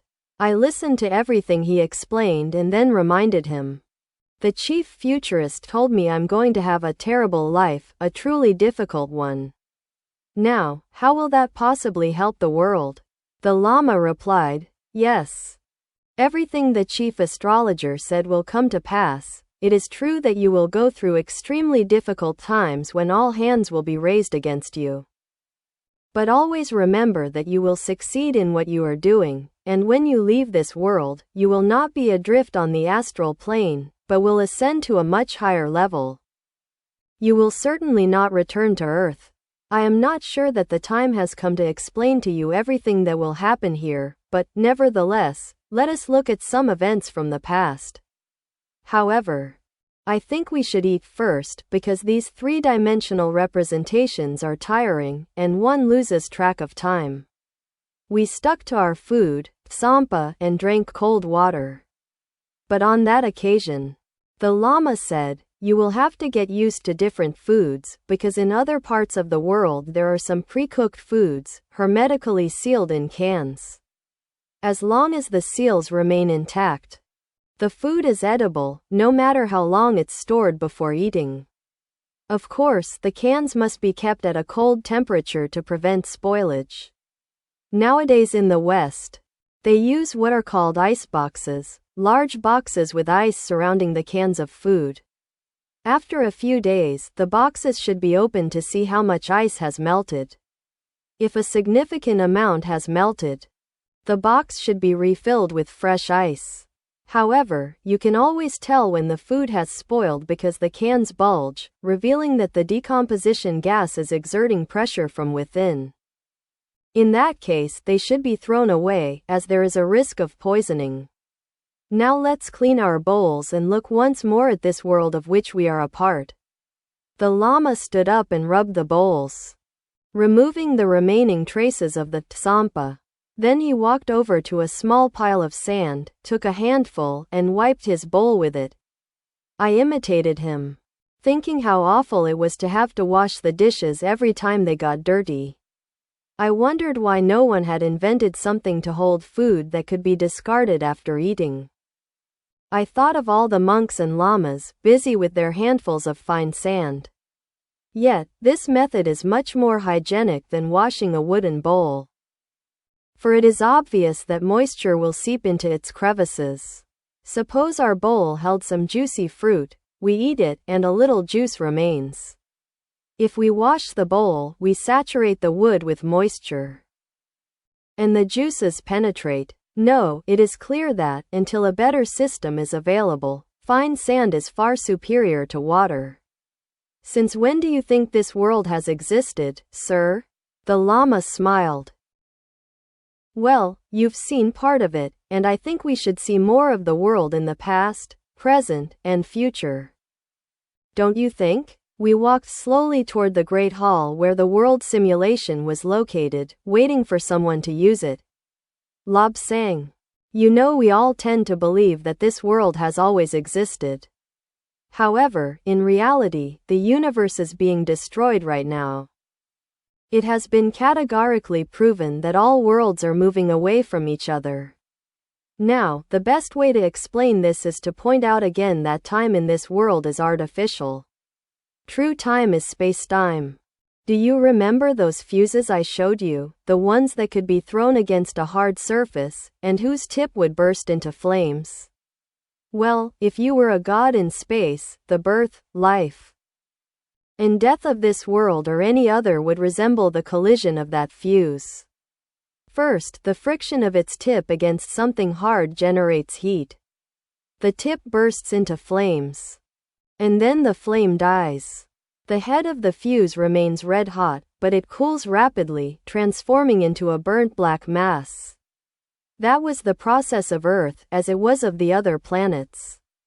To us, who live here, it seems as though it will always exist, but supposing a tiny person could be placed on the head of the fuse as it cools, they too would believe they were living in an eternal world.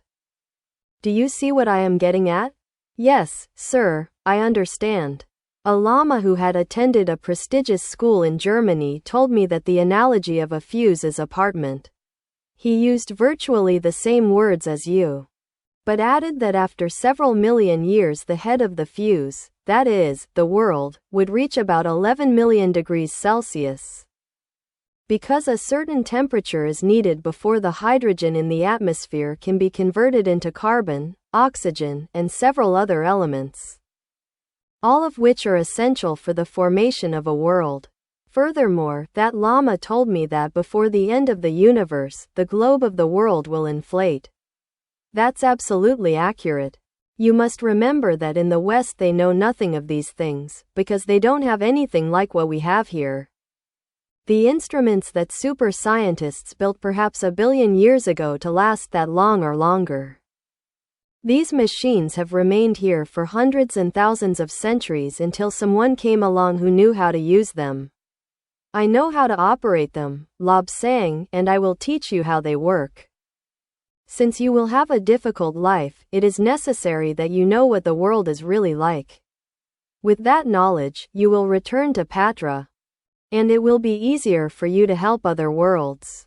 Sir, you mentioned the word, Patra, but I don't know of any world by that name, I said. I know that, but you will soon. I will show you Patra. But we still have much to see. And I have found it useless to have an instrument that produces predictable results if the operator doesn't know how to operate the machine and how to achieve the final result. In that case, he would truly be a very mediocre operator. No instrument should be used unless the operator assigned to it can perform the maneuvers for which it was designed. We arrived at the room, which should be called a hall because of its size, and went inside. Immediately, a faint glow was perceived, and we observed that dawn was beginning to turn into daylight. It was a different kind of dawn than we see now, because today the magnificent colors we observe during sunrise and sunset reflect only the pollution of the atmosphere. In those days, pollution was actually the Earth's sustenance, coming from volcanoes, which supplied the seas with their salt content. Without salt, there could be no life. We sat down near the console, and Lama Mingyar Dondup said, "Let's look at some random points. We have all the time we need, and many would probably be happy to get out of our way. Especially those cursed beings who go around dropping things on people's bare heads." In primitive times, the first forms of animal life were strange creatures. For example, the Brachiosaurus was probably the most curious beast ever seen on this earth. The Ultrasaurus was another extremely peculiar animal that had very high blood pressure, as its head could rise more than 12 meters into the air, and it had 2 brains. The one in its head moved its jaws and front legs, and the one in the back, immediately behind its pelvis, controlled its tail and hind legs. I always remember a question I was asked: what happens if a centipede loses its footing? Well, it's a question I never managed to answer precisely. I could only say that perhaps that creature had some other special being watching over it to prevent its legs from getting stuck. Well, Lobsang, what shall we look at? We have plenty of time, so tell me what you'd prefer to see. For a while I didn't react, and then I replied, that Japanese Lama who was our guest told us many curious things. I still don't know whether to believe him or not. He claimed that the world was once very hot, and then suddenly it cooled down considerably, and the surface was covered in ice. Can we see it? Yes, of course. There's no problem at all. But that phenomenon has happened several times. The world is billions of years old, and every few million years there's an ice age. For example, right now at the North Pole, the ice is sinking into the water up to 180 meters. If all the ice were to melt, and the icebergs too, everyone on land would drown because the land would be completely flooded. Well, except for us here in Tibet, because we're too high up for the water to reach us. The Lama looked at a column of numbers on the console and then pressed the controls. The light in the great hall dimmed. For a few seconds we were in darkness, then a reddish glow appeared, quite peculiar. Variegated beams of light came from the north and south poles. That's the aurora borealis, or the aura of the world.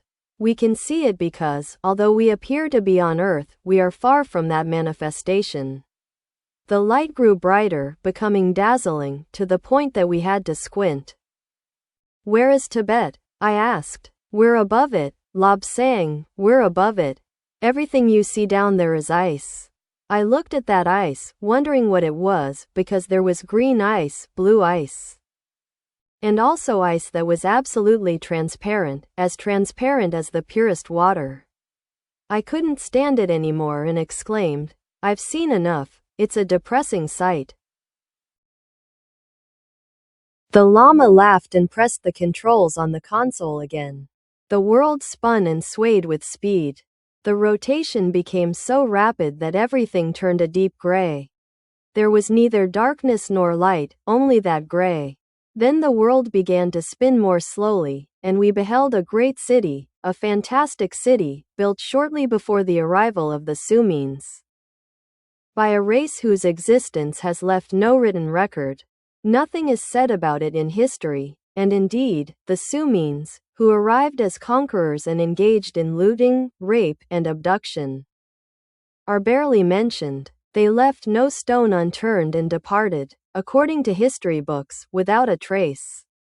No, they certainly didn't, because they left Earth in large spaceships. I couldn't understand why this people acted in such a savage manner. Indeed, they arrived and destroyed a city, seemingly for the sheer pleasure of it. Of course, they took many women prisoner. And perhaps that was one of the reasons. Consider that I was looking at something that could change the course of human history. "Master," I said, "I have observed all these marvelous inventions. But it seems very few people know anything about them. Surely, if everyone knew about them, we could reach an age of peace, for why fight if everything could be known through these instruments?" "No, Lobsang, it isn't like that, it isn't like that. If there were even the slightest possibility of people getting their hands on these machines, sinister financiers would appear, rushing in with their armed guards, seizing everything, and killing those of us who know about them. Then they would use the instruments to control the world. Think about this. One evil being would be the king of the world, and everyone else would become his slaves. Sir, I cannot understand the people's attitude, for we know that the Chinese will invade Tibet. And we also know that they will take all our valuable books to study them. How can we prevent them from conquering the world? Lobsang, my dear friend, you must be very simple-minded.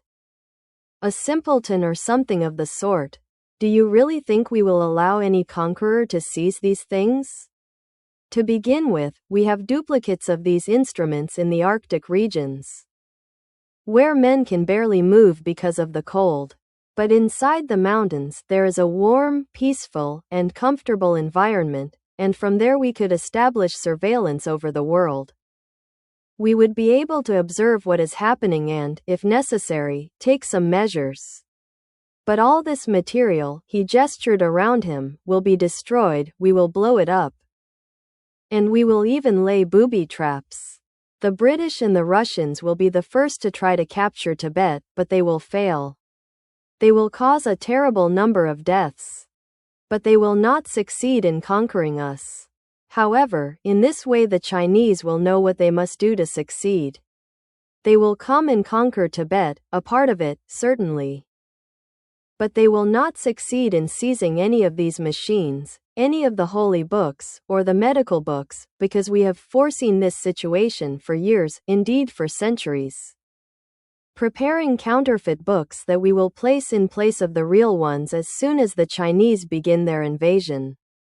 As you know, the prophecy says that Tibet will survive until wheels enter our land. Therefore, we harbor no fear. All our treasures, all our great sciences accumulated over millions of years, are hidden and safe. I know the place, I have been there. And you too will know it because we will show it to you. I will be killed during your lifetime, before you leave Tibet. And you will be one of the few men capable of operating these machines and knowing how to repair them. Good heavens! Learning to repair those machines would take several lifetimes. No, what you will learn is that they repair themselves. You only need to perform a few manipulations and the machine, or other machines, will repair the malfunctioning one.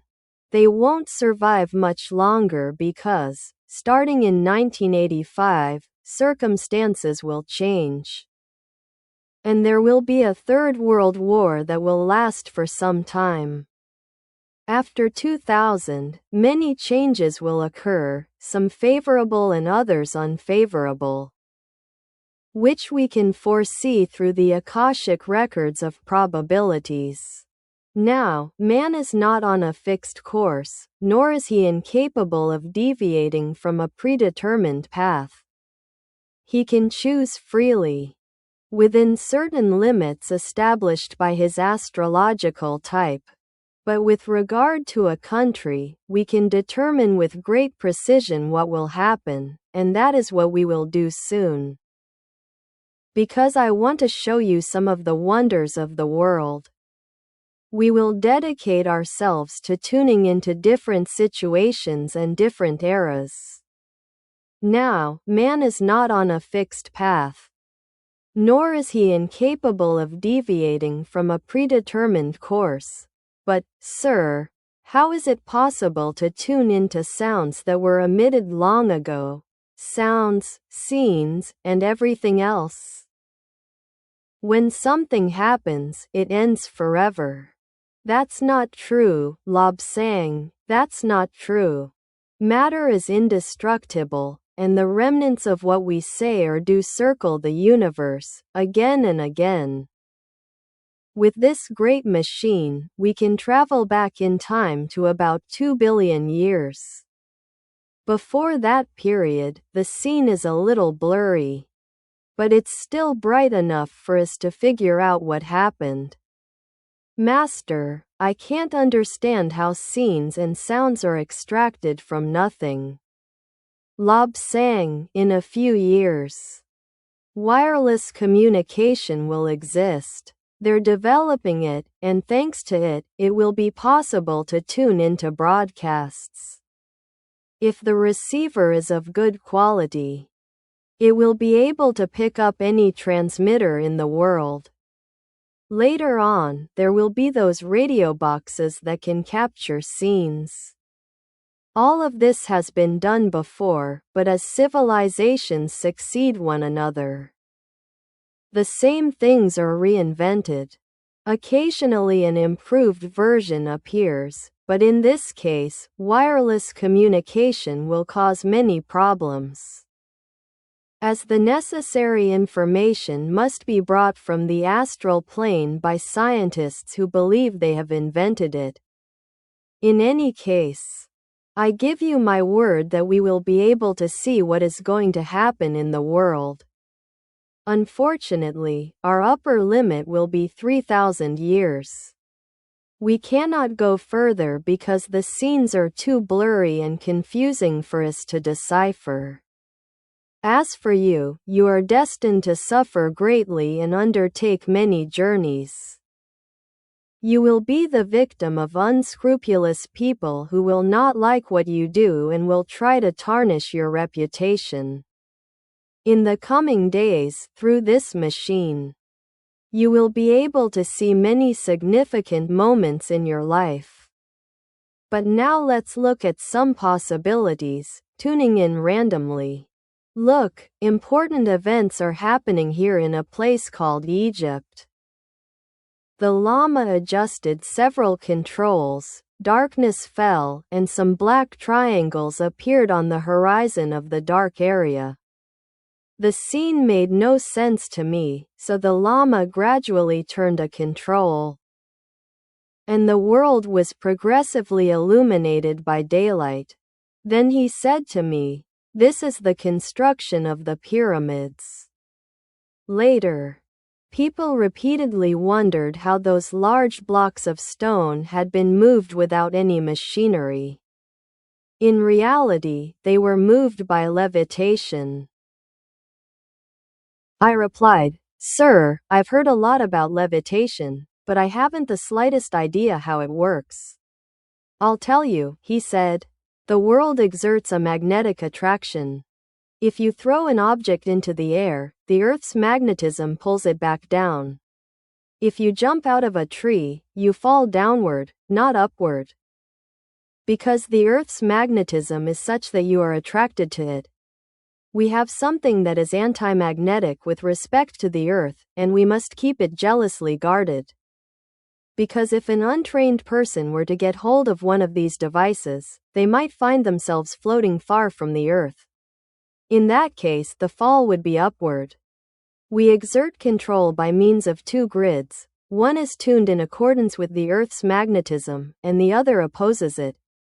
When the grids are in a certain position, the plates float, neither rising nor falling. But if you press a lever that alters the relationships between the grids, pressing in one direction strengthens the Earth's magnetism, and consequently, the plates or the machine plunge toward it. But if we wish to rise, we move the lever in the opposite direction, in which case the anti-magnetic forces act, and the Earth repels instead of attracting. In this way, we can rise into the air. This is the device the gods used when they created this world as it is now. A single man could lift blocks weighing hundreds of tons and place them in the precise location without effort. When the block was in the exact position, the magnetic current was interrupted, and the Earth's gravity held it in the desired position. This is how the pyramids were built, as well as many other strange and inexplicable things. For example, we have had maps of the Earth for centuries, and we are the only people who have them because we are the only ones with the anti-gravity devices necessary to accurately represent the world on maps. But this isn't the time to discuss these matters further. I think we should eat something. Then we'll examine my legs, and after that, we'll go to sleep. Because tomorrow a completely new day awaits you, a day unlike any you've had before. Chapter 8, Lobsang. Come, it's time for class. I remembered another class. I had been at the Potala Palace, from which I had been absent for a few days, in the company of Lama Mingyar Dondup. When I returned, the Lama told me, "Classes will begin this afternoon, you had better attend." I nodded somewhat listlessly and headed toward the classroom. The Lama looked up, and his face took on an expression of anger. He pointed at me and shouted, "Get out! Get out! I don't want you in my class." Since there was nothing to be done, I got up and left.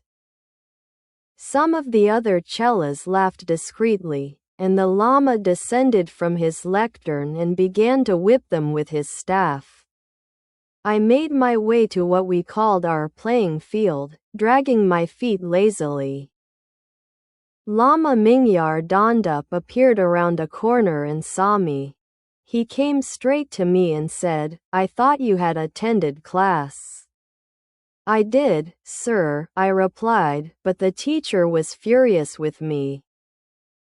He ordered me to leave and said there was no more room for me in his classes." "Did he?" said my guide. "Come with me, we'll see what's going on."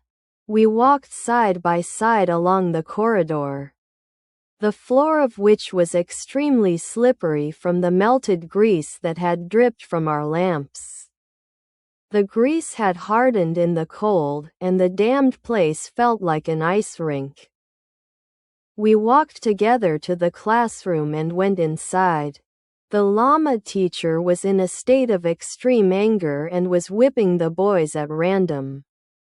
When he noticed Lama Mingyar dawned up, he was visibly shaken, turned very pale, and returned to his podium. "What's happening here?" asked Lama Mingyar dawned up. "Nothing is happening here, except that this boy," he pointed at me, "is always disrupting the class. We never know whether he'll show up or not, and I don't want to have to teach a boy like this." "Oh, is that so? This boy, Lobsang Rampa, is under special orders from the Great 13th. And you will obey those orders just as I do. Come with me, we'll go see the Great 13th right away." Lama Mingyar dawned up, turned and left the classroom, while the Master Lama followed meekly, still clutching his staff. "Good heavens!" exclaimed a boy. "I wonder what's going to happen now. I thought he'd gone mad. He whipped us all. Look at the bruises on our faces. What will happen now?" He didn't have to wait long to find out, for Lama Mingyar dawned up soon appeared, followed by a rather young, solicitous-looking lama.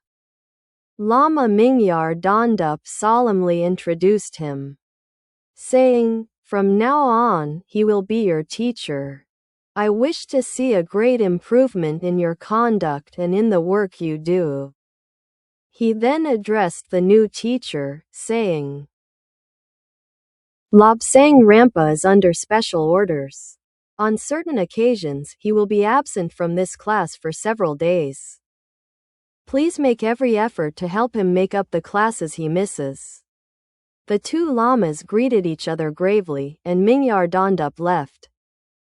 I couldn't understand why that memory had suddenly surfaced in my mind when I heard the lama ask, "Listen, Lobsang, you didn't hear a single word I said, did you?" "No, sir.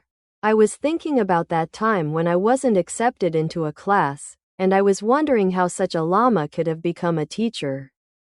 "Well, there are good people and bad people. I suppose that time it was a bad person. But don't worry, everything is sorted out. Now we could say I'm your tutor. I don't know if I'll have to use a leash or a collar for you, but I'm your tutor.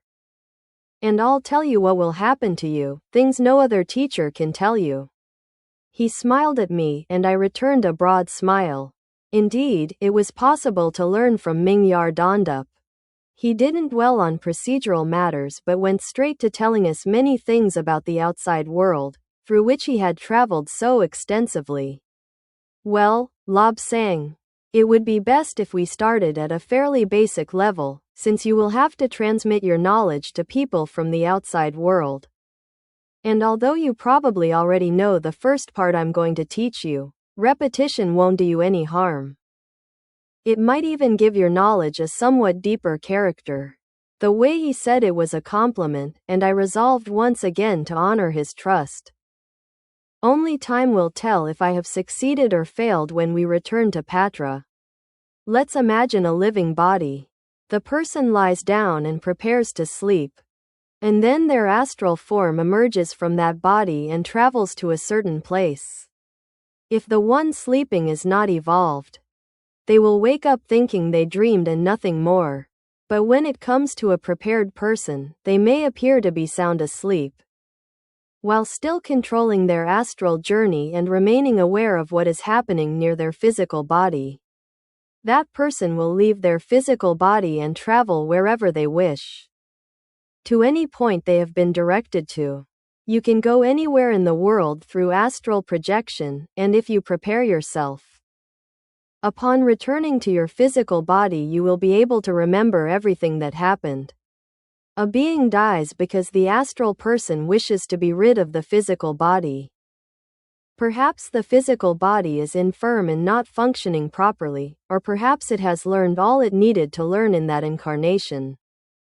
For people return to Earth again and again until they assimilate their lessons. You and I represent a different case, for we come from a level beyond the astral plane. We come from Patra. But we will speak of that a little later. When the astral form has completely separated from the physical body, the silver cord has been severed and the golden bowl shattered, the entity that was in that body is free to move around, to do more or less as it pleases. After a while, it tires of wandering and consults a special branch of the government whose sole task is to advise people on the astral plane about what is best for them, telling them whether they should remain on that plane and learn a little more there or return to Earth under different circumstances to learn the hard way. You see, when people are at the level of the superego, that's still a long way off for you. Lobsang, they cannot experience pain, and people learn more quickly through pain than through tenderness. Consequently, it may be planned that such a person should return to Earth with the impulse to kill, and they will be born to people who will most likely give them the opportunity to murder someone. Now, his task is to fight against his innate desire to kill, and if he manages to go through life without killing anyone, that life will be a complete success. He is learning self-control. And in that case, he will achieve rest on the astral plane. In that case, he will once again approach the committee of counselors to find out what they expect of him next time. Perhaps they will instill in him a tendency to be a great missionary who teaches erroneous concepts. In that case, he will be born to parents who will give him the opportunity to be a missionary. And then everything depends on the degree to which his task is satisfying. If he understands that he is teaching erroneous concepts, he could make a change and benefit greatly from doing so. For example, understanding that there can be no immaculate conception unless the offspring are female. In certain circumstances, women can bear children without the undoubtedly pleasant assistance of a man, but in all cases, the child born in this way will be female. If she grows up, marries, and has a child, the offspring may be a weak and sickly woman or man. You never get a person of dominant character born without the help of a man. On the astral plane, people can recognize their mistakes and perhaps do something to overcome the harm they have caused others. I don't know if you knew, Lobsang, that every person on Earth must traverse the entire zodiac, all its quadrants, because an individual's astrological structure exerts a great influence on how they progress and on their place in life. For example, someone born under the sign of Aries might become very successful as a butcher, but if their parents are of sufficient social standing, they could become a distinguished surgeon. You know, there isn't much difference between the two. I've been told that a pig and a man taste very similar, not that I've tried it, nor do I intend to. I reflected for a moment on what he was explaining, and then I said to him, "Master, does that mean we must cross through each of the signs of the zodiac, Mars, Venus, and all the others, and then transpose the same astrological sun sign into all the different quadrants?" Absolutely, you must. The difference each quadrant makes is almost unbelievable. If we have a strong sun sign, the first part of the quadrant will contain not only the sun sign but also strong indications from the preceding sign. In contrast, in the center of the quadrants, the sun sign will represent the predominant influence, and as we progress through that sign, by the time we reach the last part of the quadrant, the indications are very strong for the next sign in the birth chart. I'm pointing all this out because you may need to explain these topics to people in the future. In short, each person lives in all the sectors of the zodiac, not necessarily in the same sequence, but in the order that allows them to best benefit from what they need to learn. Master, I'm constantly reminded that I'll have a very difficult life with much suffering. Well, why is it necessary for me to experience so much suffering? Lama Mingyar Donduk looked at his feet for a moment and then answered me. You must undertake a very great task, a noble task. And you will find that there are ignoble people who will try to prevent your success and will be willing to stoop low and use any trickery to achieve it. People become envious when someone does writes or draws something that is undeniably superior to what was done, written, or drawn before that effort. I know all this sounds very confusing, but it is exactly like that. You will have to endure a tremendous amount of envy, and, poor thing, women will cause you many problems, not because of your sexual activities with them, but for other reasons. For example, someone else's wife will show you friendship, and her uncomprehending husband will become insanely jealous. And other women will be jealous because they will smile at you. And you will not return their smiles. Oh, Lobsang, beware of women. I've done it all my life, and it was better for me. I remained in melancholy silence, reflecting on my terrible fate. It was then that the Lama said to me, "Cheer up. I perceive that you know absolutely nothing about women, but you will soon have the opportunity to examine their bodies inside and out. When we leave here in a few years, you will go to Chungking, and there you will observe the corpses of men and women in the dissection rooms. At first, your stomach will clench a little. But it doesn't matter, in a day or two, you will get used to it. According to the probabilities register, you will make an excellent doctor. You may even be a good surgeon. Because, I must tell you, you are rather ruthless, and one must be ruthless to act as a good surgeon. Consequently, when we leave this cell, cage, or cavern, call it what you will soon go to another where you will have some practice with surgical instruments and learn a few things in a universal language. Of course, I am ready to help you in any way I can. Master, you have mentioned Patra several times in recent days, but I have never heard that word before. And I am sure that not many people in the Potala or Chakpuri use it. Well, it is not worth mentioning something that is far beyond the grasp of an ordinary person. Patra is a term that represents the celestial fields. All people, when they leave Earth, pass into the astral world. It is truly a world, as you must have experienced in your astral travels. A world like this Earth in many ways, but with much more pleasant aspects. You can mingle with people, read, converse, attend meetings, and learn how other people are doing. Why this one failed and that one succeeded.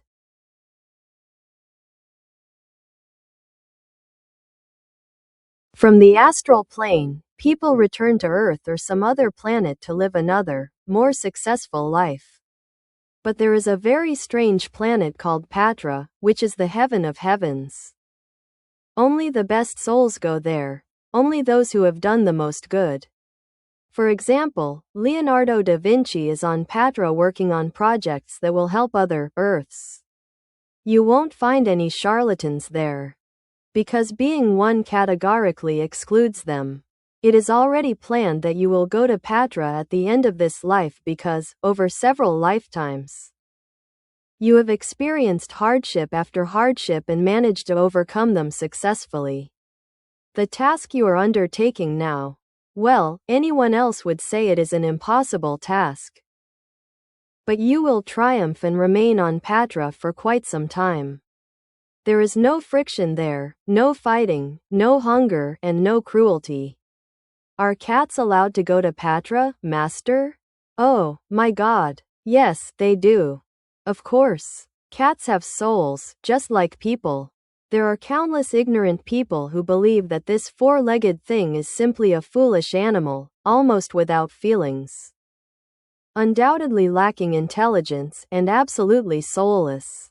This is not true. Cats have souls, they can progress through the astral world, learn of Patra's existence, and meet there with the people they loved on Earth, or perhaps on another planet.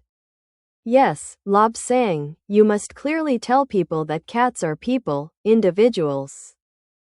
Highly evolved little persons who were brought to Earth for a special purpose. Consequently, you must treat them with great respect, as I know you do. Let's walk a little.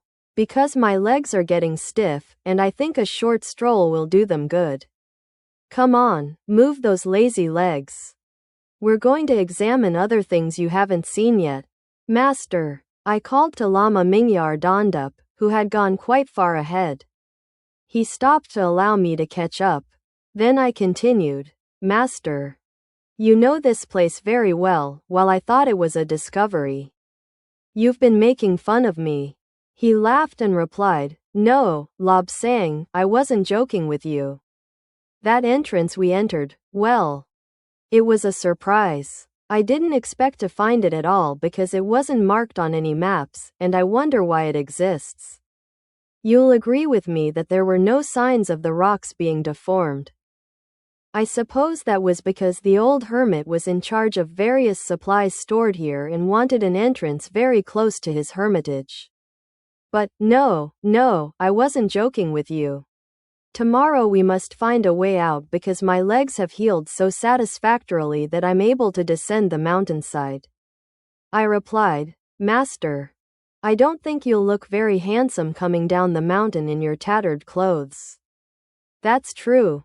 But tomorrow you and I will appear in brand new habits that are about 1,000,000 years old.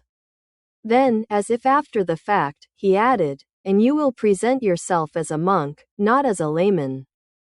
From now on you will stay with me and go wherever I go, learning everything I can teach you.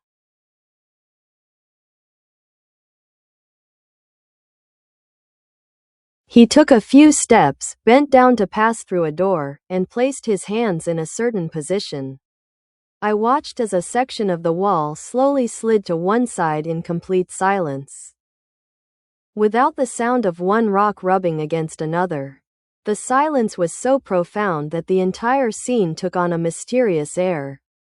The Lama gave me a gentle nudge between my shoulder blades, saying, Come with me, this is something you must see. Here is Patra. This is how Patra would appear to us. Of course. This globe, he indicated an enormous globe that completely filled a large hall, simply allows us to observe what is happening in Patra at any given moment. He placed his hand on my shoulder. And we walked a few meters to a wall where instruments and an immense screen, as tall as 4 men and as wide as 3, were displayed. The Lama explained. This screen is used for the investigation of any particular detail. The lights in the hall dimmed. In turn, the light emanating from the globe the Lama had named Patra grew more intense. It was a kind of rose-gold color that gave off a wonderful feeling of warmth and signaled that we were truly welcome. The Lama pressed one of the buttons again. And the nebulosity in or around the globe vanished like mountain mist before the sun's rays. I eagerly observed the scene. It was truly a marvelous world. I felt as if I were standing on a stone wall, against which the waves gently lapped. To my right, I saw a ship approaching. I knew it was a ship because I had seen figures representing them before. It anchored in front of the wall where I stood. And a large number of people disembarked, all of whom seemed quite pleased with themselves. That's a happy-looking crowd, Master, I said. What were they doing, anyway? Oh, this is Patra. Here you can find countless pleasurable things. I suppose those people decided it would be nice to take a leisurely excursion around the island. I believe they'll have tea here and then return. This level is several steps above the astral world. People can only reach here if they are, so to speak, superhuman. Often, being worthy of being here involves terrible suffering. But when one arrives and understands what it is, it becomes obvious that the place is worth all the suffering it entails. Here, we can travel with our thoughts. For example, we are on this planet and wish to see a certain person. Well, we think intensely about them, and if they are willing to see us, we suddenly rise above the ground and travel swiftly through the air to our destination. We arrive and find the person we wished to see standing in front of their house, ready to welcome us. But, Master, what kind of people come here? How do they arrive? Would you consider them prisoners? They probably can't leave this place. No, this is not a prison, not at all. It is a place of progress. And only kind people can come here. People who have made supreme sacrifices, who have helped their fellow human beings, men and women, in the best way possible. Under normal circumstances, we should pass from the physical body to the astral body. Do you notice that no one here wears a silver cord? That no one has the aura of the golden bowl around their head? They don't need it here. Because everyone maintains their identity. Here you find all kinds of outstanding personalities: Socrates, Aristotle, Leonardo da Vinci, and others of that same caliber who, in this place, lose all the small imperfections they had, because to be on earth they had to adopt an imperfection. Their vibrations were so high that it was simply impossible for them to remain on earth without some imperfection. For this reason, before Mendelssohn, for example, or anyone else, could descend to earth, he had to carry some innate imperfection that would allow him to develop that particular life. I mentioned Mendelssohn, the musician. He arrives on the astral plane, and something resembling a policeman awaits him to take away the silver cord and the golden bowl, sending him to Patra. There he will find friends and acquaintances with whom he can examine their past lives and conduct experiments he has long desired to carry out. Well, Master, how do they solve the problem of food here? In this place, which I assume is a dock, there doesn't seem to be any food. No, in this world you won't find much food. People don't need it.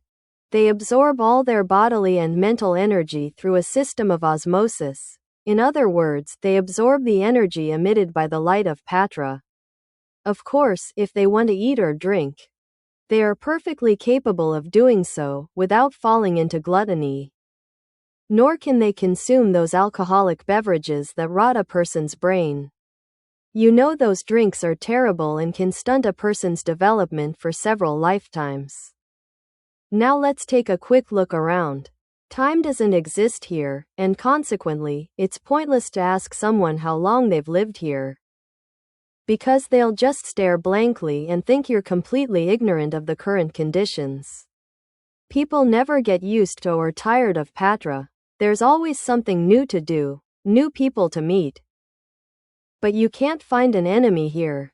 Let's take a look at that small fishing village. I think I heard you say that the people didn't need to eat, Master. What do they need a fishing village for? Well, they don't catch fish in the ordinary sense. They do it to see how they can be improved by perfecting their senses. You know that on Earth, fish are really stupid and deserve to be caught. But here they're trapped in nets and kept in the water while they're stored. We treat them with kindness, and they hold no grudges against us. They understand that we try to benefit all species. The situation is similar with animals. In this world, none of them fear humans. On the contrary, they are friends. But let us briefly visit various places, as we must soon depart to return to the Potala. Suddenly, I felt myself being lifted into the air and thought I would lose my sight. An unbearable headache suddenly appeared, and to tell the truth, I thought I was dying. Lama Mingyar dawned up, grasped me and placed his hands over my eyes, saying, "I'm sorry, Lobsang. I forgot that you hadn't received the treatment for fourth-dimensional vision. We will have to return to the surface for half an hour." I felt myself sinking and then experienced the pleasant sensation of something solid beneath my feet. This is the world of the fourth dimension. On certain occasions, there are nuances of the fifth dimension. If we show Patra to a person, they must possess fourth-dimensional vision. Otherwise the strain would be too much for them. The Lama had me lie down on a bed and then poured something into my eyes. After several minutes, he placed glasses on me, covering them completely. I said to him, "Oh, now I can see. It's wonderful. Before, things seemed beautiful, extraordinarily beautiful. but now that I could see in the fourth dimension, the visions were so splendid that it's impossible to describe them in three-dimensional terms. I almost wore out my eyes looking around. Then we rose into the air again. I had never seen such beauty.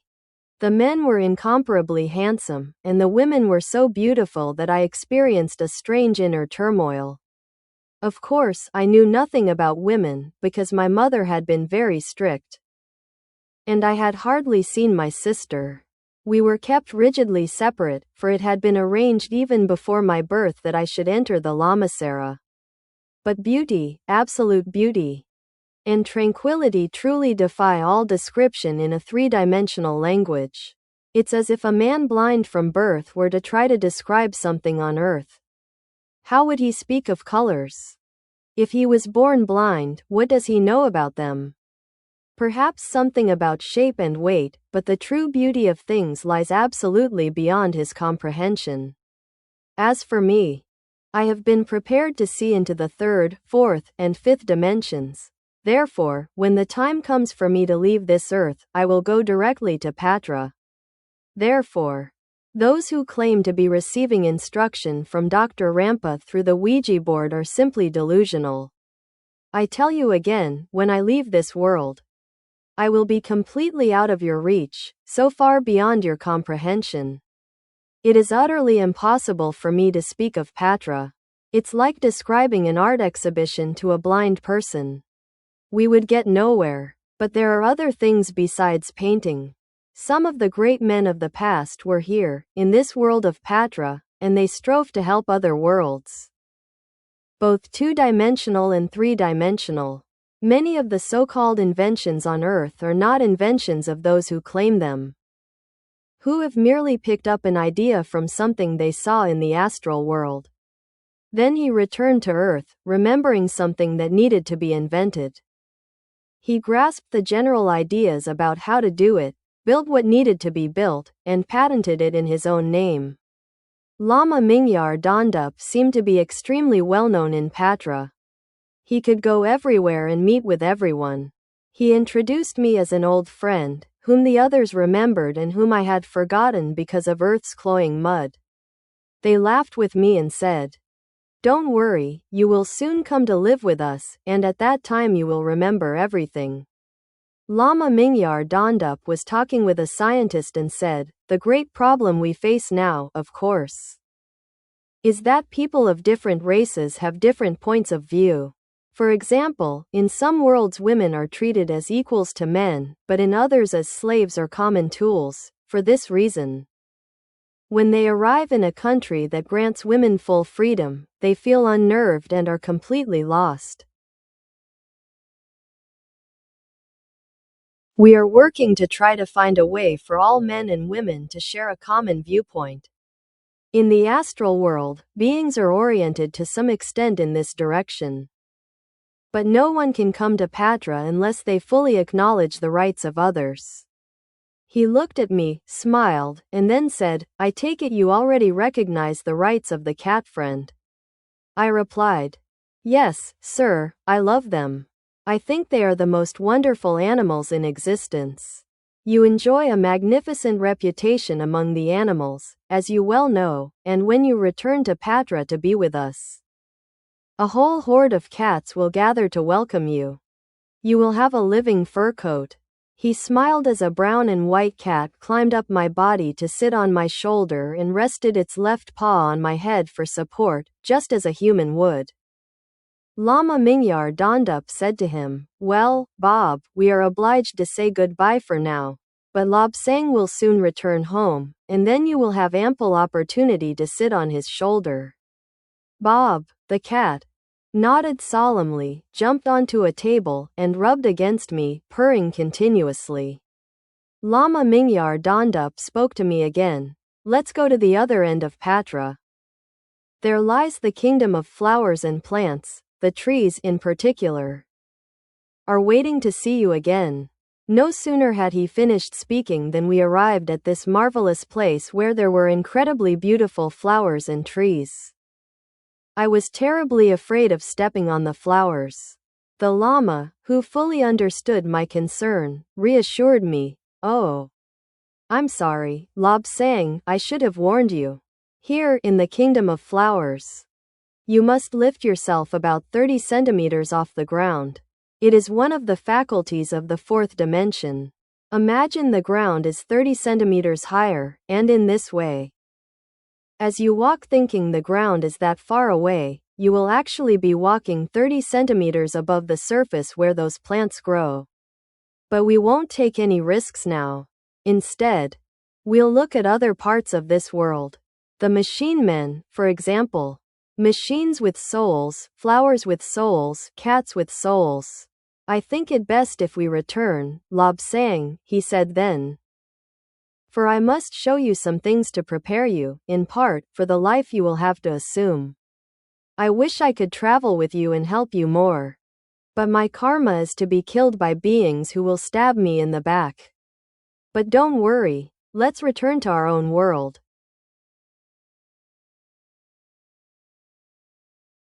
Chapter X. We left the so-called hall of the fourth dimension and crossed the large room into the place called this world. The distance was about 400 meters, so our feet were quite sore when we arrived. Lama Mingyar donned up, entered and sat on a bench near the console. I followed him and did the same. The Lama pressed a button, and the light in the room disappeared. Instead, we could perceive our world in a dim light. I looked around, wondering what had happened. Where was the light?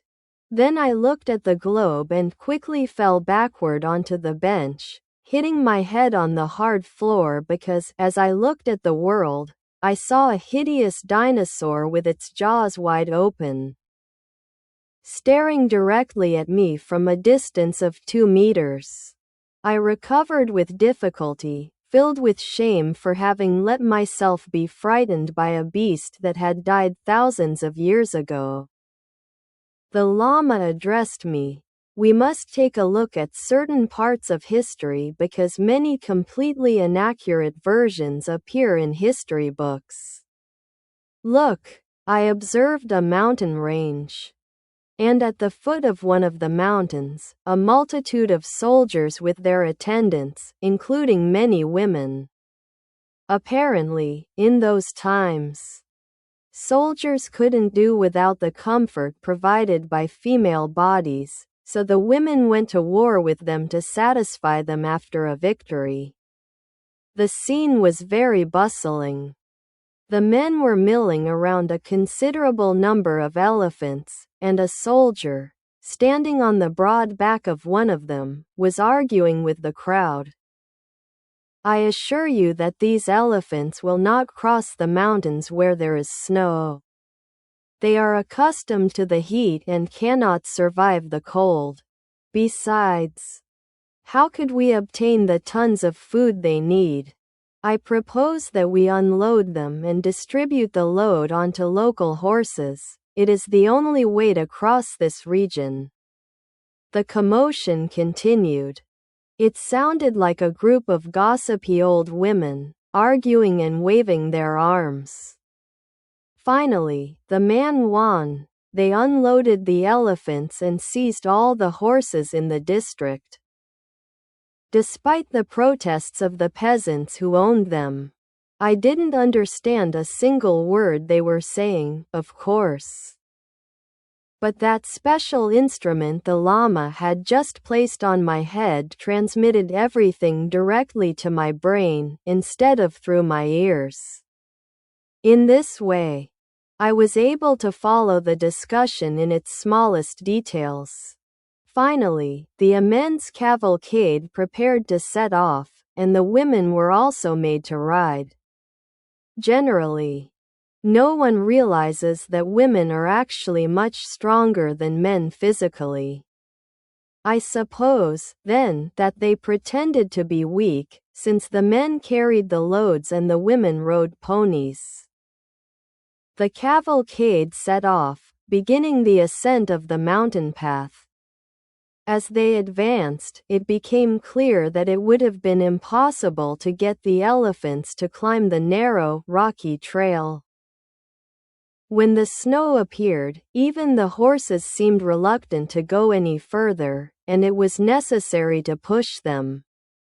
Lama Mingyar Dondup skipped ahead a few centuries. When he stopped the Earth's rotation, we witnessed a battle unfolding. We didn't know where it was taking place, but it seemed quite bloody. It wasn't enough to simply plunge a sword into a person's body. The victor usually cut off the victim's head, and all the heads were piled up in a large heap. For a moment, we watched all those men killing each other.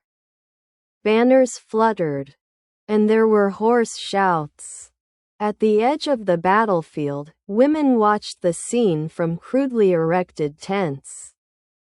They didn't seem to care much which side would win, for in any case, they would be used for the same purpose. But I suppose they watched with a more or less idle curiosity, just like us. By pressing the button, the world began to spin faster. Every now and then the llama would stop it, and I found it utterly incredible that each time scenes of war unfolded before me. We continued on until we reached the time of the Crusades, which the Lama had told me about. In those days it was fashionable among men with noble titles to wage war against the Saracens, a cultured and kind people, but well prepared to defend their homeland. Many English noblemen met their end on the battlefield.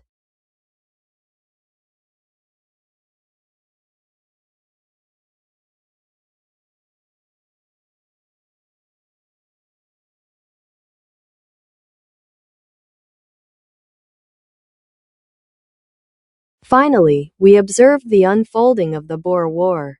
Both sides were absolutely convinced of the justice of their cause, but the Boers seemed to have a particular target, not the heart or the stomach, but lower down, so that if a man was wounded and managed to return home, he would be of no use to his wife. The Lama explained all this to me in a low voice. Suddenly, the battle ended. Both sides seemed to be either winners or losers because they mingled. Finally, the invaders, the Crusaders, moved toward one side of the battlefield, while the Saracens moved toward the opposite sector, where some women were also waiting for them. The wounded and the dying were left where they had fallen, for there was nothing more to be done. There was no medical service, so if a man was badly wounded, he would often ask his friends to end his suffering. They would place a dagger in his hand and leave. If the man truly wished to end his life, he only had to thrust the weapon through his heart. The world kept turning, and a fierce war raged, seemingly engulfing most of the planet. People of all colors were seen fighting and using all kinds of weapons, especially large cannons on wheels. In the air, balloons were tethered to ropes so high that a man in a basket suspended from one could watch the enemy lines, trying to anticipate when they would attack or how to carry it out. Then we saw some noisy machines approaching from the air and firing on the balloons, bringing them down in flames. The ground was a gruesome mixture of mud and blood, and human remains were scattered everywhere. There were corpses hanging from the barbed wire fences, and every so often explosions could be heard as large bombs flew through the air, exploding on impact with devastating results for both the local population and the enemy. Pressing the button again changed the scene. Now, looking out to sea, we saw points so distant they seemed like mere dots. But Lama Mingyar Dondup zoomed in on them, and we realized they were large metal ships with long tubes moving in all directions, spewing out enormous projectiles. They traveled more than 30 kilometers before hitting an enemy vessel. We observed that a warship appeared to have been hit in its magazine, as the projectile pierced the deck, and then a tremendous explosion occurred. The ship rose up and shattered into 1,000 pieces. Chunks of metal flew in all directions, along with human remains. With all the blood being spilled, a red mist seemed to envelop the area. Finally, some kind of agreement seemed to have taken effect as the soldiers stopped firing. From our vantage point, we noticed a man surreptitiously raise his weapon and kill his own officer. Lama Mingyar donned up, quickly pressed some buttons, and we were transported back to the time of the Trojan Wars. I murmured, "Master, aren't we jumping from one era to another without any regard for the sequence of events?" "I'm showing you all this for a reason," Lobsang. "Look."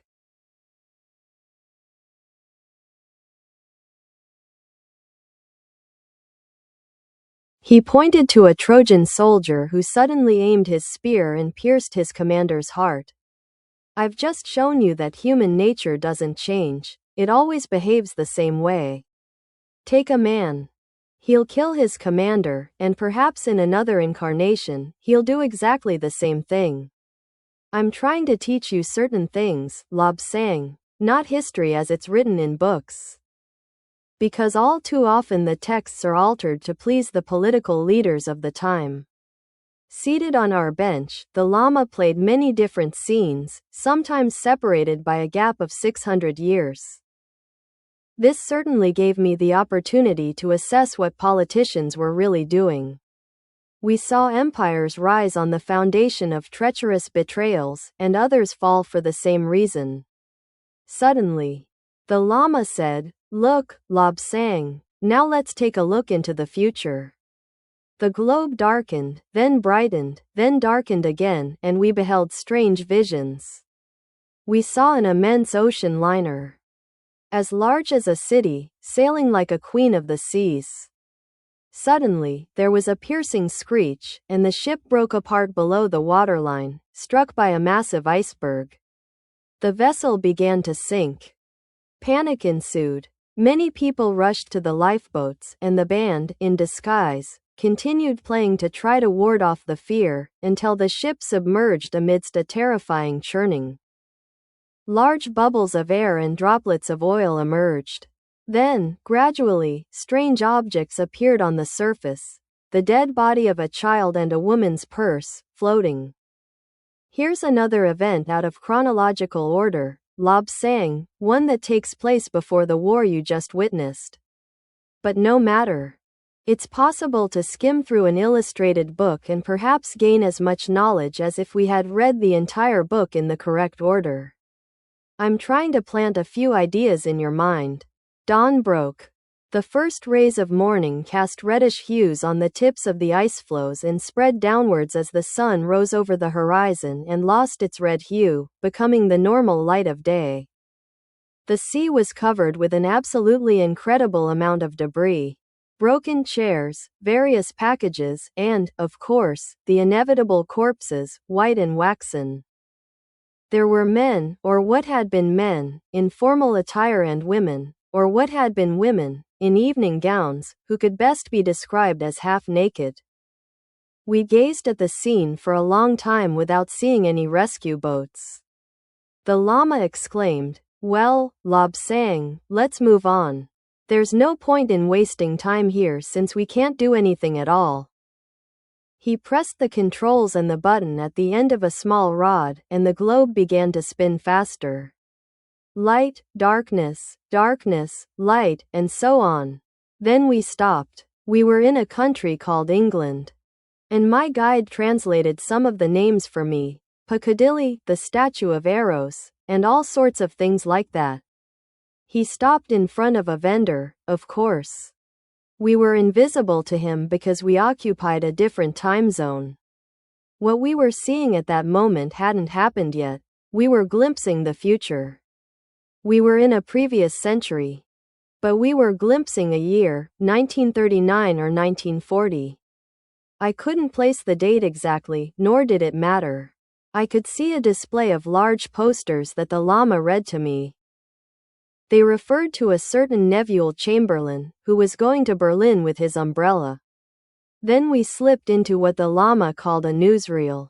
On a screen, we saw grim-faced men in steel helmets, equipped with weapons of war, marching in a highly peculiar way.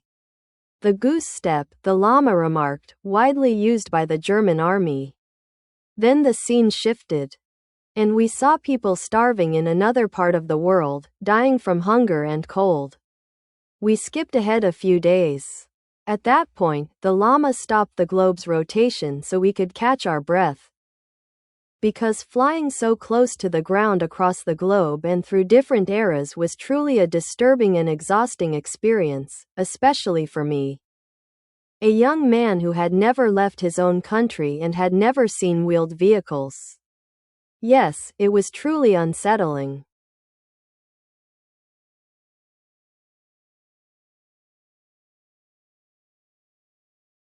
I addressed Lama Mingyar Dondup. Master, I want to talk to you about Patra. I've never heard of that place before. None of my teachers ever mentioned it.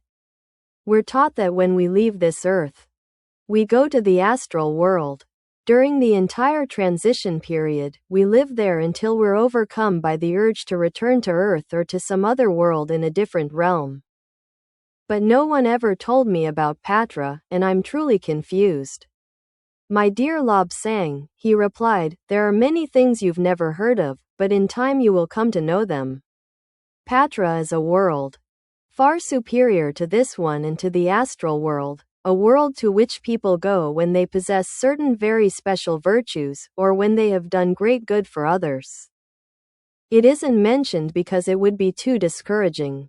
Many are chosen as potential candidates for Patra, and at the last moment, the person reveals some weakness or mental error and loses the opportunity to experience it.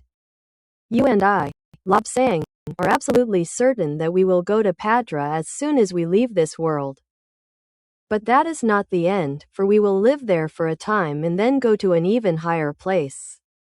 In Patra, you will see people who have dedicated their lives to research for the good of both humans and animals, not only for humans but also for the animal world. Animals have souls and progress or cease to progress just like human beings.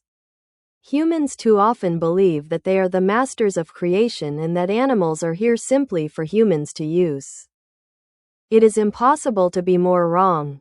Master, you are showing me how the war unfolded, a war that lasted for many years. Now I would like to know what happened, how it ended, and so on. Very well, the Lama replied, we will focus on the moment immediately before the end of the war.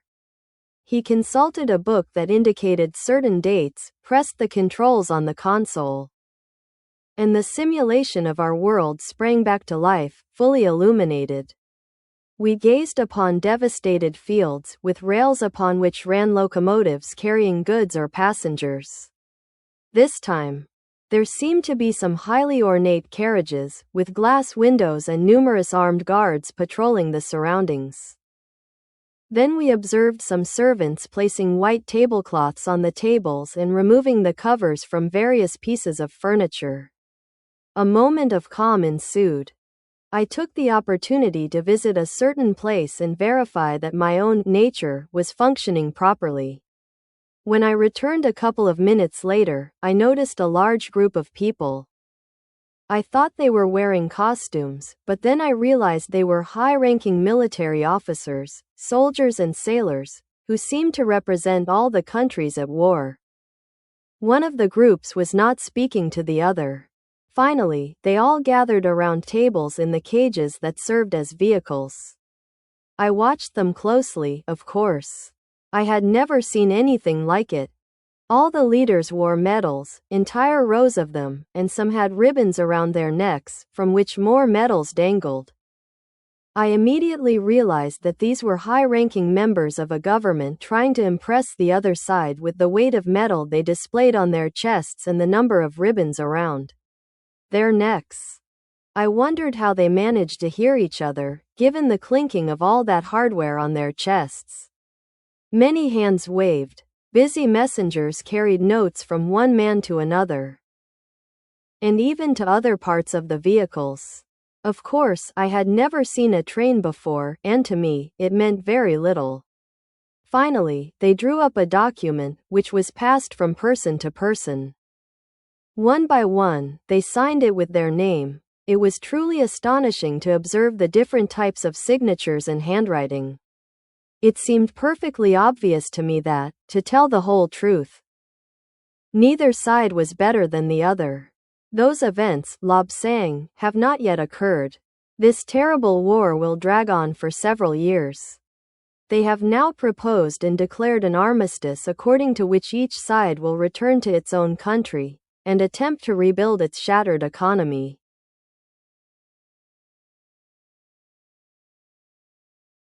My eyes widened because there was no rejoicing to be seen. Everyone wore grim faces, and their expressions revealed no joy at the end of the armed conflict. On the contrary, their expressions were of hatred, deadly hatred, as if they were thinking, "Very well, you won this time. Next time we will be the ones to kill you." Lama Mingyar Dondup decided to continue observing the same period. We saw soldiers, sailors, and airmen continuing to fight until a certain hour on a certain predetermined day.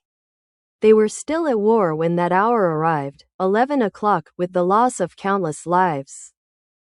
We saw an airplane with red, white, and blue circles, making a peaceful flight back to its base. It was 11:05, and a fierce-looking fighter plane appeared from the clouds, roaring, and began to pursue the other. The pilot pressed a button, and a torrent of fire erupted. The red, white, and blue plane burst into flames, plummeted downward. There was a crash and a final explosion. A murder had just been committed, for the war was over. We saw large ships on the seas with troops returning to their countries, loaded to the brim. So much so that many of the men had to sleep on deck and others in the lifeboats. But the ships were all headed toward a vast country whose politics I couldn't possibly understand, because at the beginning they had sold armaments to both sides, and then, when they finally decided to go to war, they were fighting against their own weapons. I thought that in this way one reached the most extreme limits of madness. When the large ships reached the port, everyone there seemed to have gone mad.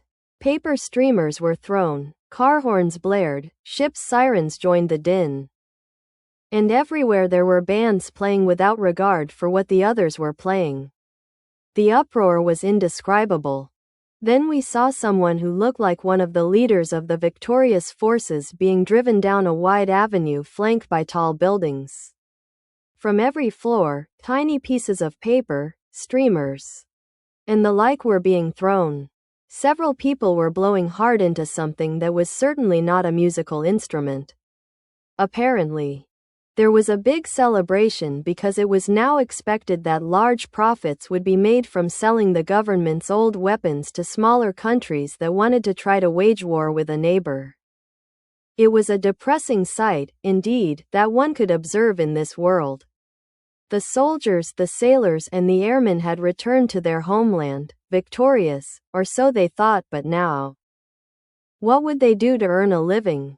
Millions were unemployed. There was no money, and many had to stand in long lines at the soup kitchens, once a day, where they were given a can of slop to take home and share with their families. The outlook was truly grim. In one country, you saw miserable, ragged people in intolerable conditions, walking along the sidewalks and watching as they turned into roads, searching for a crust of bread, a cigarette butt, anything. The pedestrians would stop, perhaps leaning against a pole holding cables, carriers of news or light, and collapse, rolling into the gutters, dead, dead from starvation, dead from lack of hope. Instead of sadness, those who witnessed the spectacle felt joy. A few more people had died, and soon, surely, there would be enough jobs. But no, the number of those frequenting the soup kitchens increased. Various uniformed people went from place to place, collecting the dead and loading them into vans, I suppose to bury or burn them. We witnessed various scenes distributed throughout the years. Among them, we observed a country preparing for war once again, the country that had lost the previous one. There were extensive preparations, youth movements, and everything else. They were training their air force by building a large number of small airplanes, claiming they were for recreational purposes.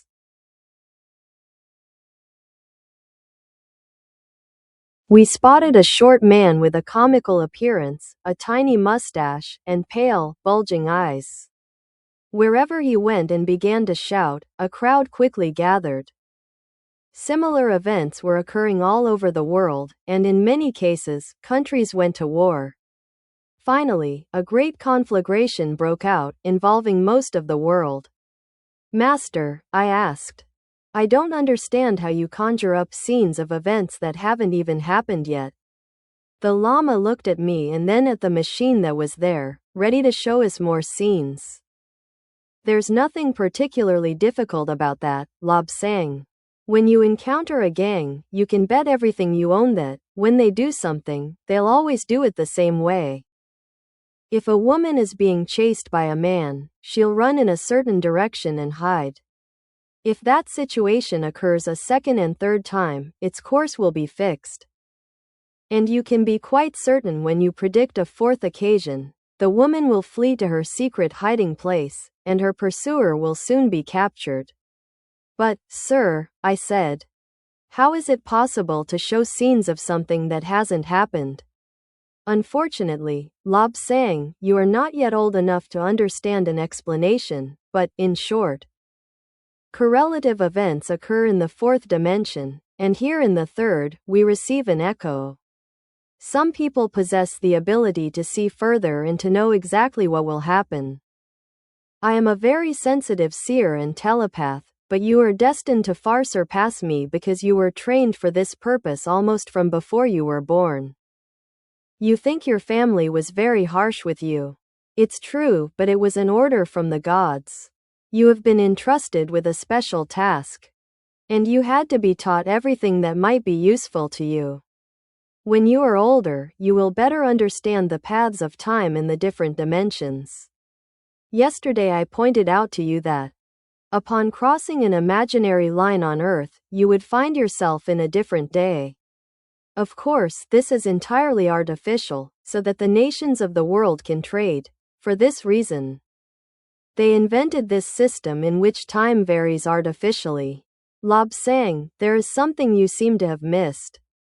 The events we are observing and analyzing will not occur for at least 50 years or more. I was almost dumbfounded when you told me this, Master, for at the time it seemed perfectly natural. But now, I realize that we lack the necessary science to produce them. Therefore, they must lie in the future. The Lama nodded gravely. Yes, in 1930 or 1940, or sometime in between. The Second World War will begin, encompassing the entire globe. It will bring about the complete ruin of some countries, and those who win the war will lose the peace. And those who lose the war will gain the peace. I can't tell you when the fight will really begin. There's no point in knowing. Anyway, we can't do anything about it. But it's likely to break out around 1939, and that's still quite a ways off. After that war, World War II, there will be a continuous guerrilla war, permanent strikes. And throughout that period the unions will try to increase their power and gain control of their own countries. I regret to inform you that around 1985 some strange event will occur that will set the stage for World War III, which will erupt between peoples of all nationalities and all colors. And will give birth to the Bronze Race. Rape is terrible, no doubt, but at least if a black man rapes a white woman, we get a new race, the Bronze Race. A uniform color must exist on this earth. It is essential for lasting peace. We can't provide exact dates, down to the day, hour, minute, and second, as some idiots believe, but it's safe to say that around the year 2000 there will be intense activity in the universe and also on this world. After a very fierce struggle, The war will be resolved with the help of people from outer space. But now it's time to test whether my legs are strong enough to walk and descend the mountainside. Because we must return to the Potala.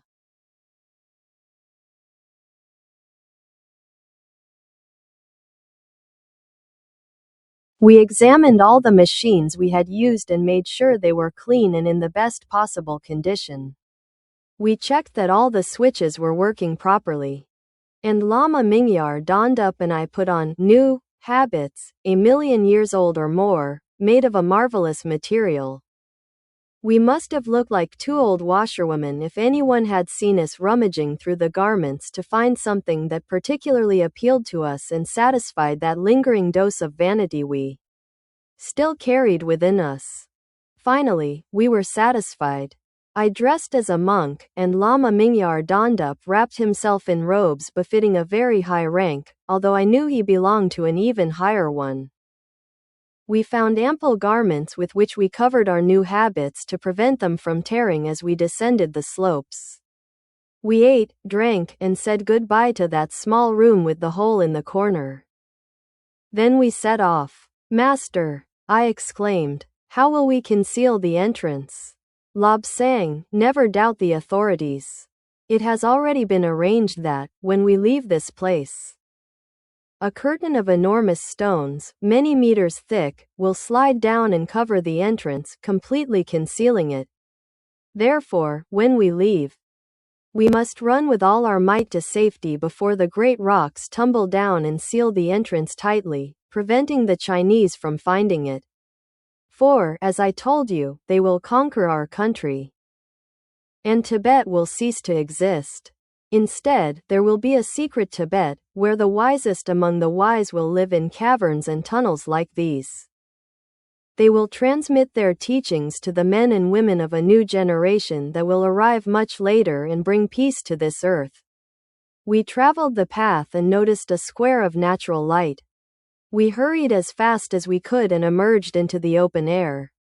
I looked down and gazed with great love at the Potala and Chakpuri. Then I looked at the steep path that awaited us and wondered how we would manage to descend it.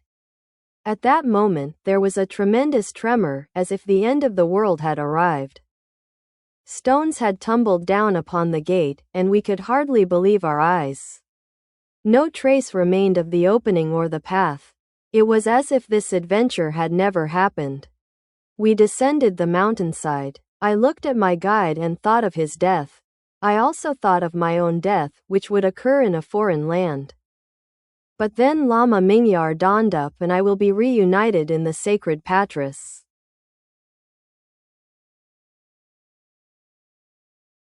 Epilogue thus concludes another true story. Now all that remains for me is to wait in my hospital bed for my silver cord to be severed and my golden bowl to be destroyed so one can go to my spiritual home, Patra. I could have done many things. For example, I would have liked to have spoken in the League of Nations, whatever its name may be now, in favor of Tibet. But there was too much jealousy, too much resentment. And the Dalai Lama was in a difficult position, having to rely on people's help, and, of course, I could not act against his wishes.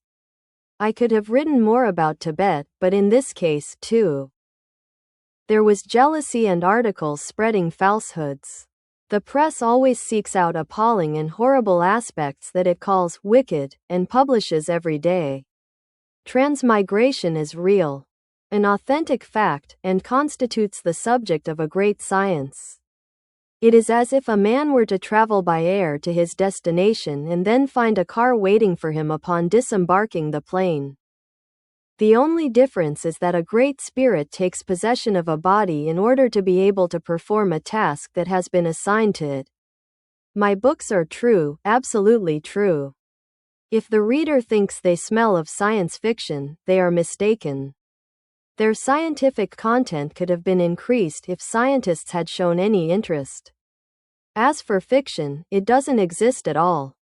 Nor do I take any artistic license. Here I am, in my old hospital bed, awaiting liberation from the long night of horror that is life on earth. My cats have been a relief and a joy to me. And I love them more than human beings. One final word. Some have already tried to take advantage of me. Certain people in Plymouth, England, circulated the story that I had died and, from the other side, had ordered them to start a correspondence course. I would direct it from the other side, and we would establish a correspondence with the Ouija Council. However, the Ouija board is a complete fraud. Worse still, in some cases it can allow evil or harmful entities to possess the person using it. May the good spirits protect you. Table of Contents Prologue. Chapter I-11, Chapter 229, Chapter 347, Chapter IV-63, Chapter V-83, Chapter V-103, Chapter 7-119, Chapter 8-137, Chapter X-153, Epilogue 169.